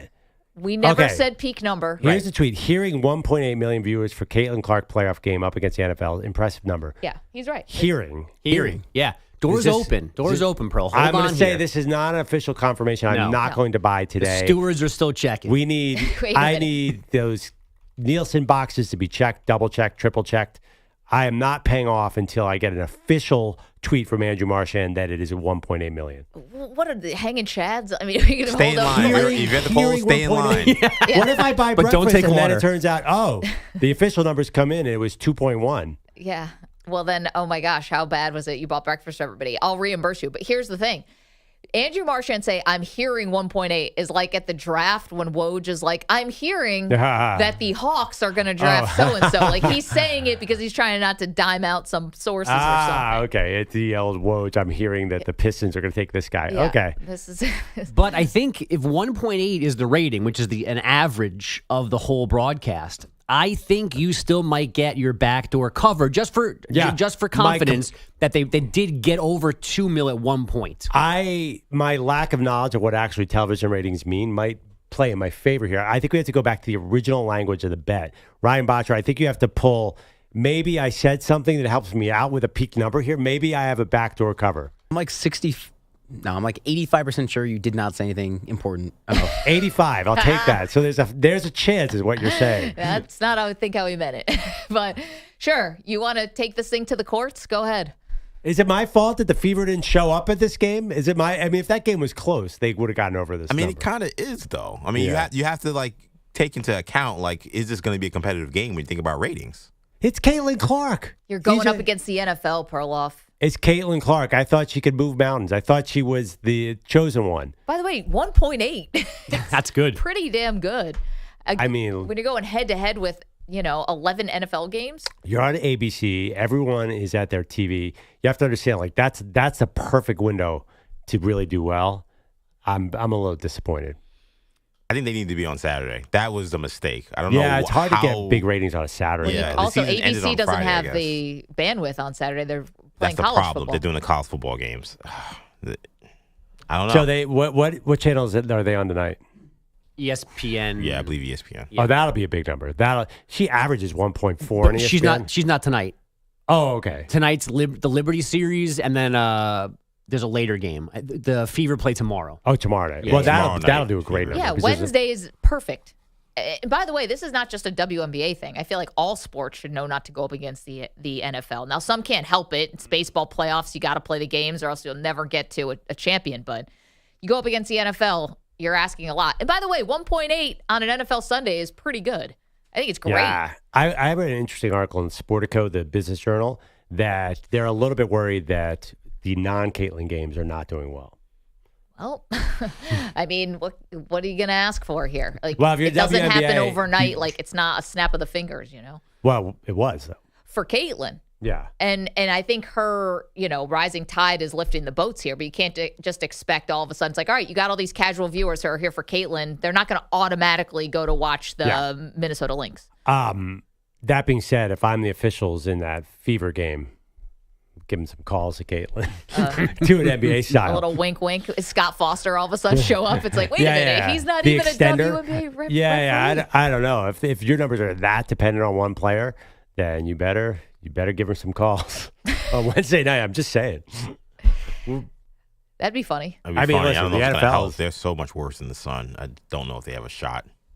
They were awesome the second half of the season. After the Olympics, what was their record, EJ? No, they were great. It's just Did they beat the Sun? They did beat the Sun once, and they were red hot when they beat them. The Sun are like a championship contender, and they've owned the Fever this year, except for that one game. Like those 3 or 4 wins they had were all blowouts. Like they were not competitive. So, and it's another road game. I know it's because the limited travel. The WNBA doing you got your home field advantage is playing the first 2 games at home. If you're a lower seed, you're dead on arrival. When you're playing a rookie, a young team like the Fever in their first playoffs with this nucleus going against a veteran team who owns them, they have no shot. Andrew Bogish is here, and we'll all just tabulate our breakfast order for tomorrow. Can't wait. What's going on today? Lobster omelet. The nearly flawless offensive performance, the headline from last night in Buffalo, but don't forget that this happens. Here's the snap, fakes the handoff, going to roll to his left, has time, throws deep over the middle, he overshoots Thomas, intercepted by DeMar Hamlin, coming the other way to the 45 as he races to the far sideline and is tackled at the 41-yard line by Farrell. It's an INT and another takeaway for the Buffalo defense. This time, DeMar Hamlin. That's his first career INT, as heard on Bills radio. Hamlin didn't play much last season in his return to health, but he's out there all the time now for these Bills. It wasn't easy, but I'm super thankful to my teammates for just the support and the love. That it was encouraging, and it makes all the emotions way easier when you just go out there and you think about, I just want to make plays for my teammates. It makes it all simple again. The Bills defense held the Jaguars to 3 points, 70 yards, and 5 first downs in the opening half, while the offense reached the end zone on all 5 of its possessions. It was a 47-10 final. So, Maggie, you were mad last year that DeMar Hamlin didn't win Comeback Player of the Year. It was Joe Flacco. Do you want him to win it this year? I don't think that's right? I don't know. I mean, first of all, Aaron Rodgers is winning it. If he's healthy, no one's going to beat that out. But the other part is he's already back for a year. Yeah, I mean, using your Rookie of the Year guidelines, you couldn't possibly back him for Comeback Player of the Year. Well, he didn't do he much got hosed last year. But he didn't do much last year. But he was back. Maggie's whole thing about injured rookies in the NBA is they get a whole year of NBA doctors and courts and the lifestyle. So, I mean, he was there last year, just didn't get a jersey on Sundays. He was playing in the playoff game. Sadly, because that was not a great play that he was involved in. But it's all good because DeMar had a big game last night. He deserves it. Yes. He deserves it. And I will point out that I think I saw a flashback to years past out in the newsroom about 10 minutes ago because Pat Boyle asked Maggie how she was feeling about the Bills. And Maggie did this little giddy hop bounce that must have been like birthday morning. You walk downstairs, mom's making your favorite breakfast, there's presents somewhere, and there's Maggie just like shimmying through I was the doing living room. like a soft shoe. Yeah. If I'd had a top hat and a cane, I would have just like, all of a sudden my shoes just turn into tap shoes. They're gigantic. The building shook. Everyone's deaf. They're 3-0 in September. I know it does feel like you're setting yourself up for a bit of a fall. You get so nervous about this team. I'm actually surprised. Normally you'd be like, yeah, we beat the Jags. It doesn't mean anything. Let's see next week. But you're letting yourself some optimism now. No, I said you got the Ravens on Monday night. First thing out of my mouth, you got but for the now Ravens. we dance. Yeah, but I didn't know there was a But jig for now, involved. I shimmy to the ladies' room. I was basically like cabbage patching down the hall, electric sliding to the wash my hands. Perloff, what would it be harder for you, a Maggie Super Bowl with the Bills or Miami Hurricanes title? And for also me? I have the Mets looming too. This is all you bad. have some bad stuff happening for you. Don't worry. It's not. This is not like we're not Chiefs fans or anything. There's. Oh, you're We root far for teams worse. that perennially Chiefs fans. that perennially let us down. Like you can't. I hear what you're saying. You yeah. know, this is Chiefs not fans a are given. awesome, by the way. Do you have any friends or Chiefs fans? It's the coolest fan base there is. I know people find Taylor annoying, but they're like the most humble. Like they know how to win. Hey, by the way, what happened with the Travis Kelce when maybe was crying at the Yeah. game on Monday night? Ask Sunday TMZ. night? I don't know. Ask TMZ. Ryan, you follow these things. Is there I've trouble seen in nothing. paradise? No. Who cares? Like he wiped his eye in the middle of like a game where he's sweating and everyone's like, he's crying because Taylor's not here. It wasn't that. It was She's a busy woman. It was the look on his face. It was far off. I just love during last night's call, Perloff was like, "Is it over?" And me and Maggie both were like, "What? Travis's career? Because he's not making any catches." He's like, "No, idiots." Yeah. I was like- Travis. By the way, people think Travis. Remember the blocking he was doing in Week 1? He was 30 yards downfield, pancaking guys. That's true. I mean, I don't even care about that. I think that you're the one who always said this is a fake relationship. It's going to end. It's due. The conspiracy says it's due to end. Is it This Saturday? week, right? Yeah. Saturday. Yeah. So That's the leaked documents. Yes. And so now are they setting the scene where he like has a bad game, looks forlorn? Well, I think Todd McShay called him out of shape yesterday. I think He he broke the seal on that conversation. And I don't know, there's probably some fairness to like he did a lot of he's in some weird TV show now too. Like I think there's a conversation we had if he didn't do enough football in the offseason. This is why he can't catch a pass. If Patrick Mahomes wins another damn Super Bowl now without Travis Kelce being effective, I just think they should just quit football. Yeah, just shut down the sport. Shut down the sport. We now know who the greatest football players of all time. We thought he lost Tyreek Hill. No chance he's going to be able to do it without him. He's won 2. No, this is our only hope now is somehow he goes to baseball. Starts playing for his The Royals. Michael Jordan thing is the only thing that can help anyone now who wants to win. I didn't know that was a thing. I'm not even sure he's the best player on that team anymore. I mean, that defense is single-handedly winning games. Like McDuffie and Mahomes does Jones not are even look just- great. I know. He's been kind of loose with the ball this year. And he's still going to find a way. Travis Kelce is going to be filming a show during the Super Bowl, and they're going to find a way to somehow beat the Eagles or the Cowboys or one of these teams. Yeah, I mean, the listen, Niners for the second, third time. He had his first non-1,000-yard season last year and just tore up the playoffs. You guys are counting out Travis Kelce. Now, I am actually nervous because the stakes are rising on the more important thing, his relationship with Taylor Swift. Like, I think it's getting serious. I think she's saying some things to him.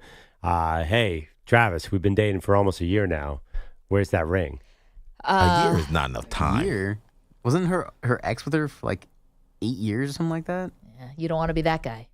True. Or maybe you do. Was he really? Here's the thing. I knew you'd be good at this topic. If you gave Travis Kelce truth serum, right? The guy's already won 3 Super Bowls. If you gave him truth serum and said you could either win a 4th or Taylor can perform at the halftime show and you can be on stage for that.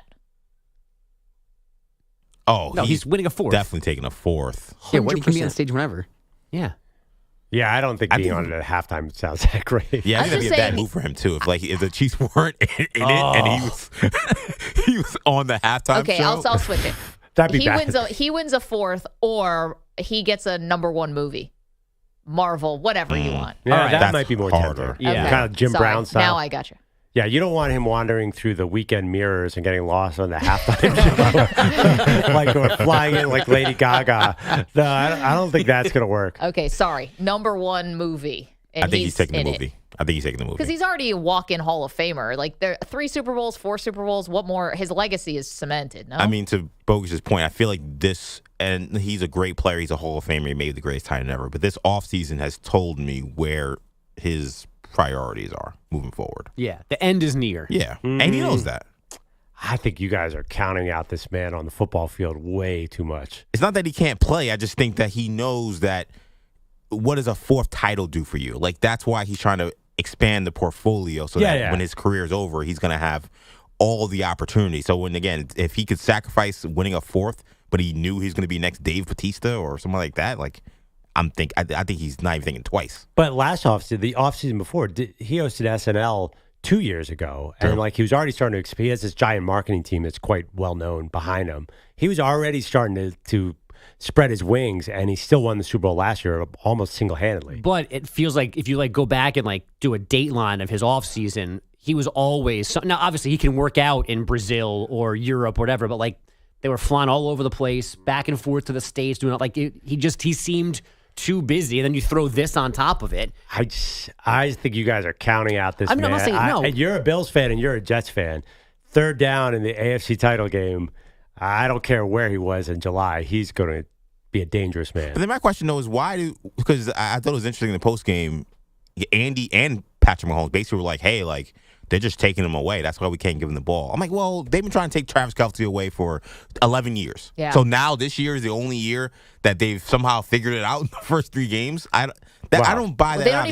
They don't even run routes. Like, it's just the backyard football type stuff. They just sort of are in sync, right? Well, Isn't that the beauty of Kelce? Is just he and Mahomes just have this sort of connection. What did we say last year, though? Maggie and I both said it, like, why are people not concentrating on Kelce? It was stunning in the playoffs. I think they were suckered in by the regular season.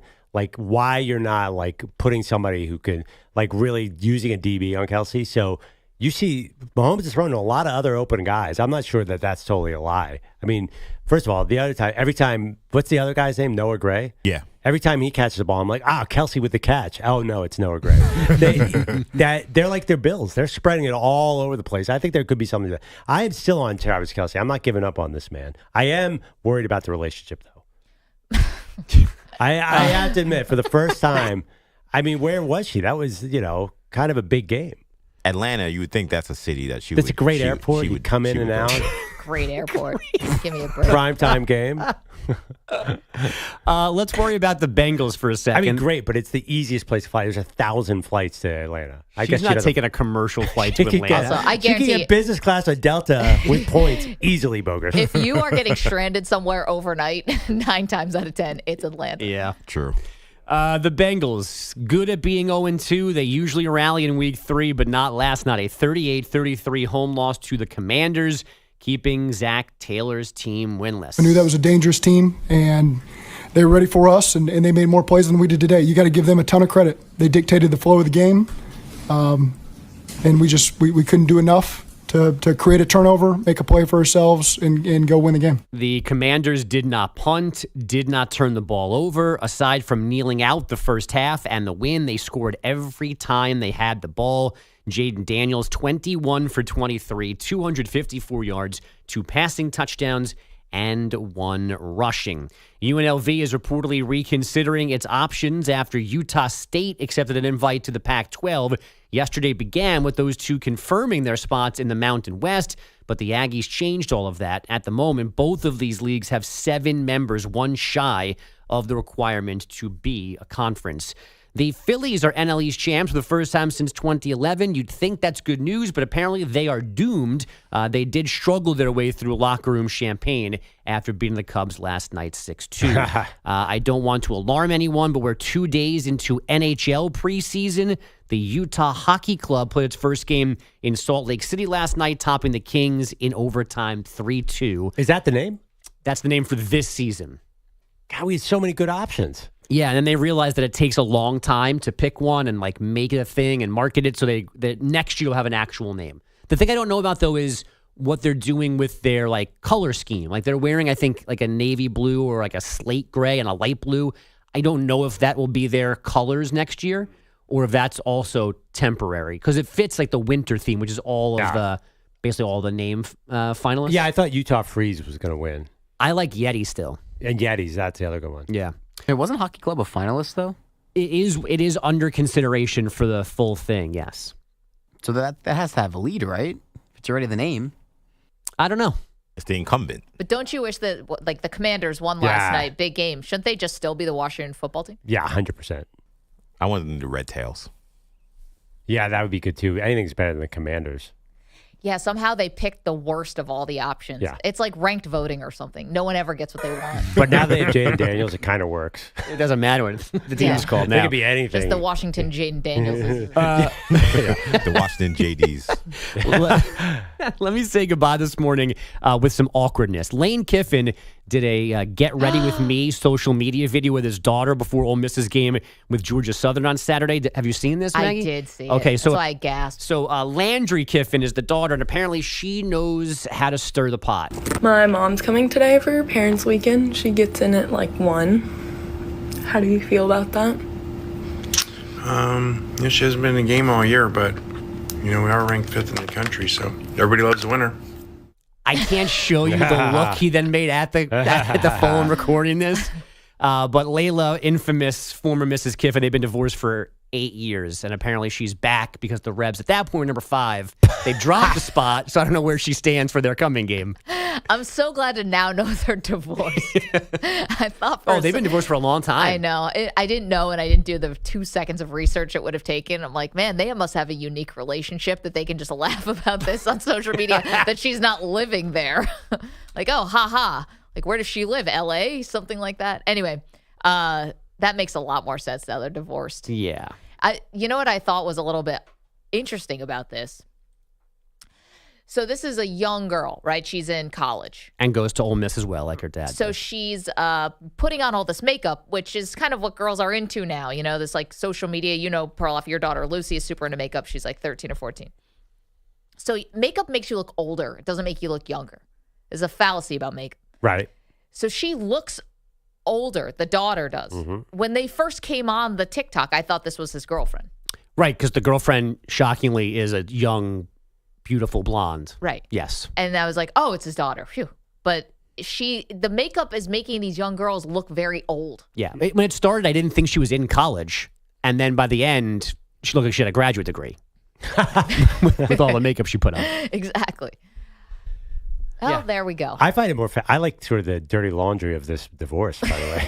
Not to like, that sounds pretty fun because you would think a college football coach is used to being on camera would say something non-inflammatory, but he basically that was torched her right there. Lane Kiffin. I think they got divorced. It must have been when he was at USC, right? 9 years ago, 8 years ago? It was 2016. I think it might have been after USC. Or it was in the process as USC was ending. Yeah. But yeah, I didn't realize how long it's been over. I knew it was over, but I didn't realize it's been 8 years. I'll take more of this. This is fun stuff. The rest of the video is hard to watch. I like watching Ole Miss football. Got a great offense. This is an awesome college football year. This is another little subplot to follow. Maybe they'll reconcile. Not after this one. You see, maybe somehow Ole Miss wins the national title, and then out on the field comes Lane and his ex-wife, and they embrace. No, I can see the ex-wife running out. I can't see an embrace. She's probably glad she's gone too. Anyway. Yeah. You're saying this might have been a good parting of the ways. Yeah, being married to Lane Kiffin might be tough. Any college football coach is tough. Let's just say that and leave it there. Sure. Yeah. Okay. You did say you wanted to end it awkward. Mission accomplished. To be honest, this is where I miss Pete. Yeah. I'm a great time. Why, you want anger right now? You want him yelling? Come on. It's not that I don't love Ryan and Manny and Pat and everybody else, but they haven't been divorced. Yeah, the divorce humor for Pete is elite. It's amazing. Bogus will throw it out the best times. He's like, yeah, like your marriage, and Peel just say, yeah, that thing. It's like Which one? It's like Kenny Smith asking Charles about the women in San Antonio. Yeah, it's a slam dunk every time. I actually did it to him this morning in person because had he been sitting here, I would have used my line that I used on his last day. I would have said the Bills scored last night like Pete did between marriages. And I walked in, so I just opened his door and I said it to him at like 5:25 this morning because that was my best chance. How'd he take it? He appeared to be in the middle of production, so I think it was a bad time for me to bother him. I'm actually surprised. That what? That he scored between marriages. That's yet to be confirmed. I'm just going to be nice to assume he did. Yet to be confirmed. Let's just not go to the videotape, all right? This doesn't have to be a booth review. Please. All right. 855-212-4227. And I will make it more awkward. Anything you can do, Bogish, I can make more of it. Okay, we have a lot to do, including, the one story we have not gotten to yet. We must do this before the day is done. We'll do it next. You're in a 5-minute break.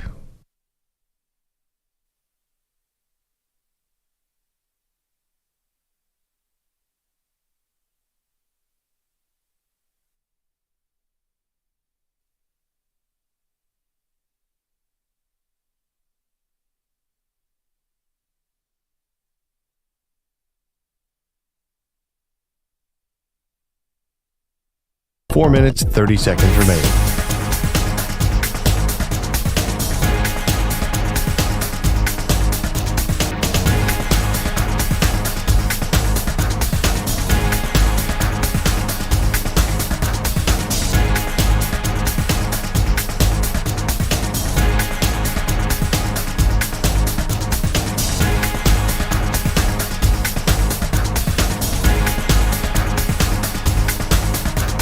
Four minutes remaining.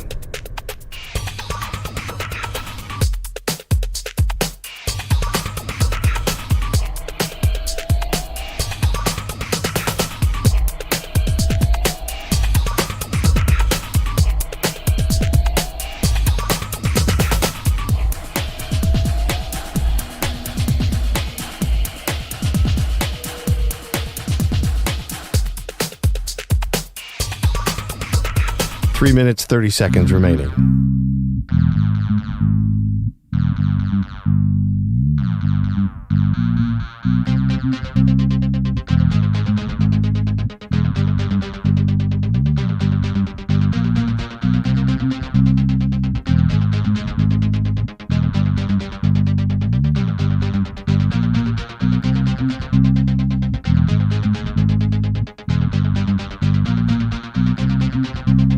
Three minutes remaining.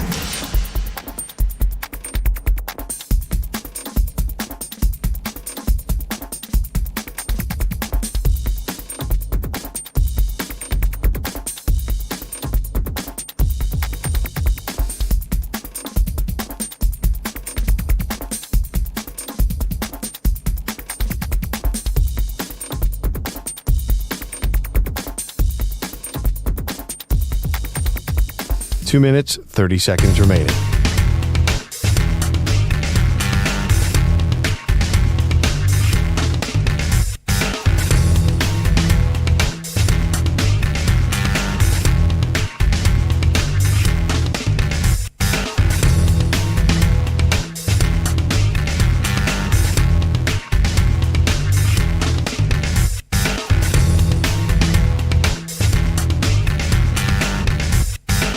Two minutes remaining.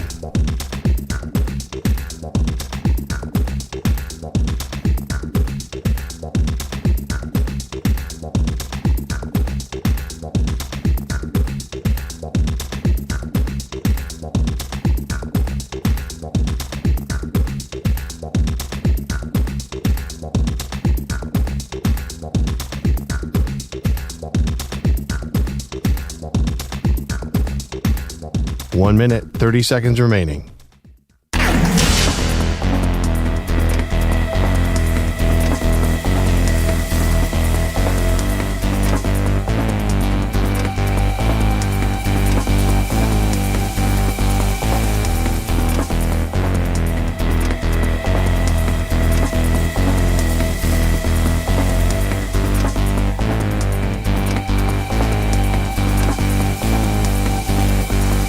One minute remaining.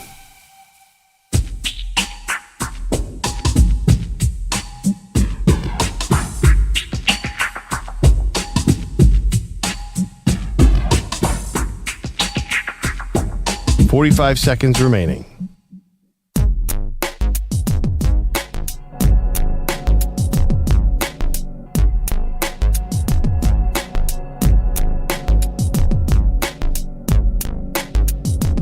Seconds remaining.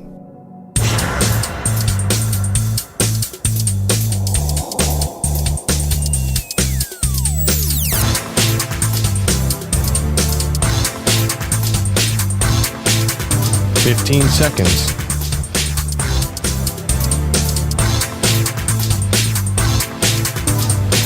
Break ends in 5 seconds.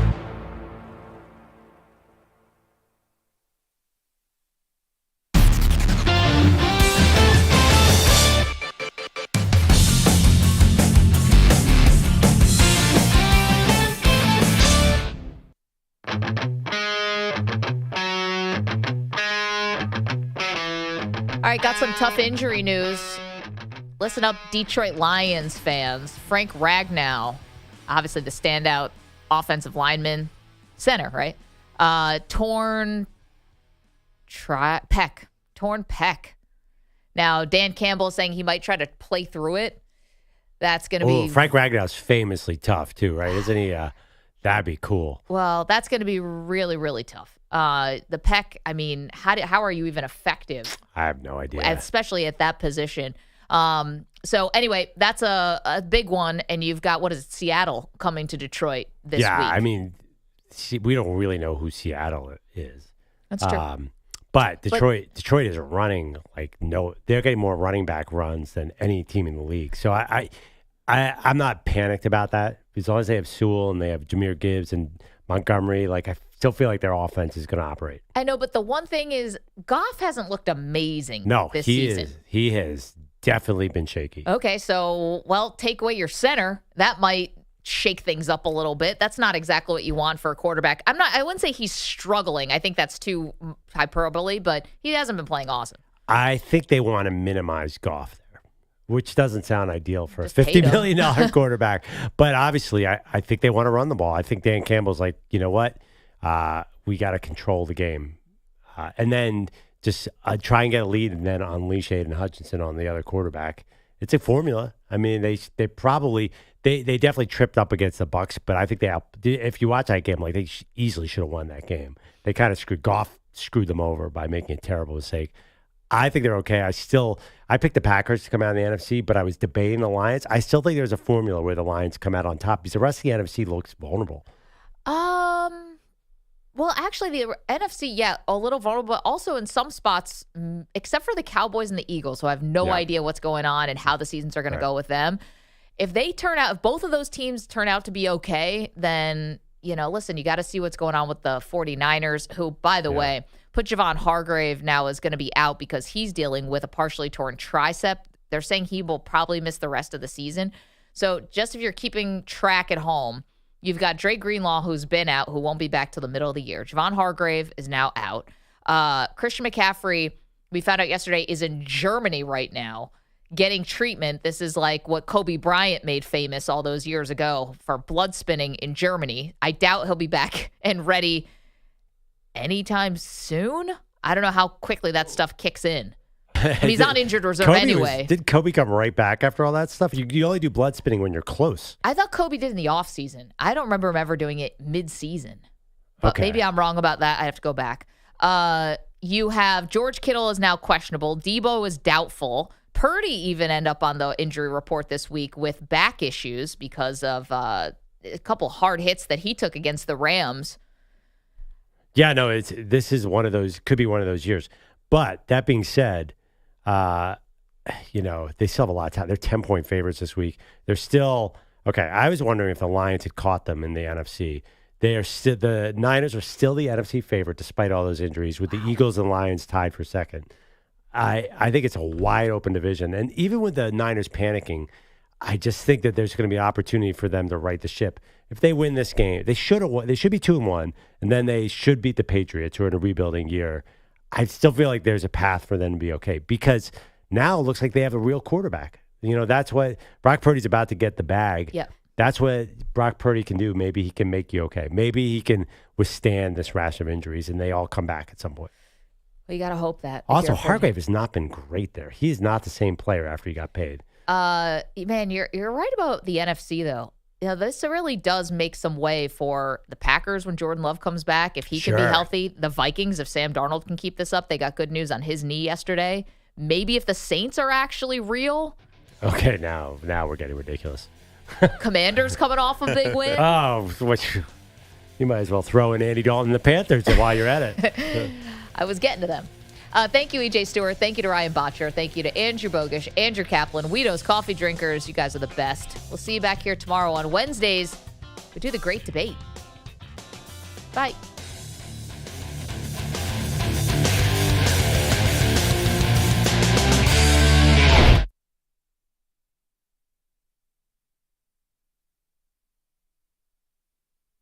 You're in a 5-minute break.